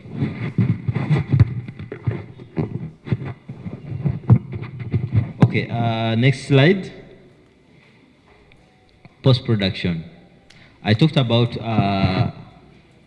platforms, different platforms, but your phone, you can literally edit the footage you've captured with your phone, still using your phone. Do you understand? You don't need a laptop or a computer to edit, to do post-production. These are some of the common softwares or applications that you can use to edit. Can you see them here? Can you recognize any from the list? CapCut. Everyone knows CapCut. So whatever works for you, you can download it, put it on your phone. Most of them have free version, but when you get a paid version, it's better because there you have a lot of options. And you guys, you need to note during post-production, don't use a lot of transitions because it's going to distort your video. People are going to focus more on transitions. Before you understand something, then you're swept away by a wave transition or a zoom in or whatever that you have picked. Please don't use a lot of transitions. Make it simple. Make it simple. Simple cuts. And then you have better results. B-roll. B-roll, this is B-roll, I'm going to describe this as those clips that are not A-roll. Sorry, I'm confusing you. A-roll, I'm talking about the main action. If I'm talking about, if this gentleman is talking, is giving a presentation like I am, this is me, I'm the A-roll. But if the camera captures this gentleman writing down notes, raising the hand, asking questions and everything, and then the other one dozing, the other one yawning, the other one is scrolling, that is B-roll. B-roll is supposed to support A-roll, whatever that I'm talking about. So this is my B-roll, whatever that it is. This is my B-roll, whatever I'm talking about, I'm referring to this, and if I show, hope you guys understand. I don't have to elaborate more. you understand now between A-roll and B-roll? You understand? Cool. I mean, these are, I put a list of some of the editing techniques, including rhythmic cuts, transitions. I said don't use a lot of transitions, but I didn't say don't use transitions at all. Please, you can use transitions, but make sure you pick them wisely, because most of them, they can literally distort your work. Color grade. With color grade, when you use iPhone, it has an option where you're going to shoot raw. When you shoot raw images, these raw images, they will not have color, or they will have less color, and the dynamic range will be high. So it will have no contrast, no color, and it will be faint. But that picture has a lot of information, whereby you can take it in any direction you want. If you want it to have a lot of color, if you want it to have no color, if you want it to have less contrast or more contrast, you can literally do that using those raw images. And you can also use LUTs. LUTs, they are like filters, whereby you put it on an image and then you get a different look. You can if it's either sharp contrast or making it greenish or bluish, whatever way that you really want. That's what I've talked about, raw images. And then captions. When you edit your videos, please add engaging captions. Use engaging captions. People they don't want to be bored looking at you, especially for those guys who don't have B-roll. Use out of captions. You understand when I'm talking about captions? That text be running on your screen. You can literally be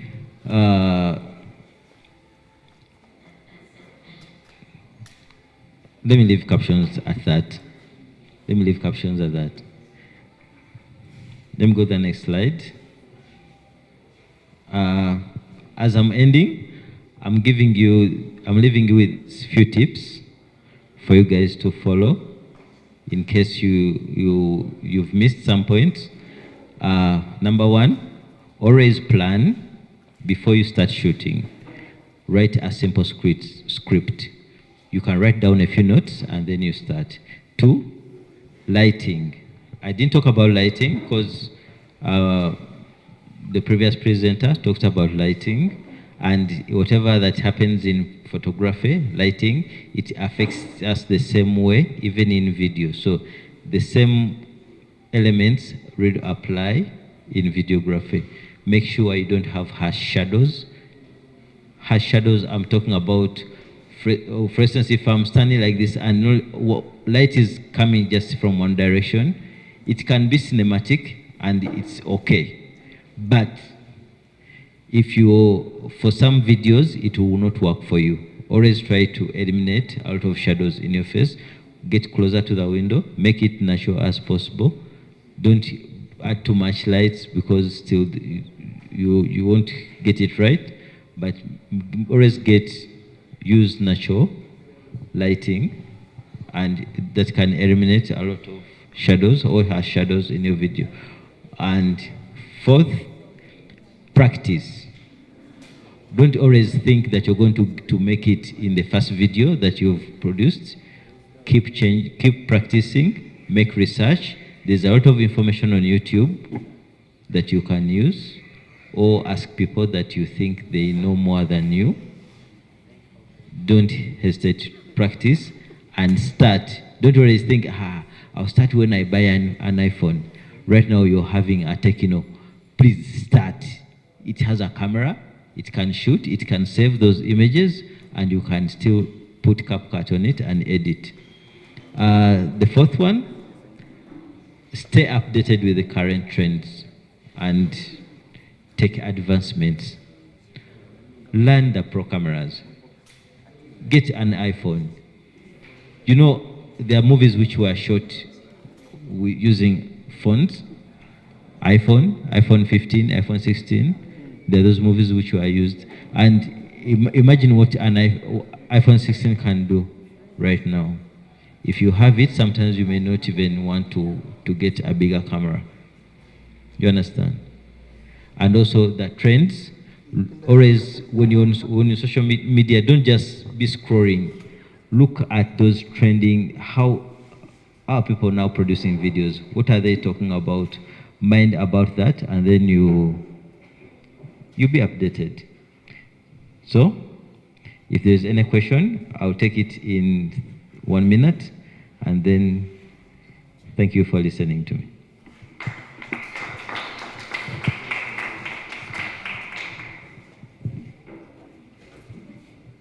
Okay, I'll take questions. I'll be behind there after the session. So if you have any question, you can find me there. I'll ask Elijah to come and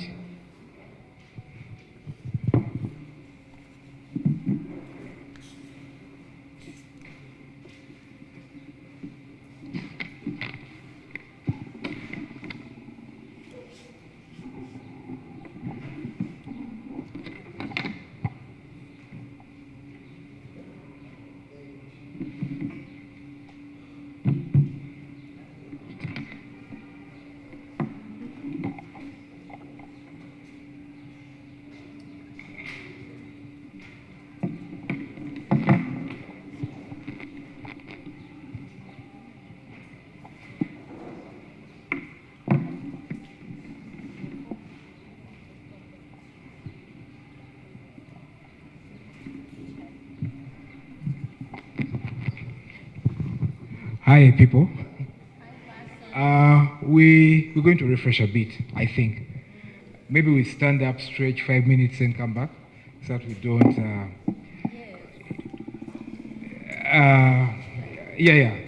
The content is very important. The sessions are important, but so exactly 5 minutes. Yeah, stretch a bit, walk to the back, to the front. Breathe in, breathe out. Take the bottles to the rubbish area. All the bottles of the bottle are on the tables. Yeah?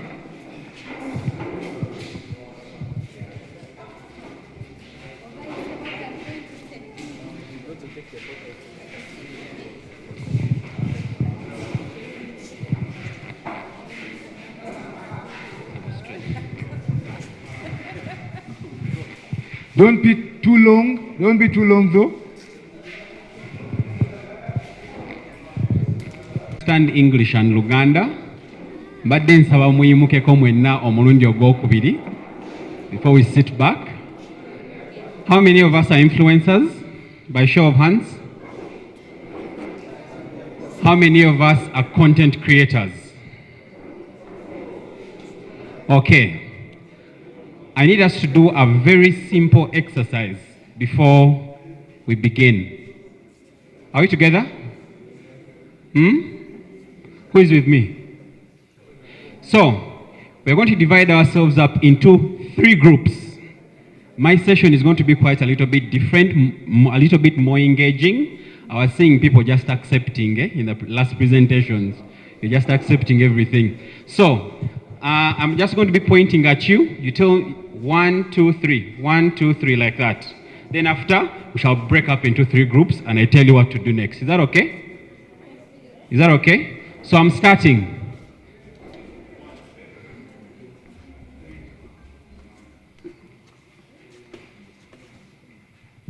The speakers also, you are included. Chiwa. We are splitting into 3 groups. So I point at you, you mention a number, ascending. So let's start again. Echo chenyini. Yes, sir.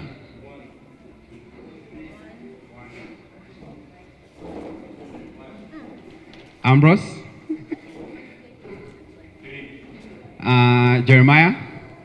1. The gentleman in black, looking behind.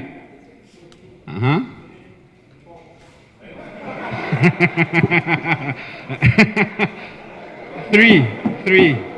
Okay, 1.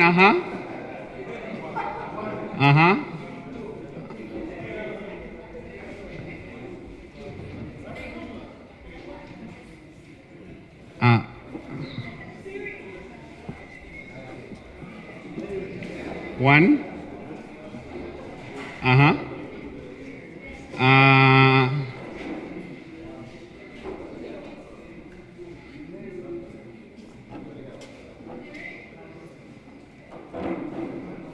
Next.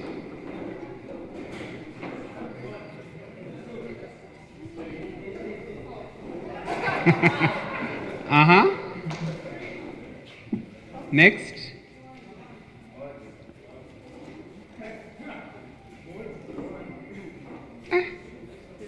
Yeah, that is why I brought up this exercise. I'm also going to request my speakers here to be part of this team. 1, 2, and 3. So we are all going to split up. 3 here, 2 here, 1 here. Let's do that in 30 seconds. 3, 2, 1.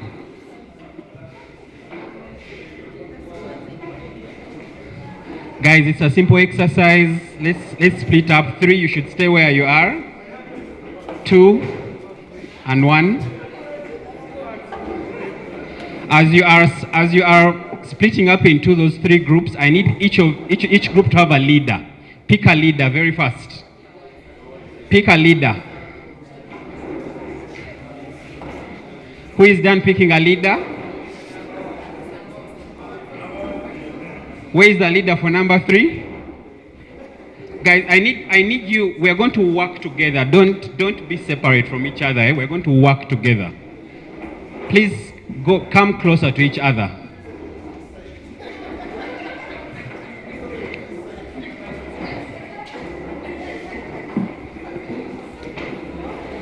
Who is our leader here? Who is our leader here? Okay. Who is our leader on group 3? Who is our leader in group 2? Here? Okay. Leaders, please come on stage. Come on stage.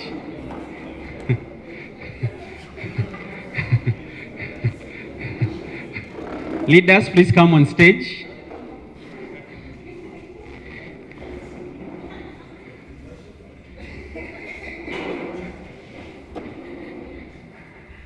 Are we ready? Are we ready? Okay.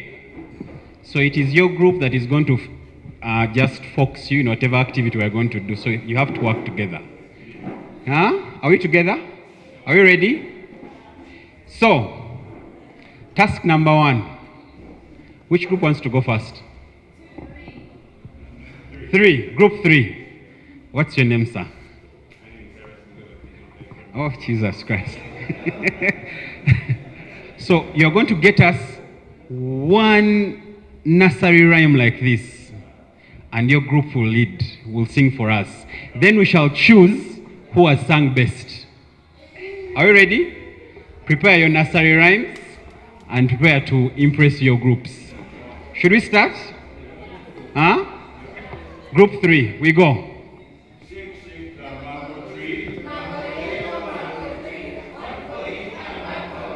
Is that the best you can do? Is that the best you can do? Guys, stand up if you can. There's a prize.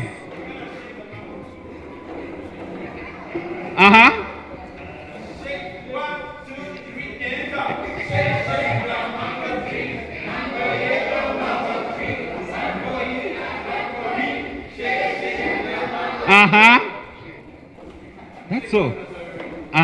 Group 2.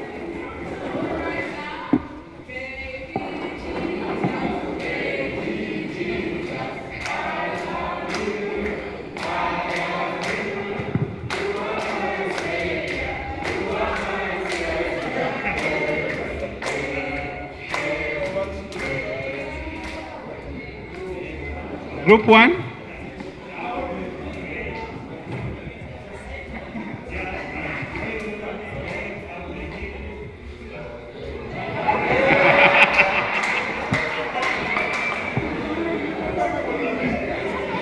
Give them another one. You can give them another one.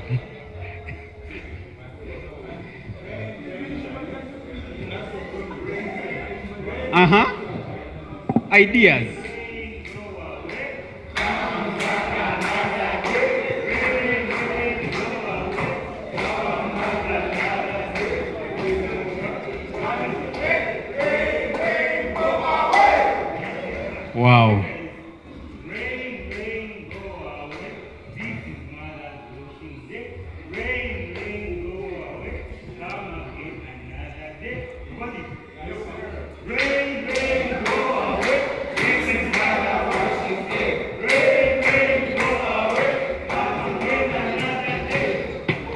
Thank you very much. You can go back and sit in your groups as the leaders.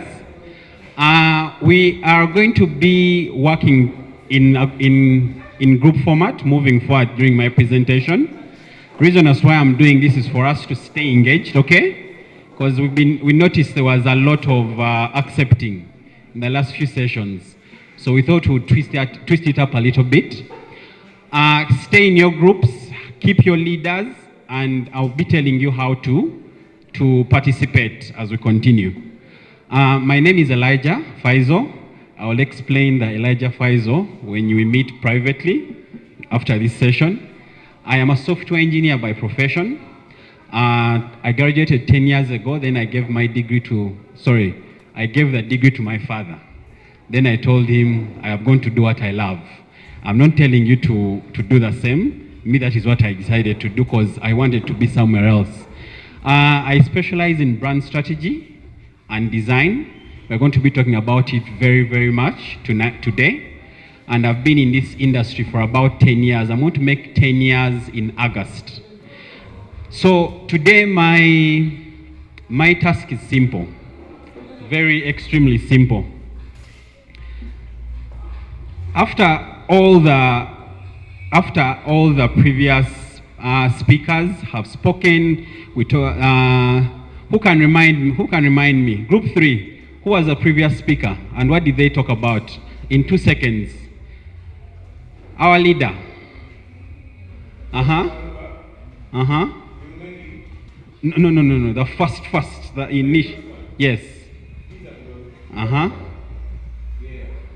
What did you talk about?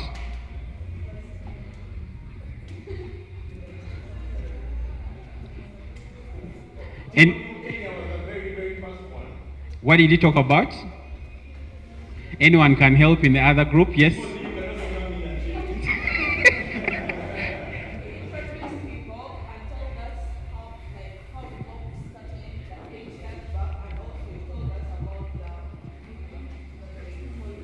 Well done, well done. Who was the next speaker after that? Group 1? Yes, Group 2. Timothy and the team. Group 2 needs a gift. Because, after Peter, who came next? Group 3, Group 1? Mr. Baguma, what did you talk about?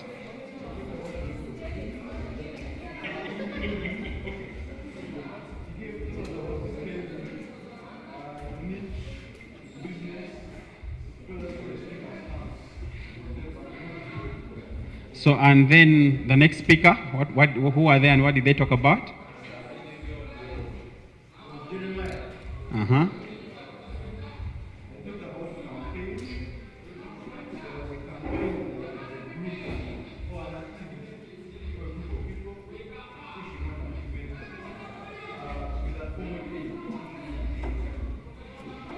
People were attentive. The next speaker, what did they talk about and who are they? Group 1, Group 3?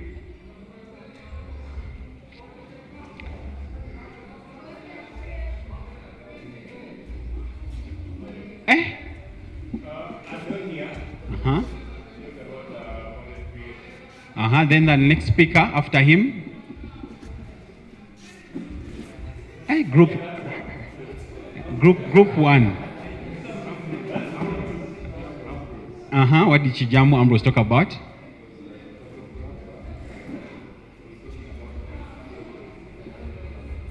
Okay, and then the last one? Charles. What did Charles talk about? Did you guys realize that your phone users, you are not experts with your phones in those last 2 sessions?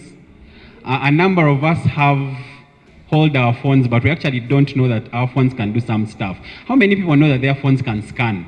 Let's even go away from creativity. How many know that you can actually use your phone as a remote when you're presenting, especially iPhone users?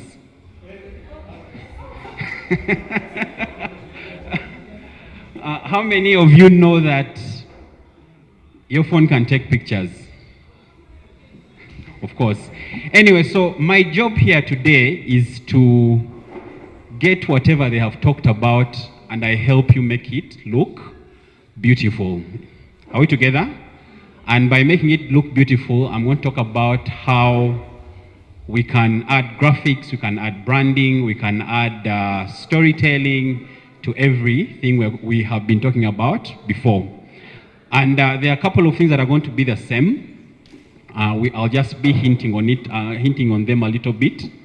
But before we dive into what we're actually going to talk about, let's have an icebreaker. Are we ready? Still in our teams. In 15 seconds, I need you guys to get 2 brands that excite you. Discuss within each other and vote within 15 seconds. I'm going to start counting. Look at 2 brands, talk about them and say, we've picked this one and this one. Then I'll present them on the screen and each of us, you will tell us why you have chosen those specific brands. Starting now.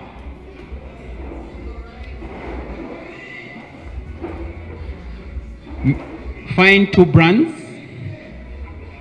that excite you. When you look at them, you feel so happy. You have 7 seconds.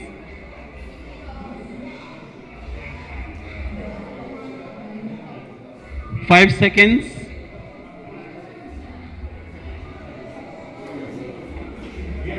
Two seconds.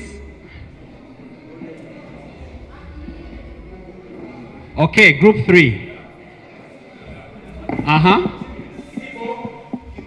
Sibo.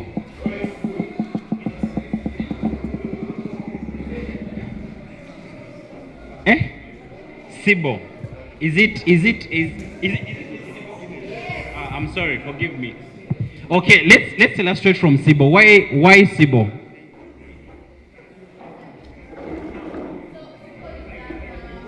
Let's listen to each other. Guys, let's listen to each other. Let's listen.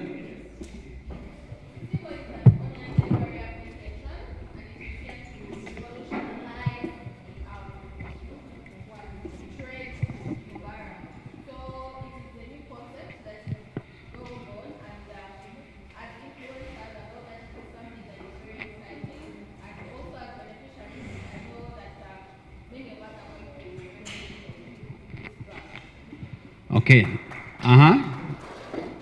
The second, Rolex booth. We all can't live without eating.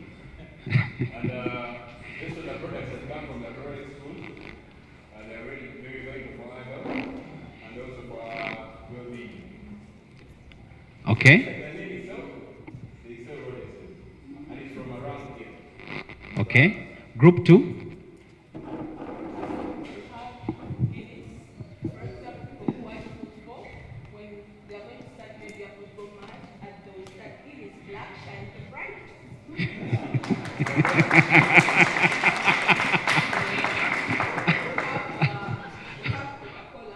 Yeah.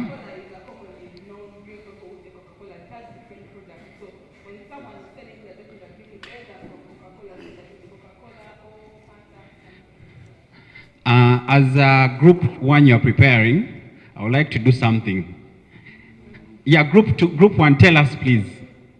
I want to get this gentleman here and I mix him up right here. Group 1, we're listening to your brands.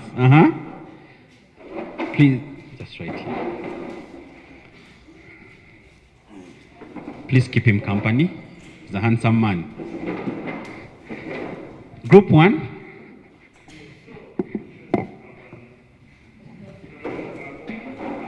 Sorry? Yeah. Why?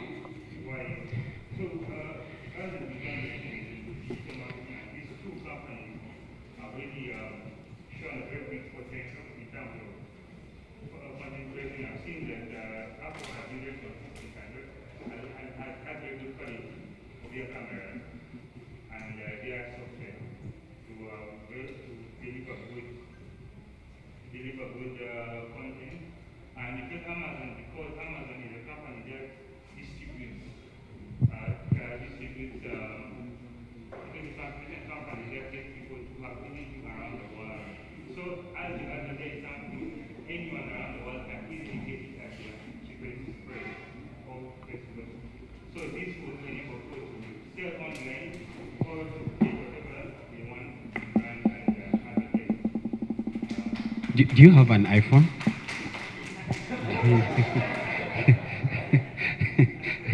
It's a genuine question. Okay, thank you. Thank you so much for that. Does anyone know what Amazon stands for?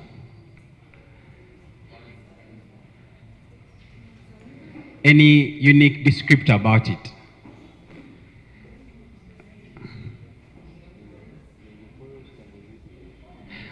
I was 28 years old when I realized that at Amazon, we deliver items, anything you're looking from A to Z, we have it so that we bring a smile to your face.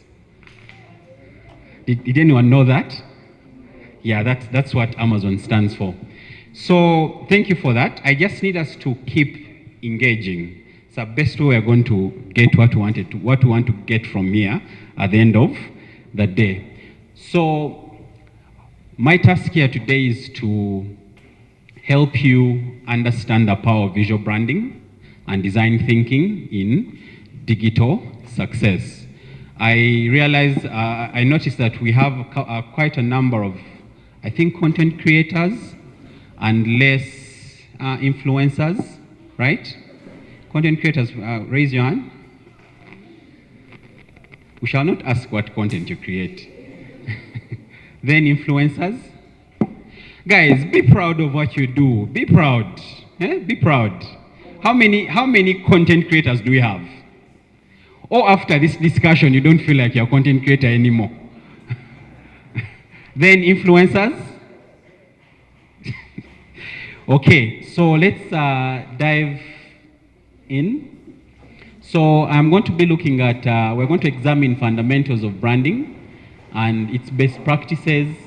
We shall look at, we shall explore how visual branding affects marketing, then design thinking, and how it drives digital success for content creators, stroke influencers, stroke anyone who is in the creative space. Let's start with the fundamentals. I thought I would need us to first understand these two things. Group 3. Do you want to go first? We often confuse or don't really understand what these two words or statements mean. We keep on shouting a brand, a brand, a brand, a brand, a brand. We keep on talking about branding, but we actually know what they mean. Without Googling, let's just have an idea. What is branding? By the way you understand it. In your own understanding, what is branding? Group 3?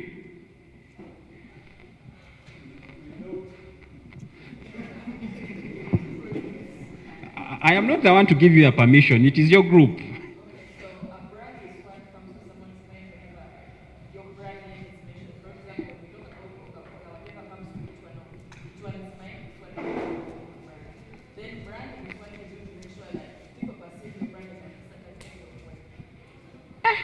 Aha.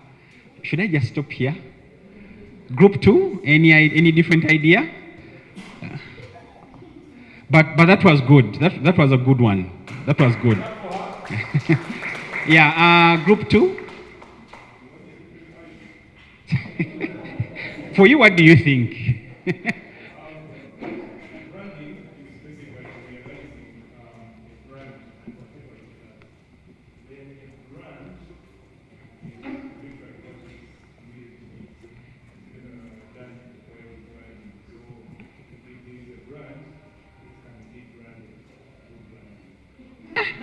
Wow. Yes, team leader.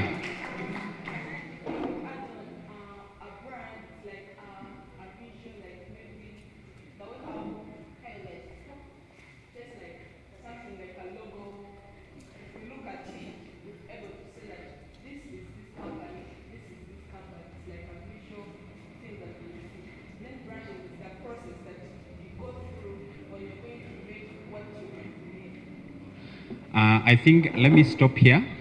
We've had enough for today. Seems you guys know already what I'm going to talk about. Yeah, anyway, yeah. But that's good also. That's good. That's good. We're on the same page. Yes, group one. And I think I'm tired of saying group one, group two. Can we find names for ourselves? So the next time I choose a group, just mention your name you've decided, then we continue with that name. Yes, group one. Ladies first.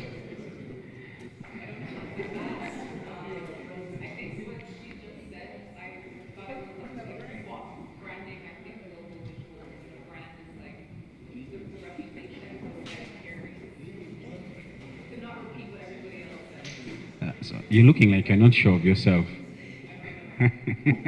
Yes, anyone else?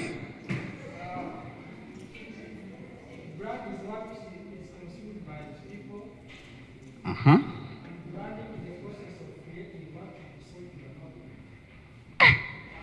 Let's clap for group one.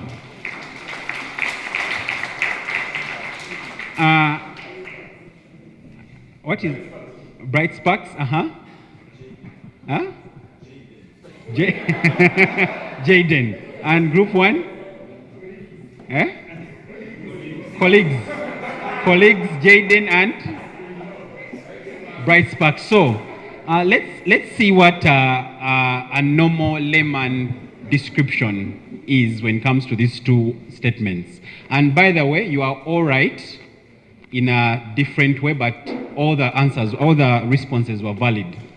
So branding is the process where a business makes itself known to the public and differentiates itself from its competitors.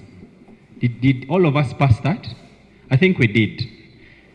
Then a brand, an intangible marketing concept that helps people recognize and identify a product and at best reach for it instead of its competitors. How many of us get into a certain shop or supermarket and you're going to look for a detergent and you know what detergent to look for?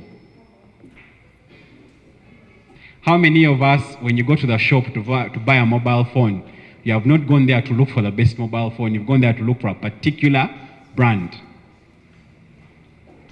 What is that? Is that branding or a brand? Someone is saying it's branding.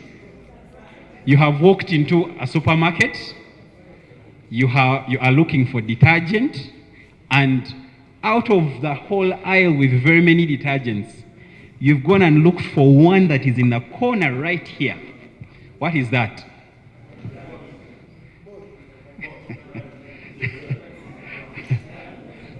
It's a brand. It's the experience, the emotions, the effect it brings on you that you choose that over any other brand that is amongst them. What's the name of this group? The colleagues. Let's understand the differences between these. Let's spot the differences between these two statements. Let's start with the colleagues. Okay, let me not do it this way. Let me give you 20 seconds for us to understand the differences between a brand and branding. Starting, just discuss among yourselves. Only 20 seconds. And then we shall see what I have, if it correlates with what I'm talking about, what we're talking about. Yes, please.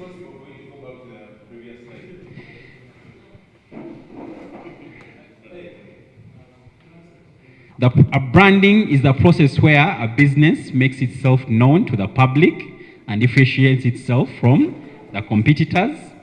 A brand is an intangible marketing concept that helps people recognize and identify a product and its best reach for it instead of its competitors.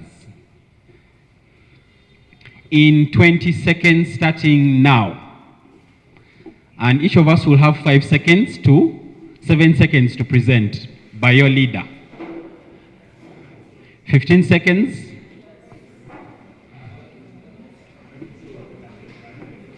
12. 10.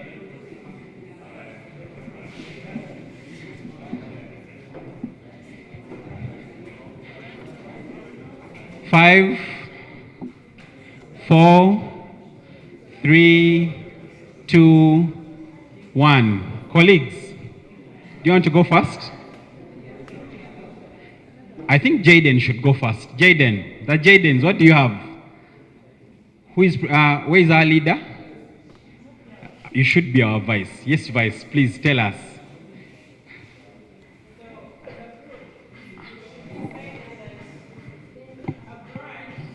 Let's listen. But now your group is giving different faces, like you didn't decide. You decided? Okay,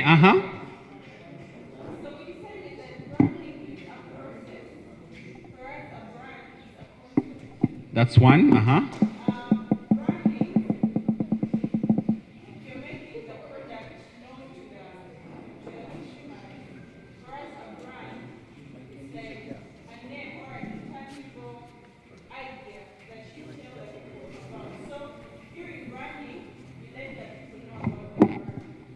Okay. Colleagues? Colleagues? Two differentiators, Colleagues' answers will come from colleagues.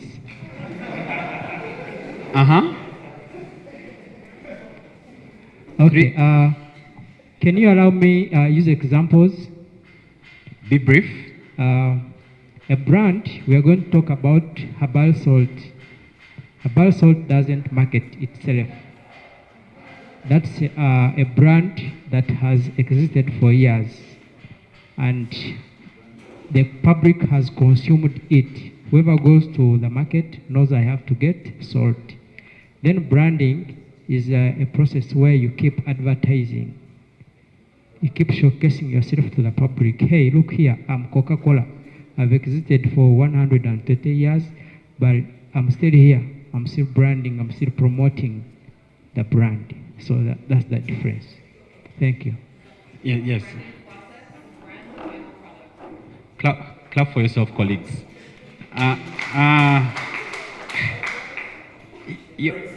Bright sparks.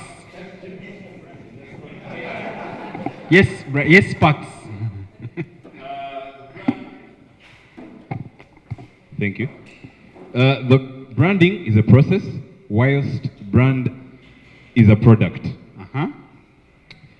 Brand is a byproduct of branding, whilst branding is the action taken to achieve the brand. Thank you. Sorry.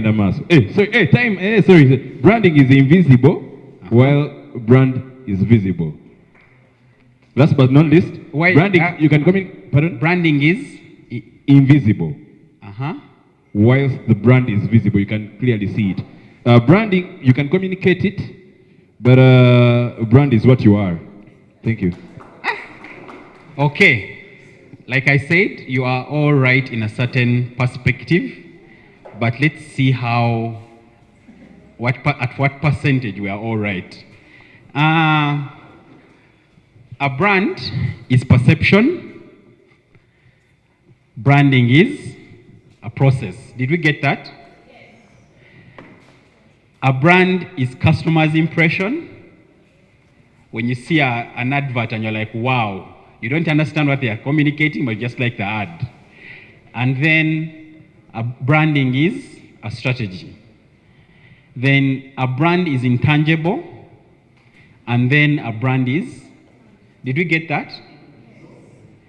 Then a brand is relatively static. And branding is dynamic and ongoing. Do we get this statement? Then a brand is customer oriented and branding is company driven, which are efforts. Then a brand is emotional connection, and then branding is strategic communication. Clap for ourselves. Let's clap for ourselves. We're on the right track. I still insist, I think I should stop here, but let me continue.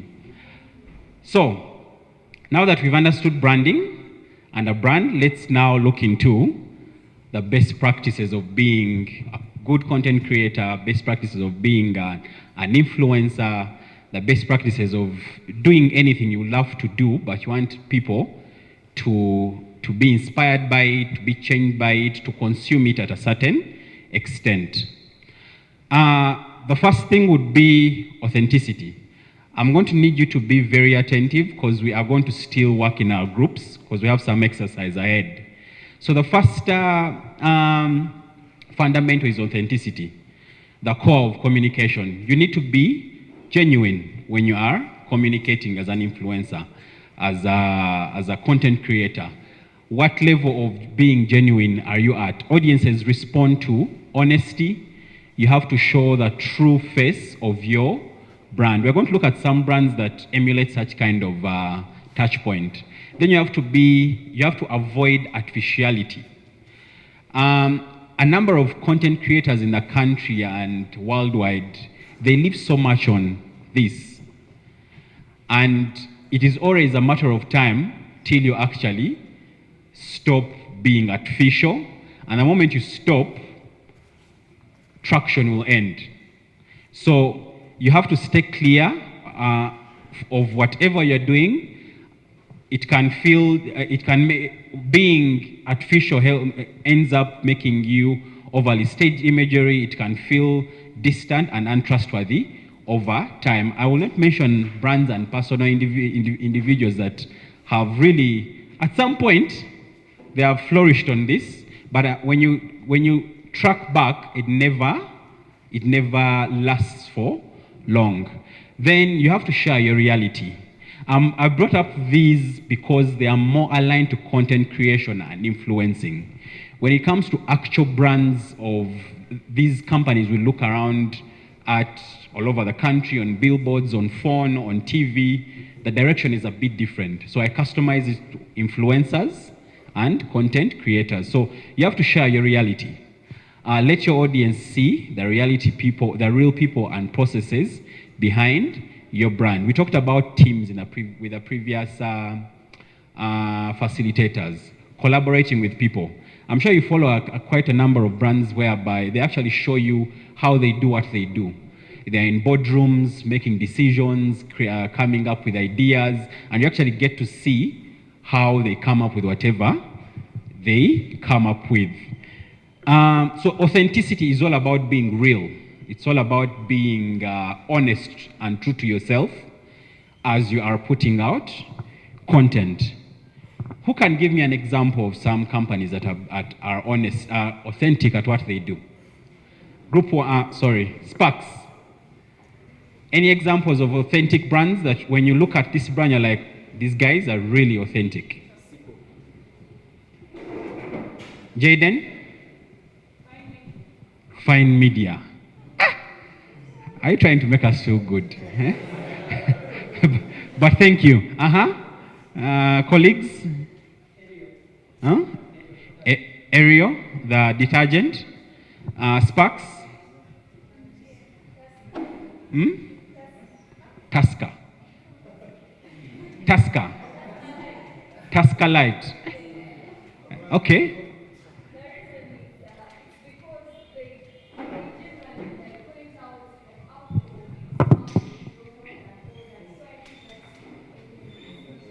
Okay, so in general, alcohol products.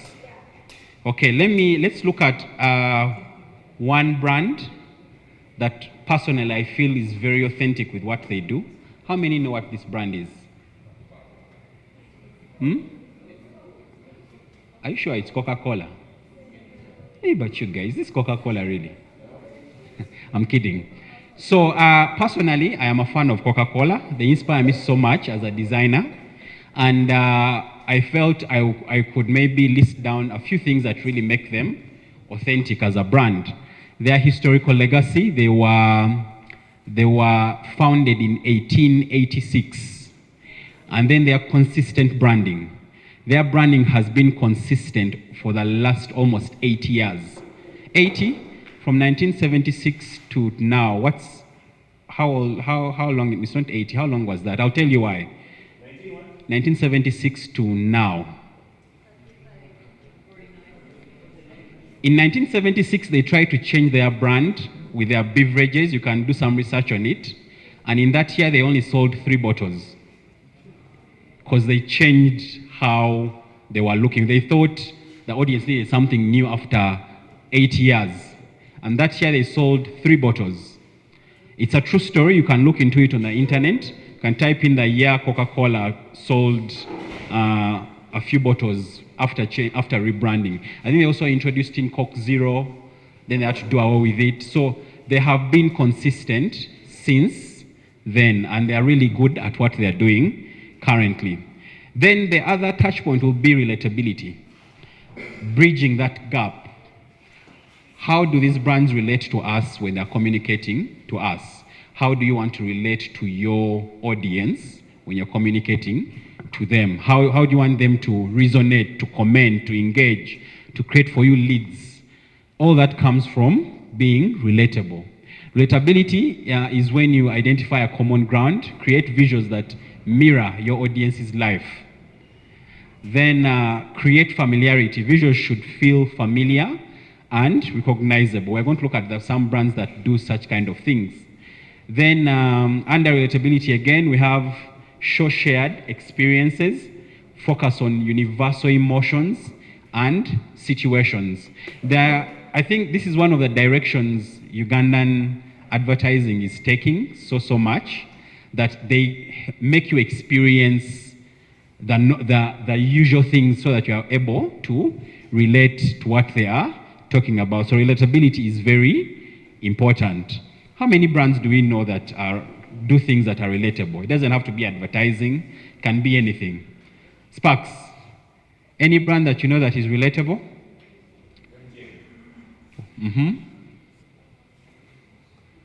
Jaden's? Airtel? Colleagues? Hima Cement. What relatable thing is about Hima Cement? Sorry? Who can guess Hima Cement's tagline? Sorry? Part of you from the start. Do you see how that is very relatable in regard to their communication? I looked at Apple. I am a great fan of Apple. Personally, I love its ecosystem. It has about 1, 2, 3, 4, 5, 6, 7, 8, 9, 10 products and more that are not here. But one common thing about all these products is they have an ecosystem. You can communicate with any product as long as you are signed into it. Me, that is the best thing I like about Apple products. I can have my watch, I can communicate to my phone, my computer, and anything else Apple that I own. They focus so much on user stories. Any of you who has seen their adverts, not their adverts, when they're introducing new products, when they're introducing new products every year, they do it twice a year. They bring out examples of people using their products in real life. Of course, sometimes it's acted out, but it's real. If they're advertising a new feature on the watch, maybe running, they will show you someone actually using the phone, the watch when they are running, what the watch actually does. Then they have emphasis on creative expressions. Apple positions its products as tools for creativity. Today we can use iPads for designing.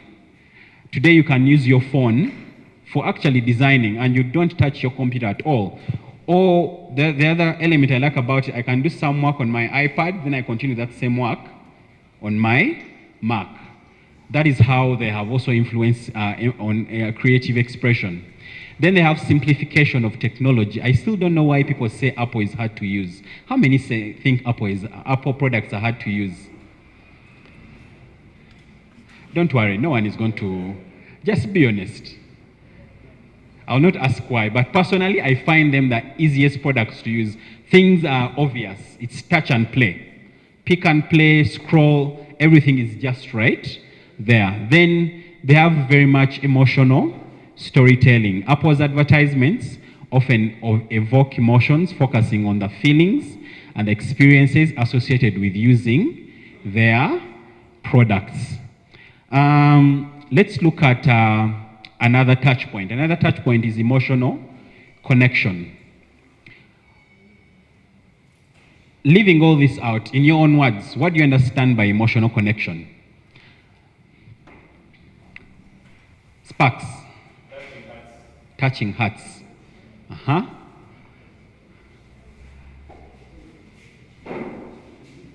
Jaden.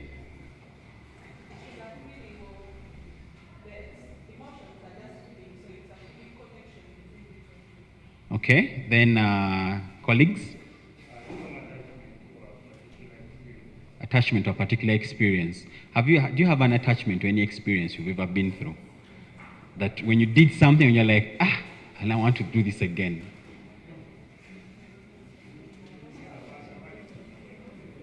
How many of you have gone bungee jumping? Would you want to go back?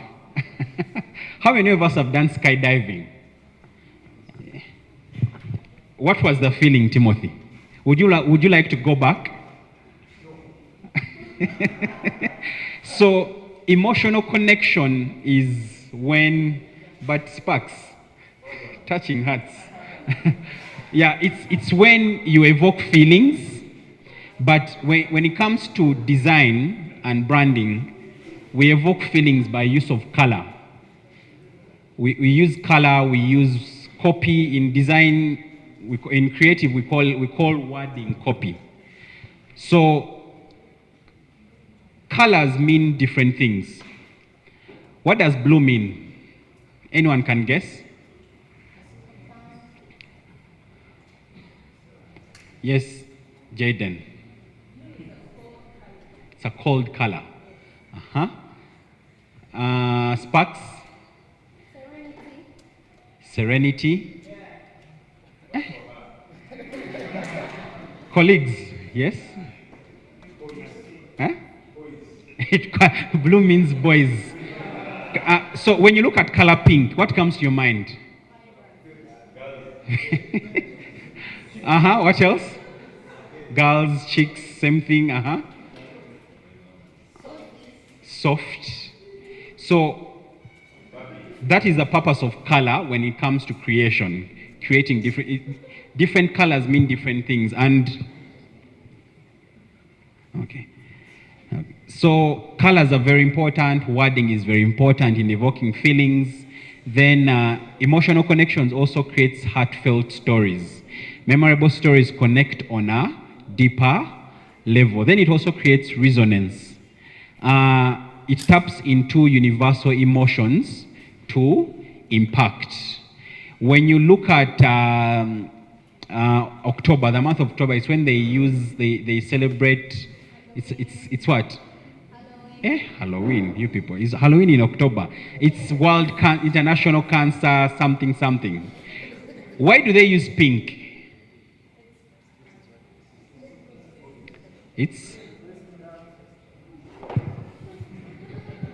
Let me continue. That is homework. Any brands we know that have used emotional connection in their advertising or in their communication? MTN, Geisha, Last and Last Like a Mother's Love, Royco, Apple. So let me show you what I thought. Yeah, MTN, I used the sample of MTN. I think we've all seen these ads. Who remembers Senchu? And Senchu is actually still running up to now, but silently. I'm sure many of you, when you run out of airtime or data, you run to your Senchu points and buy some, right? Then we have, who is this one? You remember Bosco? They brought Bosco at a perfect time. It was COVID. Everyone was on screen. Their advertising and communication has cultural relevance. I love the way they localize their advertising. When you watch MTN ads of South Africa, they're different. You won't even be engaged. Why? You're not the target audience. Then they focus on connection so much. You may not get the advert immediately, but you will have that emotional connection. There's a particular advert they were using jerry cans. What? Jerry can. I'll be honest with you, I have never understood that advert, but the fact that the song and the whole bringing people together and singing was so cool. Later on, I still never understood what the advert was about. But that is what I mean by emotional connection. Consistency. Consistency is very, very important. And it helps you be disciplined when you are creating work or creating content. Consistency can be color, it can be typography, it can be imagery. We have what they call brand guides. And you as a content creator or influencer, it doesn't stop you from having a particular brand guide that says, I use such a font when I'm designing my work. I use such images when I'm creating my photography. Ambrose talked about it. I use such kind of colors because they evoke feelings. They evoke emotions and all those other things we have looked at. Who knows any brand that has been consistent in their communication? Sparks? Always. Who knows Always tagline? It can be a guy. There's no problem you knowing. Yeah, you're saying? It is not all their confidence. Huh? Stay happy always. I also don't know, by the way.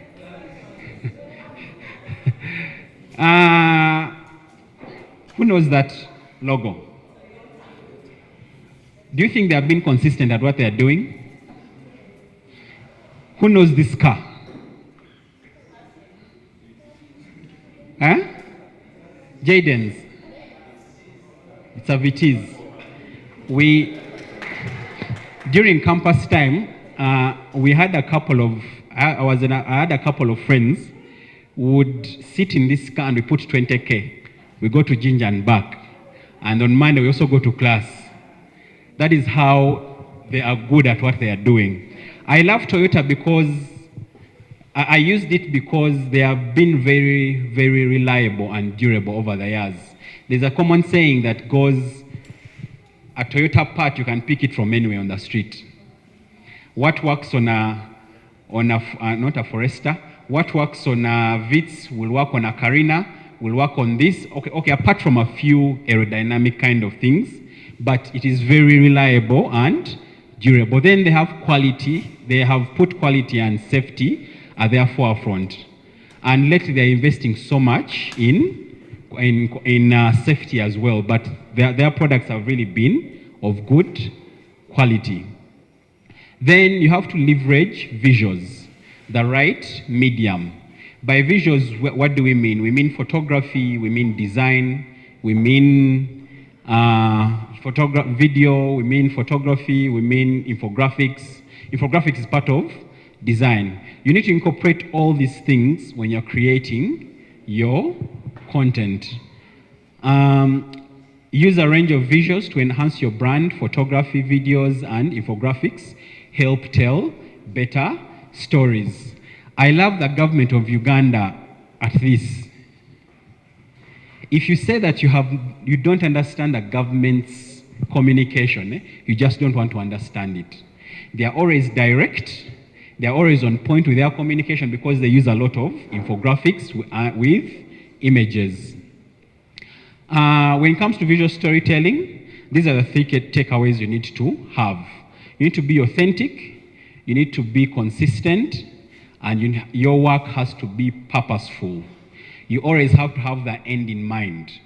When you are creating a certain kind of content for yourself or for a client, you need to understand the end in mind. So it has to fit a certain purpose. That's why you have these conversations with clients. What do you want to achieve? How do you want to achieve it?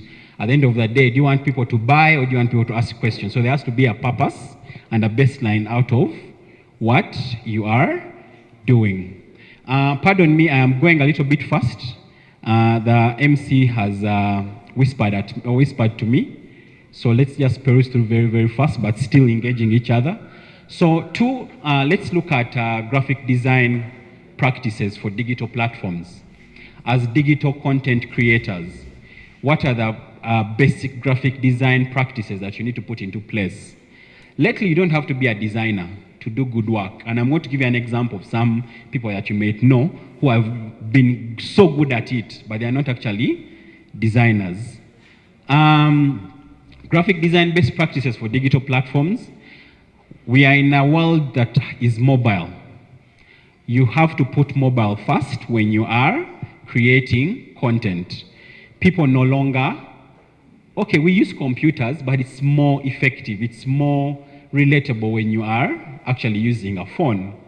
Personally, as a designer, I am so much against putting a QR code on a piece of artwork that someone is going to use a phone to look at, because people are so much away from scanning. Someone wants to just tap, they go to where they want to go. Then you have to have consistent color schemes so that when someone looks at your work, they know this is someone from the Jaden team, or this is someone from colleagues, or this is someone from Sparks, because they know your touch at the end of the day, that even if they close up your logo or your identifier, they will still know this is Jaden who has posted this. Then quality imagery. Ambrose talked about it. Images are worth 1,000 words. There are some brands that just use more of images, 90% image and 10% copy. Why? They have mastered it, they have invested in it, and it's very, very important. Many of us look at memes all the time. Most of the memes have less wording. Correct me if I'm wrong. Most of them are visual, but you can actually relate and understand what they are talking about.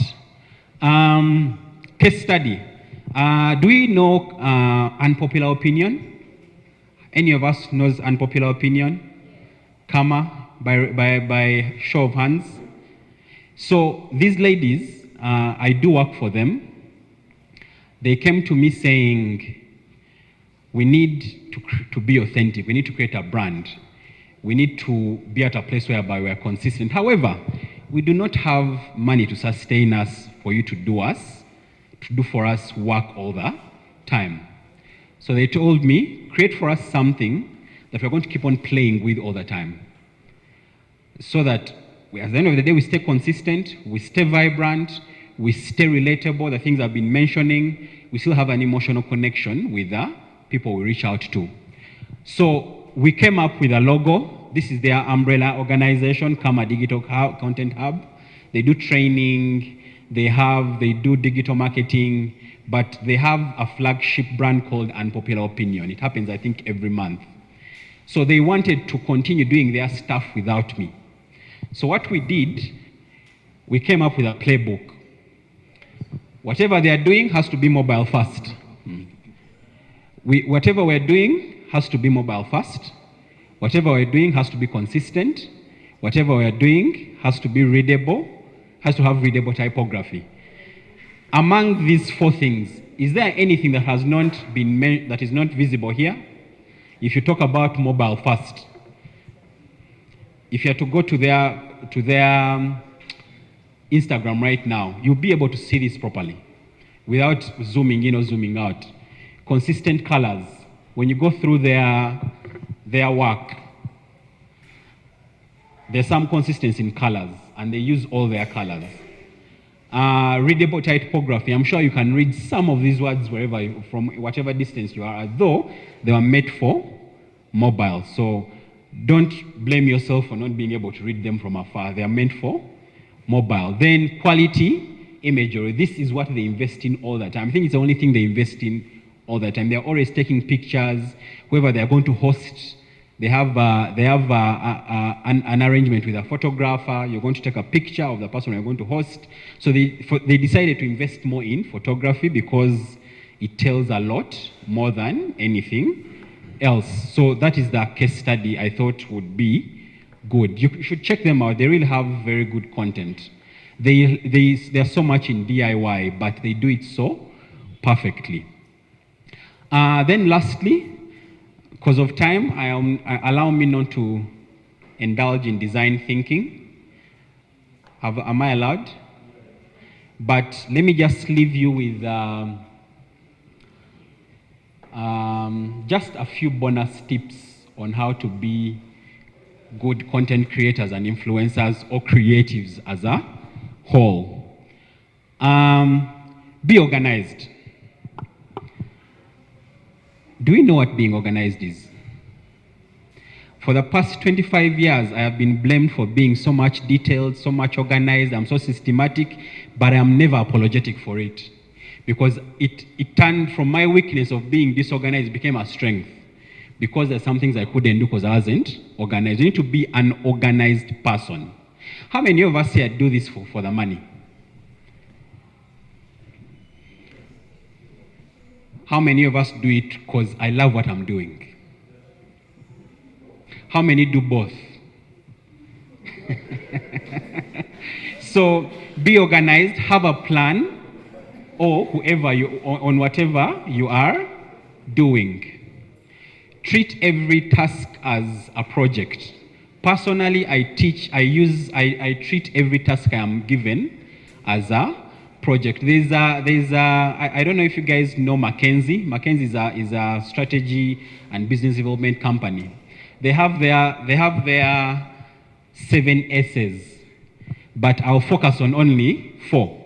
7 S's, their 7S model. When you're coming up with something, treat it as a project. Have a structure of that project, have a system, have a skilled team. You people are known, creatives are known for working alone. It is very, very dangerous because you want to do everything and take all the money. That's not how it works lately. Work as a team. You cannot be a photographer, a videographer, a designer. Work as a team. When a client sees that you are more than one, there is value in that. They know that I'm giving with this work to someone who knows value, who understands teamwork, who is collaborative, and they are actually going to deliver. And lastly, under the 7 model, I focused on only 4. Shared value. As you are planning out your project, understand what value everyone is going to have in this. The person you're collaborating with, your client. Some of us are so self-centered. You want to do your work, you move. When the client is done, when you're done, you want to demand for your money. But is what you are doing helping the client? You need to also ask yourself that question. Then use tools to simplify work. How many of us here use online tools to do work? Which online tool do you use? Any? Mention one. Canva, what does it do?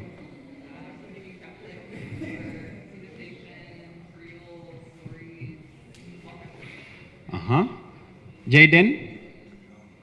Canva? Mention something else. It can't only be Canva. Photoshop? Sparks? ChatGPT. What do you use it for? Generating captions and blogs. Traditionally, it's a research software, but of course it does other things. So use tools, task management tools, design tools, accounting. If you want to get somewhere, you need to be serious at what you're doing. Otherwise, you stay at mediocre when it comes to your area of work.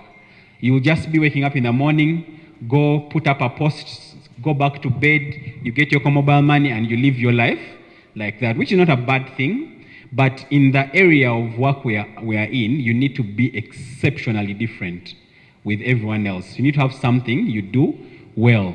Personally, I use Google Workspace. It works for me so well. It has a lot of apps. It has Calendar. I don't use Calendar. It has Google Drive for storing work. It has Meet. It has Google Sheets, Google Docs. Wherever I am, I can access my documents. Google Sheets for Excel. It has Slides. This slide is in Google Slides. I use Google Slides for this. Then it has Forms. It has a Notes app. These were, I think one of these was taken away, plus the chat. Then as a designer, I use this a lot.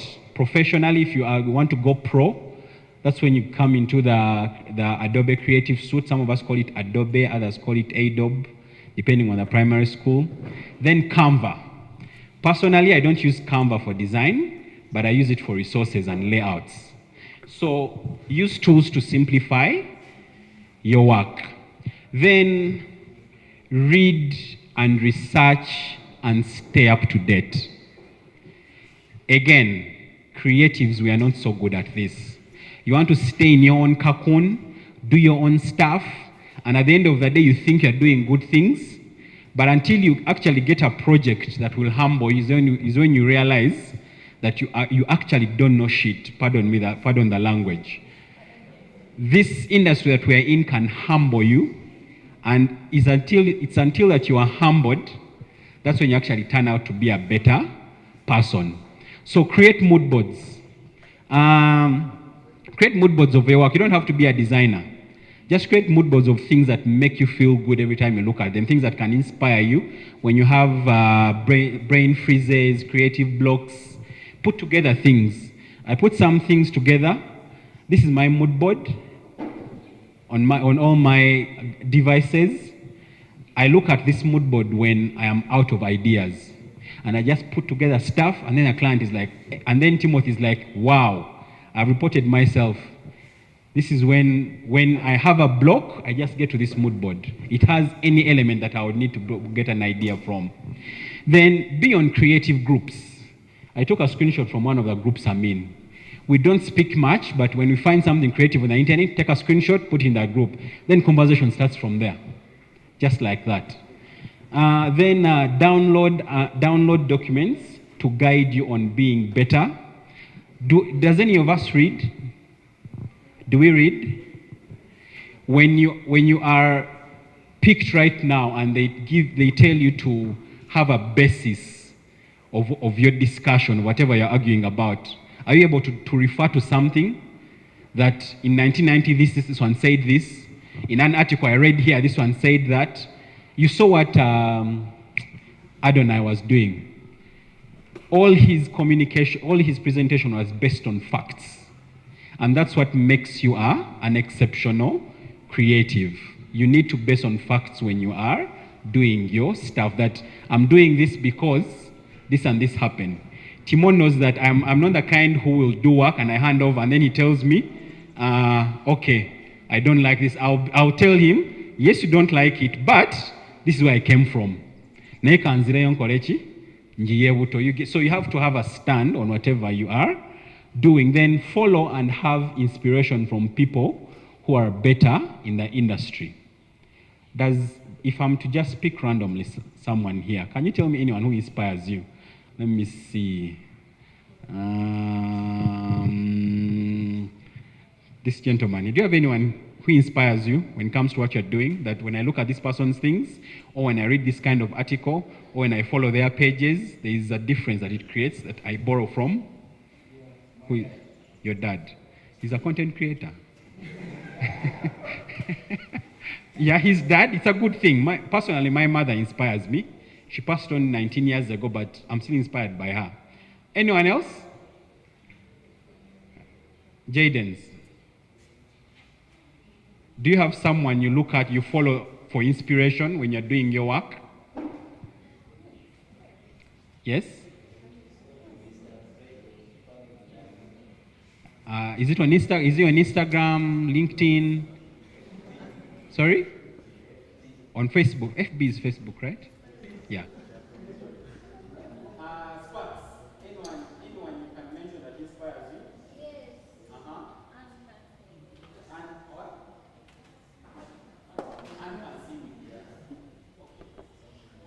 Personally, I follow this guy. I think we don't need to see. I listen to ideas that matter. I think my mind is coming here. Let's so possibly briefly. Yeah, so personally, I follow Musi, Ideas That Matter. It's a very, very nice podcast, but it just generalizes life, how to do life in a way that is good, that is inspirational, that is guiding. Then there's an organization called TPW. Mr. Faizo, Thank you very much. We have two presenters I'm that have actually not. done. No, just listen to me briefly. We have two presenters that have not presented yet, and the chief guest is here.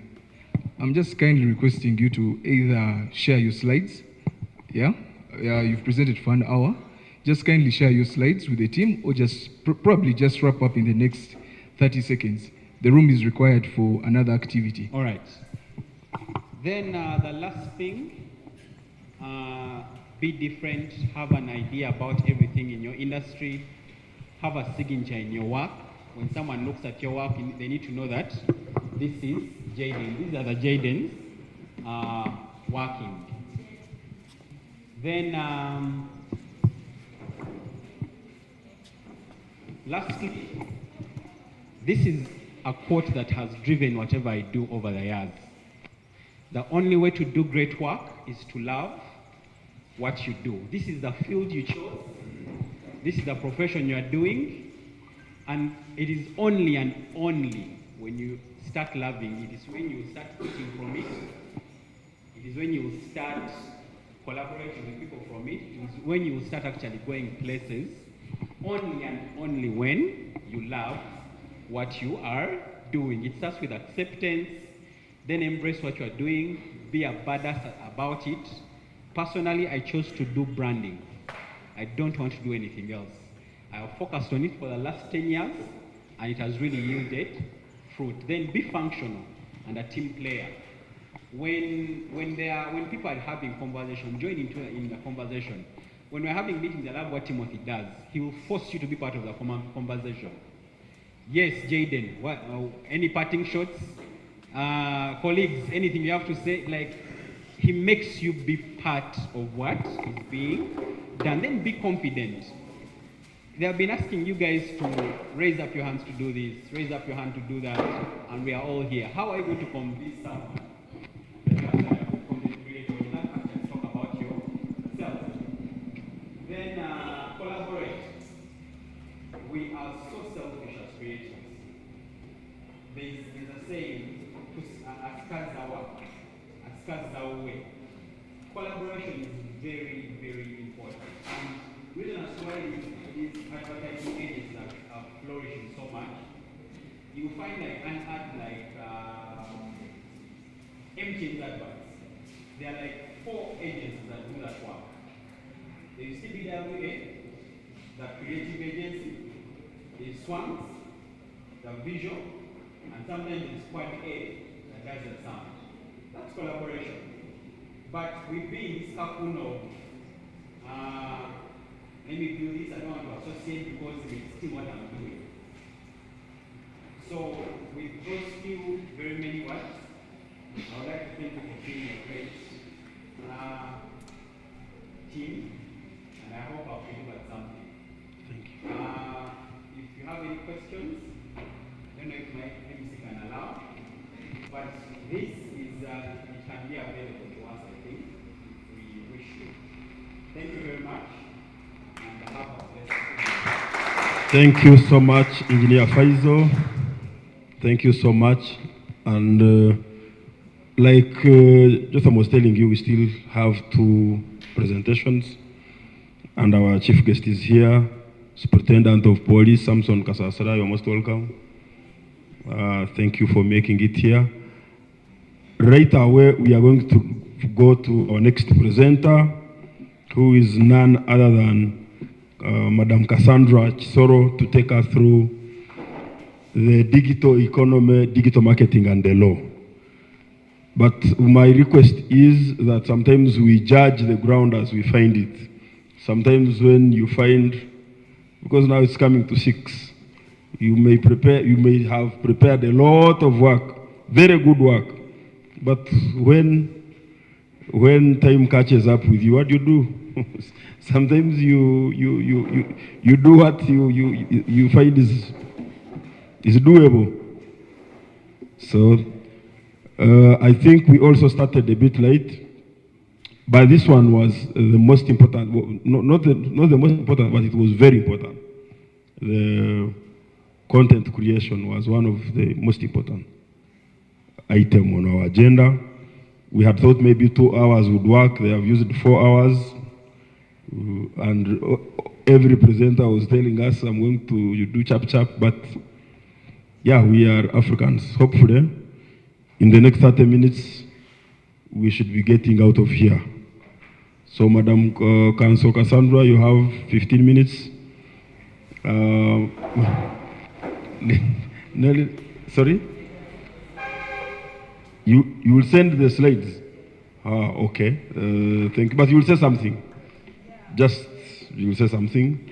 Then, Kasasera is a trained personnel, is a trained officer. For him, I will give him only less than 5 minutes, even if he's the chief guest. 4. He's saying 4 minutes are enough for him. Thank you so much. The floor is yours, Madam. Thank you. Thank you so much. Okay. Hi, everyone. My name is Cassandra. I'm going to just speed through this, just to give you guys a brief background as to who I am. I'm a content creator, marketing strategist with a background in law. Though I don't practice in the traditional sense, law intersects in a lot of the things that we do. So just wanted to give you guys a rundown of the ways in which it intersects with content creation. Okay, so firstly, it's just we need to understand that can you understand me? Okay, perfect. Are you picking? Yeah, are you picking?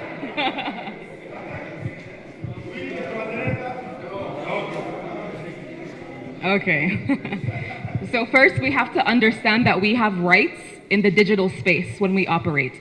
So essentially, digital rights just allows individuals to access, to use, to create, and to publish digital media, as well as use electronic devices and telecommunication networks. So as a content creator, you do have legal rights, including the right to control how your work is distributed, monetized, and modified. So just to go over a few key rights that you have in Uganda, you have the right to freedom of expression. However, it's not an absolute right. It has its limitations, so you cannot use it to incite violence, for hate speech, and to infringe on the rights of other people. You have the right to privacy, and you have the right to identity. So if anybody steals your information or identity theft, you are protected. And these are just some of the statutes to make reference to. And in Uganda, the UCC is the governing body that regulates digital content and online business practices in Uganda. Okay, so as a content creator, hopefully your aim is to monetize, and you will be dealing with contracts with brands and companies. So just wanted to go over a few key elements that you should look out for when you receive a contract, and just know that you are able to negotiate some of these terms. So firstly, an element to look out for is scope of work. So this will clearly define the content or the service that you are delivering for a brand. Another word would be deliverables. Another element is payment terms. Essentially, this just specifies the amounts, the payment method, and any due dates that you have to adhere to when you are delivering content. Another important element is intellectual property. We'll get into that shortly, but essentially, you want to look out for a paragraph that will state who retains the right to the content after it's created. Do you retain the rights, or are you transferring all your rights to the brand? Another one is the termination clause, and this will outline the conditions under which the contract can actually be ended. An important thing to look out for. And finally, exclusivity. This just means, are you allowed to work with competing brands while you are in partnership with the brand that has sent you the contract? Okay, just to highlight a few types of contracts to look out for, the ones that I've come across. So you have, number one, sponsored content. I'm sure you've seen this on Instagram a lot. Like, for example, when an influencer works with UBL and they're promoting Tanqueray or Bailey's. So essentially, you're creating content for the brand, but you're posting it on your page. So they'll pay you to post, like, say you're working with Tanqueray and you're creating a photo or a reel promoting the brand. They pay you for that. And usually you retain the ownership to that content. Another type is work to hire. And this is when a company will hire you to create contents for their brand, but they retain all the rights. So you just work for them, they pay you, and then the partnership is done. So you have no rights usually in these types of contracts. Another common one is UGC. I think we've heard of UGC, most of us, user-generated content. This is usually when a brand will reach out to you and they want you to create contents for their brand, but you don't post on your socials. So you send them the content, they post on their page, and then they will pay you, if that makes sense. Does that make sense? Yeah, okay. So essentially in these types of contracts, what you want to look out for are usage duration and usage type. So for example, this is a company that reached out to me and they asked me to create one Instagram reel for them, and the paid usage was 30 days. So the content would only feature on their page for 30 days and then it would expire. They would delete it. So usually you would give them a rate based on how long they want to actually run the campaign for.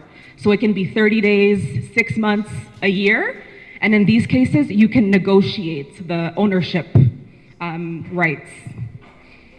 Sorry, I'm just speeding through. Okay, another important consideration is intellectual property. So someone earlier had asked about copyright. So we're gonna be talking about the legal copyright, not the one that we spoke about previously. So essentially, IP is just a category of property that includes intangible creations of human intellect. So whenever you have an idea and you manifest it, through music, video, photos, a blog, that is usually protected by intellectual property.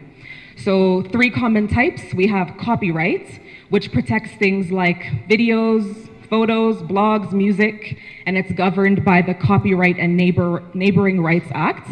Then we have trademarks, which protects brand identity like names, logos, taglines. So for example, I can't ever use the Apple logo for anything because it's been heavily trademarked.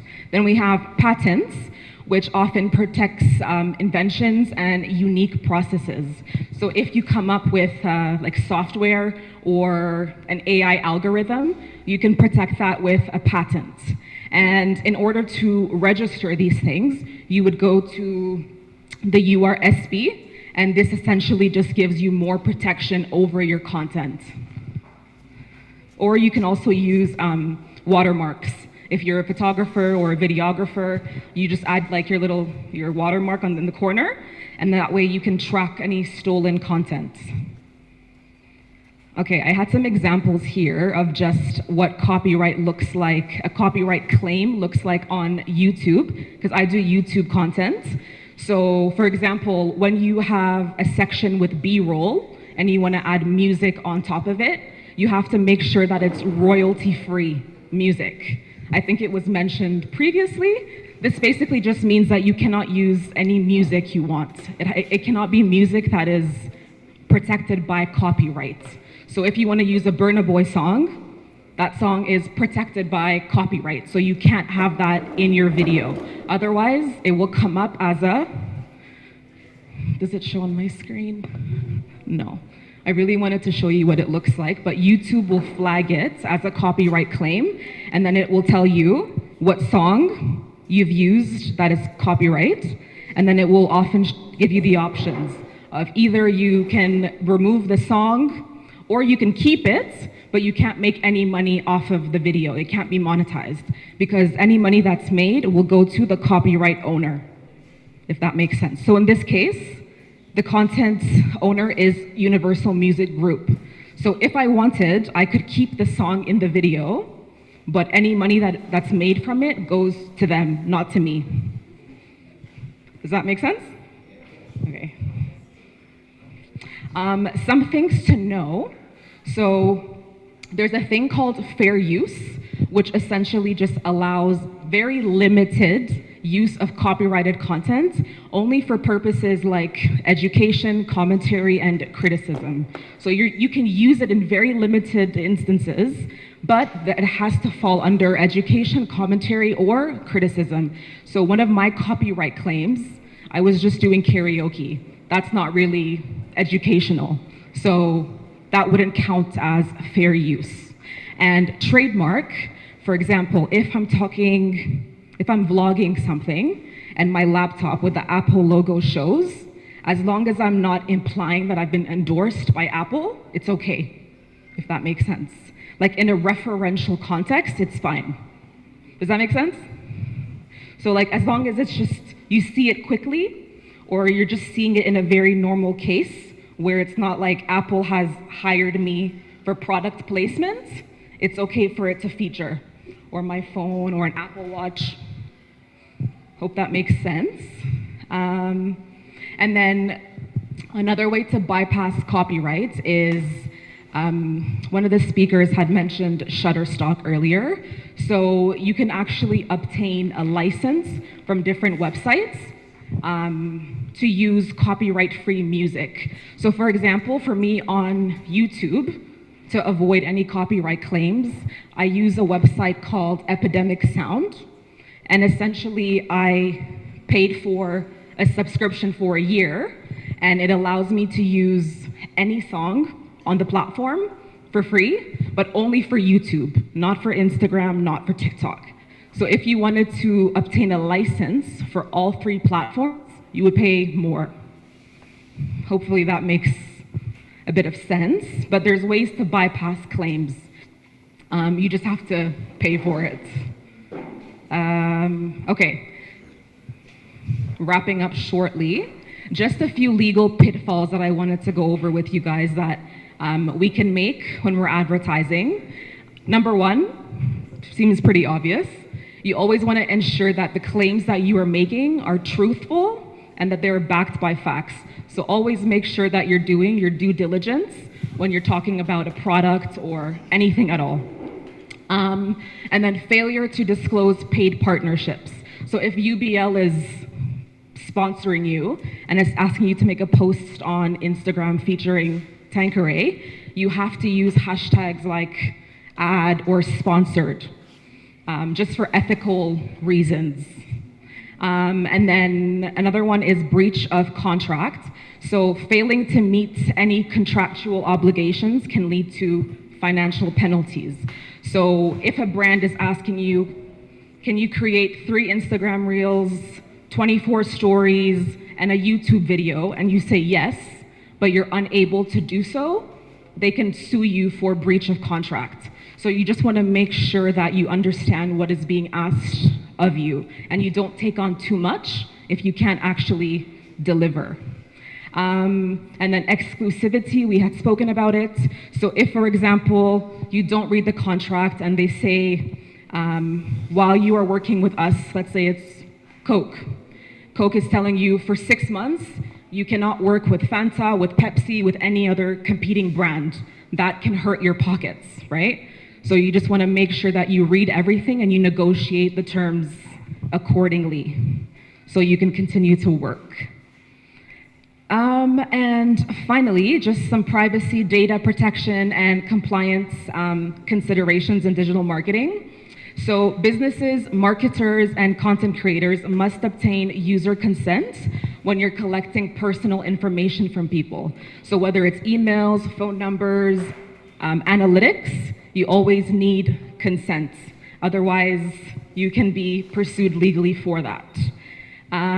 So for example, when you send marketing emails without permission, that can be a spam violation. So you know when you go on a website and then it always asks you for your information and then it asks you, like, you have to tick this box, and if you tick it, they can now send you email marketing. If you don't have that and you send someone emails, you can be at fault if you haven't asked them for their consent. So basically everything is consent-based. Or if you go on a website, so someone goes on your website and you haven't asked them to accept cookies and you're tracking their information, that is also a privacy violation. And then finally, let me just run through this quickly. Another way is, you know when you have, say you've accepted emails from a brand or a company, and then you decide, I no longer want to receive emails from them. When you scroll down, you always have to give them an option to opt out. You see, like at the bottom, you'll see unsubscribe. you always have to give them the option to no longer receive emails from you, just to remain compliant. And finally, just ways to build a strong brand that we've already spoken about, in my opinion: consistency, authenticity, diversifying your revenue streams. So working with different brands, being on different platforms, things like that, maintaining professionalism and consent. And finally, just making sure that you are considerate of your brand reputation when you are working, like being consistent and just making sure that you maintain your core values as a brand or as a company. Very quickly, that is all from me. Sorry. Thank you so much. Another round of applause for Councillor Cassandra. Thank you for keeping it brief. I am very sure half of you did not, half of you understood. Because if I say half of you did not understand, it would be very bad. Half of you understood, not so? Yeah. Creators, content creators in Mbarara here, we had an MC who was a woman in Ruhura. So she was thanking the president for the law against homosexuality. So she said, Your Excellency, thank you so much. You have helped us on this vice versa of homosexuality. So the president said, why is the Ankole with English? What is the problem here? So before our guest of honor closes this engagement, we would request Annette Kezabu, Dr. Annette, to come. She said she's not going to present. She will provide you with the slides of her presentation. But driving all the way from Uganda Christian University, and she goes back without saying a word would be unfair. Please, Madam Annette, you can talk to us and also tell us how you will share your slides with us. Thank you. Thank you very much, Wana MC. Yes, I was ready to present, and what I was going to present actually was almost what wrapped up everything, but I'm going to send the slides, no worries. I look at your faces and I see that you are tired, but I just want to make 3 announcements. Announcement number 1, of course, this concern where I work and what I do. As you've heard, I head postgraduate studies and research at Journalism, Media and Communication at Uganda Christian University. So, for those who want to do their masters, we are thinking about something. We are in liaison with, I also do work with National Council of Higher Education.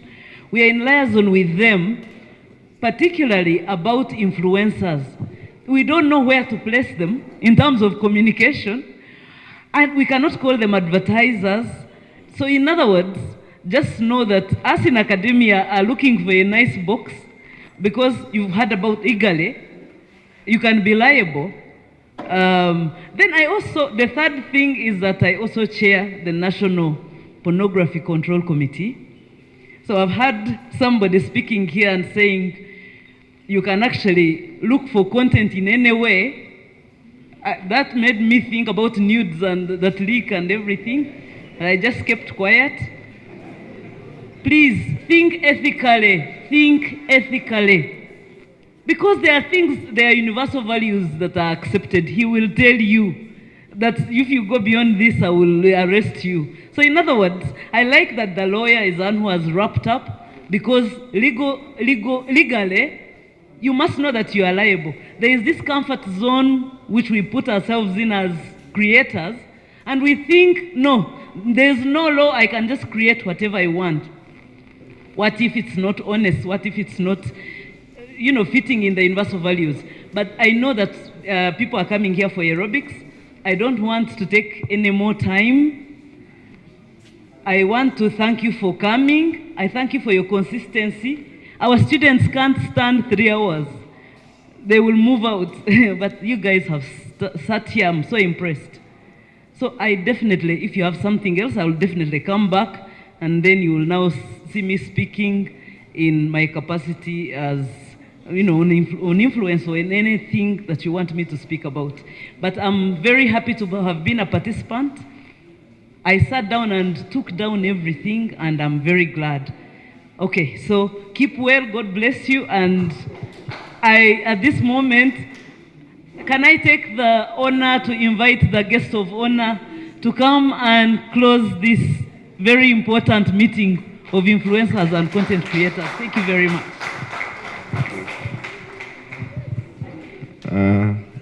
Protocol observed. I am very glad that I am here with someone that works with an institution that I studied with, Uganda Christian University. So I did my mass communication from there. I graduated from there. Yeah. So, but I didn't see you there. Probably you came later. Yeah. So I'm really glad to be here. I have seen faces that I've been seeing on before it was TikTok. Now it is X. One of them is this lady here. I've been seeing her. Yeah, so not in a bad way, really. So don't think it's in a bad way. No, it's not in a bad way. Yeah, but regardless of everything, you know, the world has become, we are fixated. Like everything is, you don't know. Even when you're doing farming, you don't know. Even when you're doing business, you do not know what the outcome is. So everyone is running to the best option to bring him something in their pocket. So we are fixated and you're fixed literally. So anyway, my English, wow. Anyway, Monsonyo.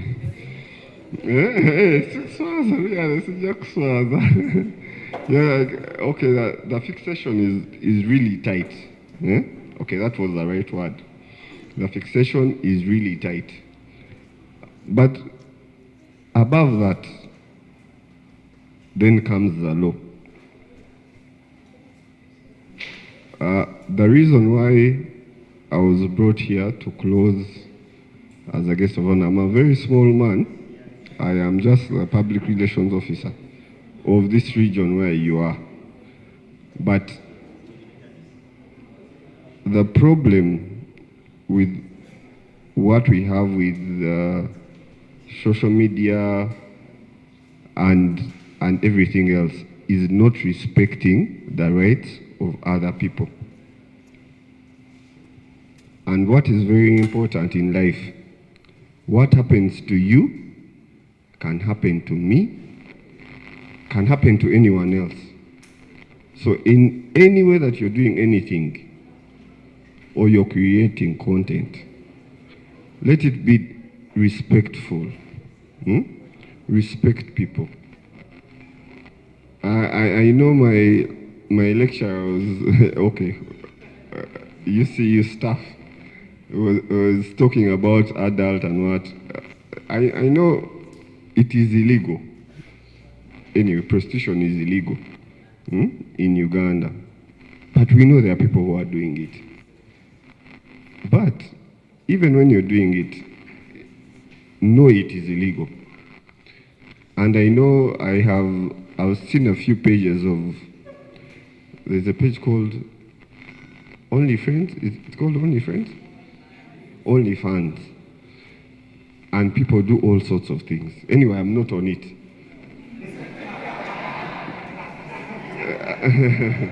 I am not on it. Yeah, but once in a while when you're on X, I'm not really a big fan of social media. I'm not really. I like socializing with people, meeting, talking. I love talking a lot, especially if I don't know you, I will not talk to you. But when we meet and sit, I will talk. But on social media, I am a bit silent, though I monitor. That's how I got to know some of the people that are on X, even before it became, on Twitter, before it became X. But the most important thing I would like to advise you is be respectful. Recently, a friend of mine lost a daughter I think all of you know. If I mentioned her name, you would know. The late Martha. She's actually from here in Mbarara. Her father is my friend. And literally, social media went ablaze. If I did something wrong, yeah, it is okay. We all wrong. As long as I'm not wronged in the wrong way. There is wronging in the wrong way, and then there is breaking the law. There are people that make mistakes, but those mistakes, that's why you see when you go to church and you get saved, they tell you you've been washed of all your sins. And you're clean, regardless of everything you did. Now, that is a mindset. And that is one thing I want to tell you today, is that we need to change our mindsets to what we want to do, where we are headed.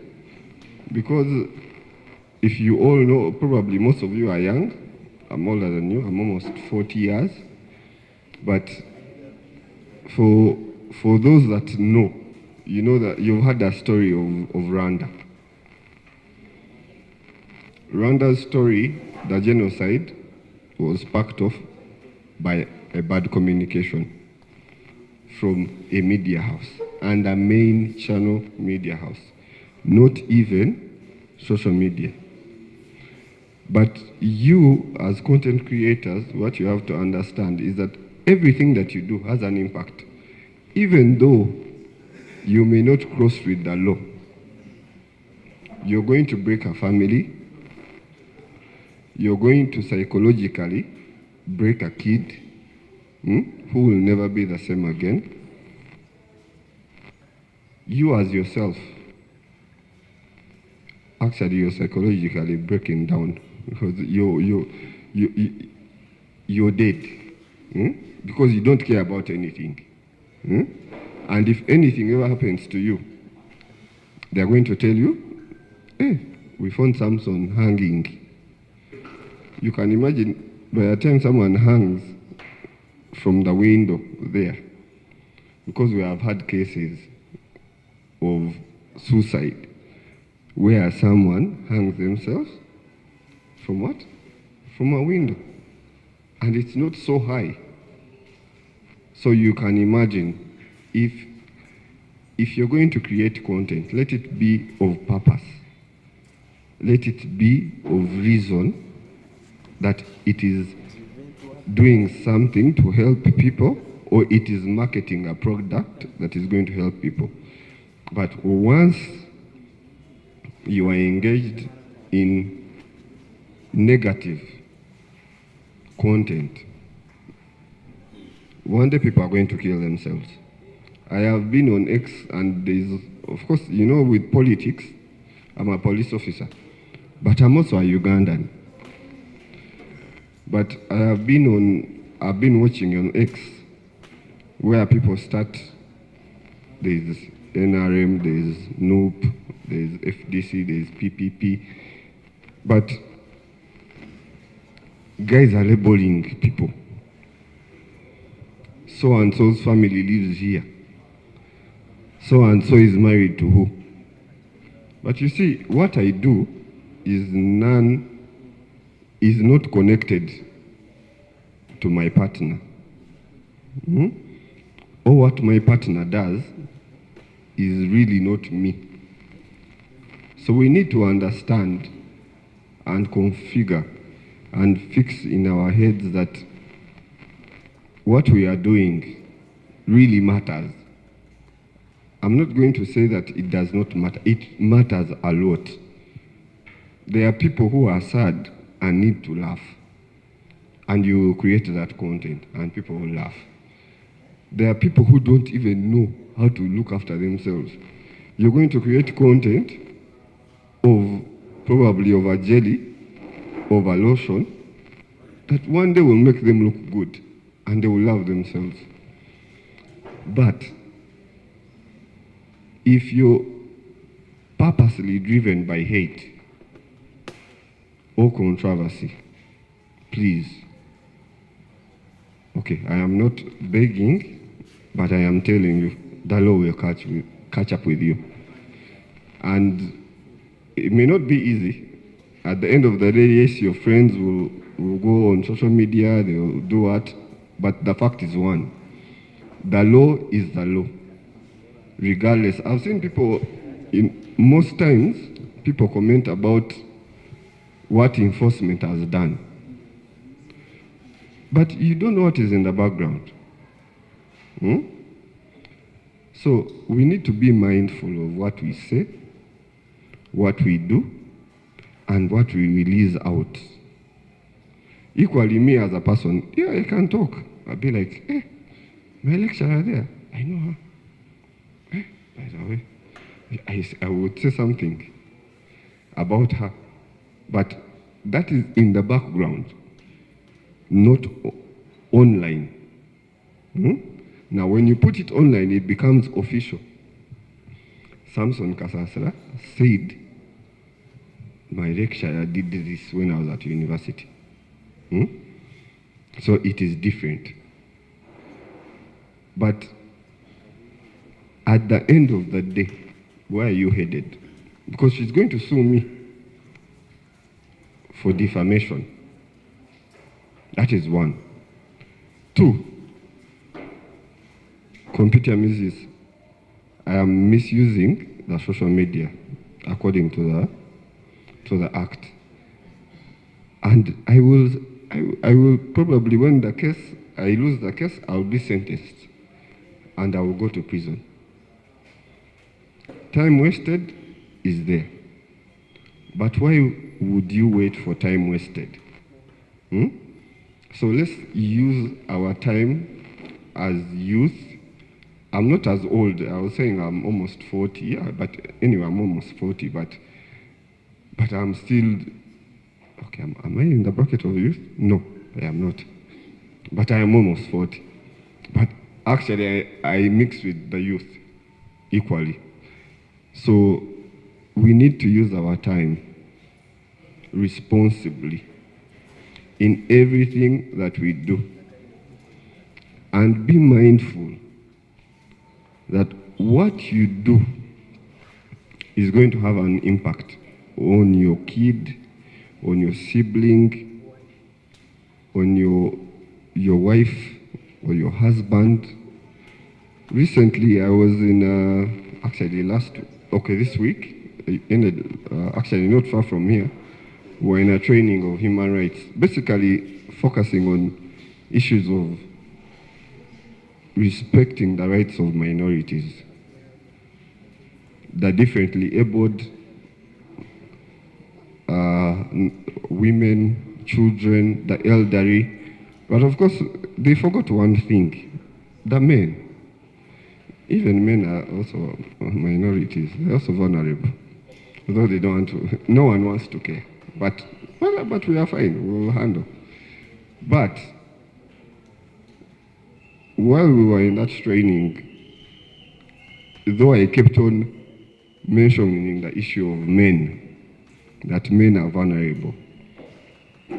Even when they don't talk, in their silence, they are vulnerable.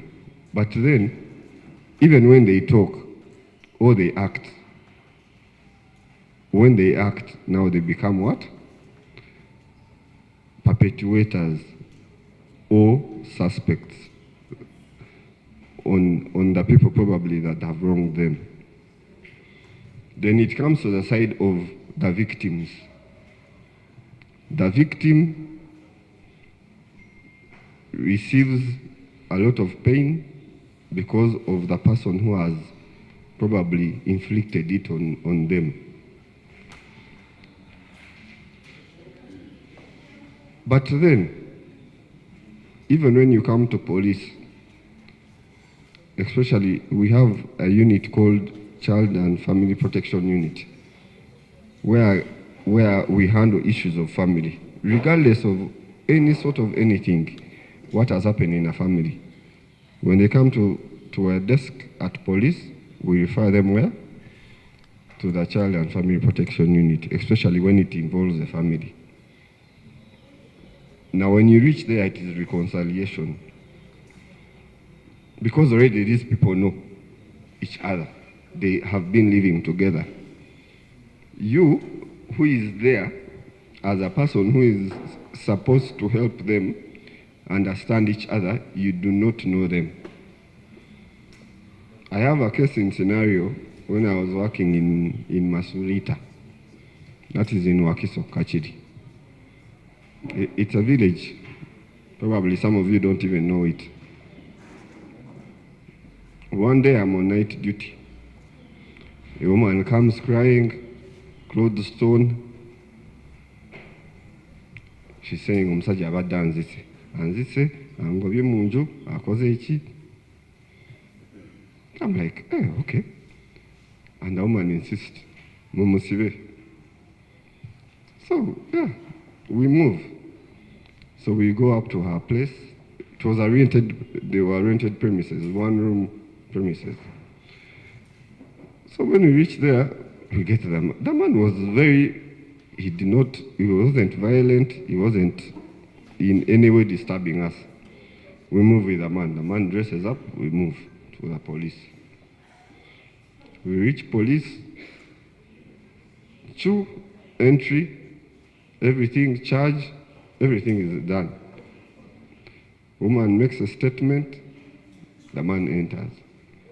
The woman left the police station in less than an hour. The woman came back and said, Afande, badde nkusaba omusajja wange mumpe. Mumpe. I was like, ate gwe ogambye tugende tumukime. Akukubi, akukoze bubi. We had even given her forms to go to the hospital the following day. The woman said, ebyamaka byamaka. So, life is complex. And what we do increases to make it more complicated, regardless of who we are. It doesn't matter, you as an individual, how you treat yourself. But you have to be mindful. You're not going to do an adult thing and put it on a public what? Yeah, those who want to follow you will follow you. Those who don't want to follow you will not follow you. But we have to be mindful in everything that we do. And also in your mind, regardless of whether you're not probably on the mainstream employment area, you're making your money offline, but just know you're Ugandan. And you're a citizen of Uganda, you're a human being, you're part of the world. So you're making this world be. But once you forget that, then you're offline, regardless. There are people that are offline, regardless of whether they post anything, okay, yeah, for being relevant. But it doesn't make sense. Everyone is going to know you're a psycho. So, my pledge to you today is, let's stick to the line of work. Let's know you have your market, you have your target, you have a brand that you're selling, because equally, regardless of whether I'm a police officer, as I told you, I am I studied at Uganda Christian University. I studied mass communication and majored in public relations. I know there are targets always. So, what are your targets? It's not about everyone. You can never please everyone. Get your strategy, do it right, and you will get the market. Not everyone is everywhere. I will not say that we have a comedian called Kachina in Mbarara. But do you think he would make it in Kampala? Probably not. Will he be the superpower here in Mbarara? Probably not. But he's there. I am here. I do PR for police in Mbarara. I might be very effective here in Mbarara because I can speak the language that people understand. If they brought Afando Nyango here, probably people would do not understand. What is important is sending a message that is effective. You're selling electronics. And very many people, we have had cases, many, of people who go through social media and people have been robbed. The other day, a colleague of mine was calling me from Ginger and asking me about an organization that I didn't even know of. It is in Mbarara. They are calling a girl who is desperate. She has no job. She cannot go to university because of money. And they were trying to trick her to give them money, and then she travels to Mbarara. Now when she gets here, now the story becomes different. You've paid money, you're here, you have now. Yeah. You have no money, you're here already. Now other crimes come in now. Now that is misuse. So purposefully, as individuals who are here, I may not know all of you, I know some of you, particularly the ones I've seen on social media. I saw someone I know personally on the other end, but she has gone out. I know her. But our lives are in your hands. If you all noticed or monitored the elections of USA, Trump became president because of what? Of social media, because everyone was banging everything on social media for him. So if you want to break a nation, right now we used to have principles, backbones. Right now the social media is the backbone of almost everything. You want your kid to get spoiled? Don't regulate the social media. You want a product to go through? You're on the market. You're sorted. So, you want a reputation of a person spoiled. Today, right now, we are here. Tomorrow, you're going to see me somewhere on a platform and they're saying, Ogomsheja Nomshuma, he's not professional, he doesn't do this, he does this, he asks for money. Okay, let's say I did it. There is a proper process of following to have me accountable. Okay, sometimes people are grieved, especially when it comes to probably people who cannot be reached or people who think are above the law. Sometimes people use the social media.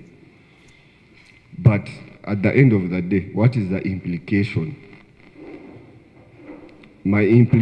The reason why I'm here to talk to you is the implication of the work that you do.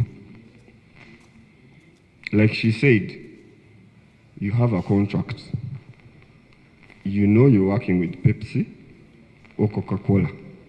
And those big companies have those provisions. If you're working with Coca-Cola, you cannot work with what? With Pepsi. Once you call them, even once you contact them, they will even contact Coca-Cola. And they say, how come Samson wants to do work with us, yet he does work with you?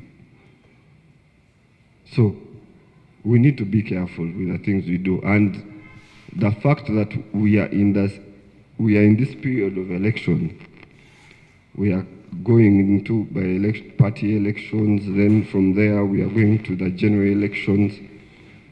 I know many of you are going to be involved in promoting some of the candidates. But let's be careful with the language that we use. Language is very important. Very. You will use the wrong language and it will cause havoc, actually countrywide. I know, I come from Chilhura, and bad language almost caused a problem there in a by-election. It was actually even a party election. But yeah, it was resolved. But what I ask you, as people who have attended this engagement and exchanged ideas, is to leave this place different. I know we are survivors as people. Not everyone gets, I get a monthly salary. Some of you may not be getting a monthly salary. And your survival is on how or what you put through. But be mindful. Be mindful of what you put out, because in the long run, it will affect you. We have high levels. I don't know if some of you read, I don't know if you're only on social media, but if you read papers, it shows you that a very big number of people in Uganda, a good percentage, are psychos.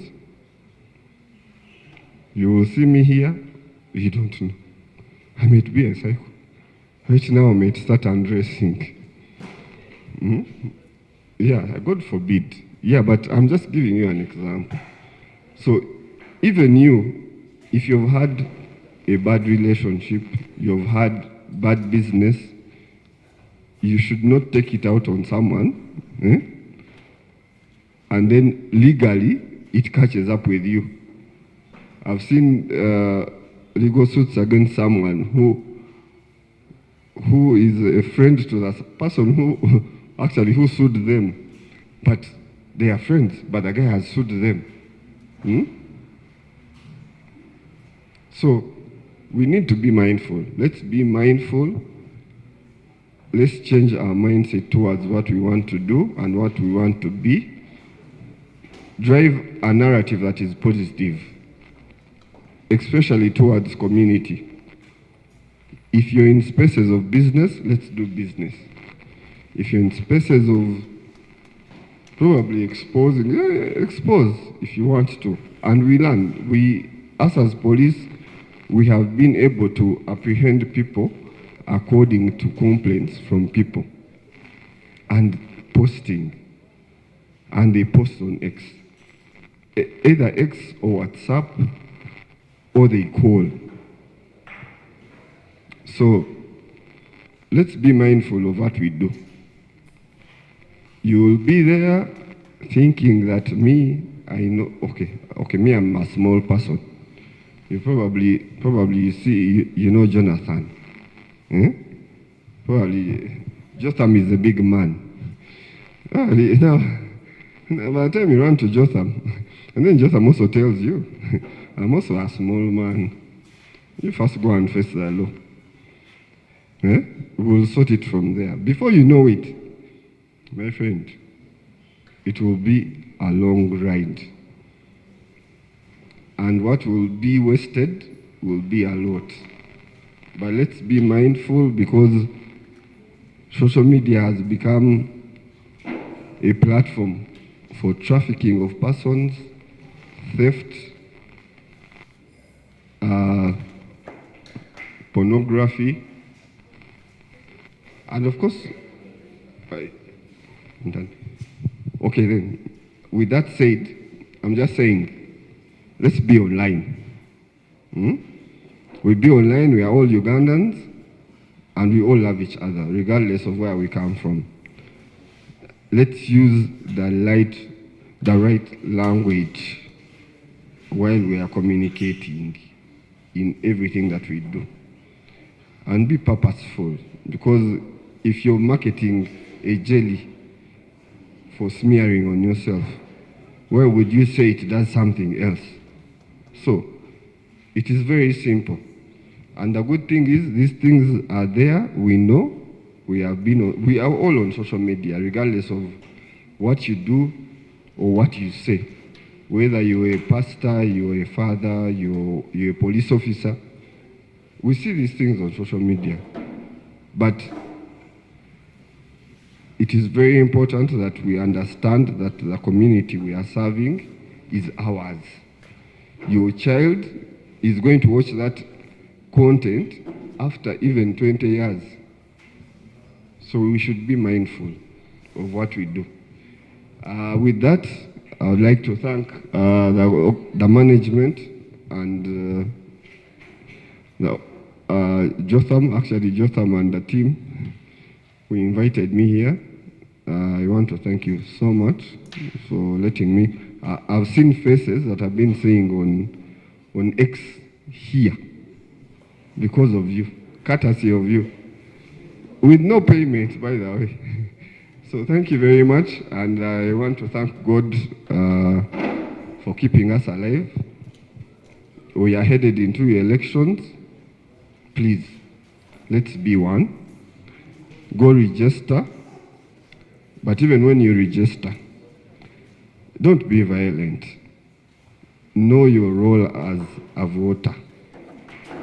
The only issue with voting is knowing that I am registered here and I am going to cast my vote here. There is nothing more. No one is going to force you to do anything. And if they do, that is a crime. So, I want to thank you, you guys, and I want to ask you, please, be ambassadors of justice, regardless whether you're in your private business or anything else, because everyone has a right to survive. Everyone has a right to do what they can do, apart from that is against the law. But we all have a right to survive. It's only God who determines whether we live or die. So, with that, I want to thank you all, and probably close the training today, and probably pray that you keep in touch and also do work professionally. Thank you. Thank you so much. Thank you so much, Afande, for officiating this. Now, we are tired and we are leaving. Now, just a few announcements to wrap it up properly, because there are things we haven't done, today, and we won't do them today. We're going to find another way to do them. The first one is our partners, especially Sibo and Videa. We're going to download the app, and we shall speak about it on a different forum, not here. 2, we didn't hear quite well from Cassandra and Dr. Kezabu. We shall organize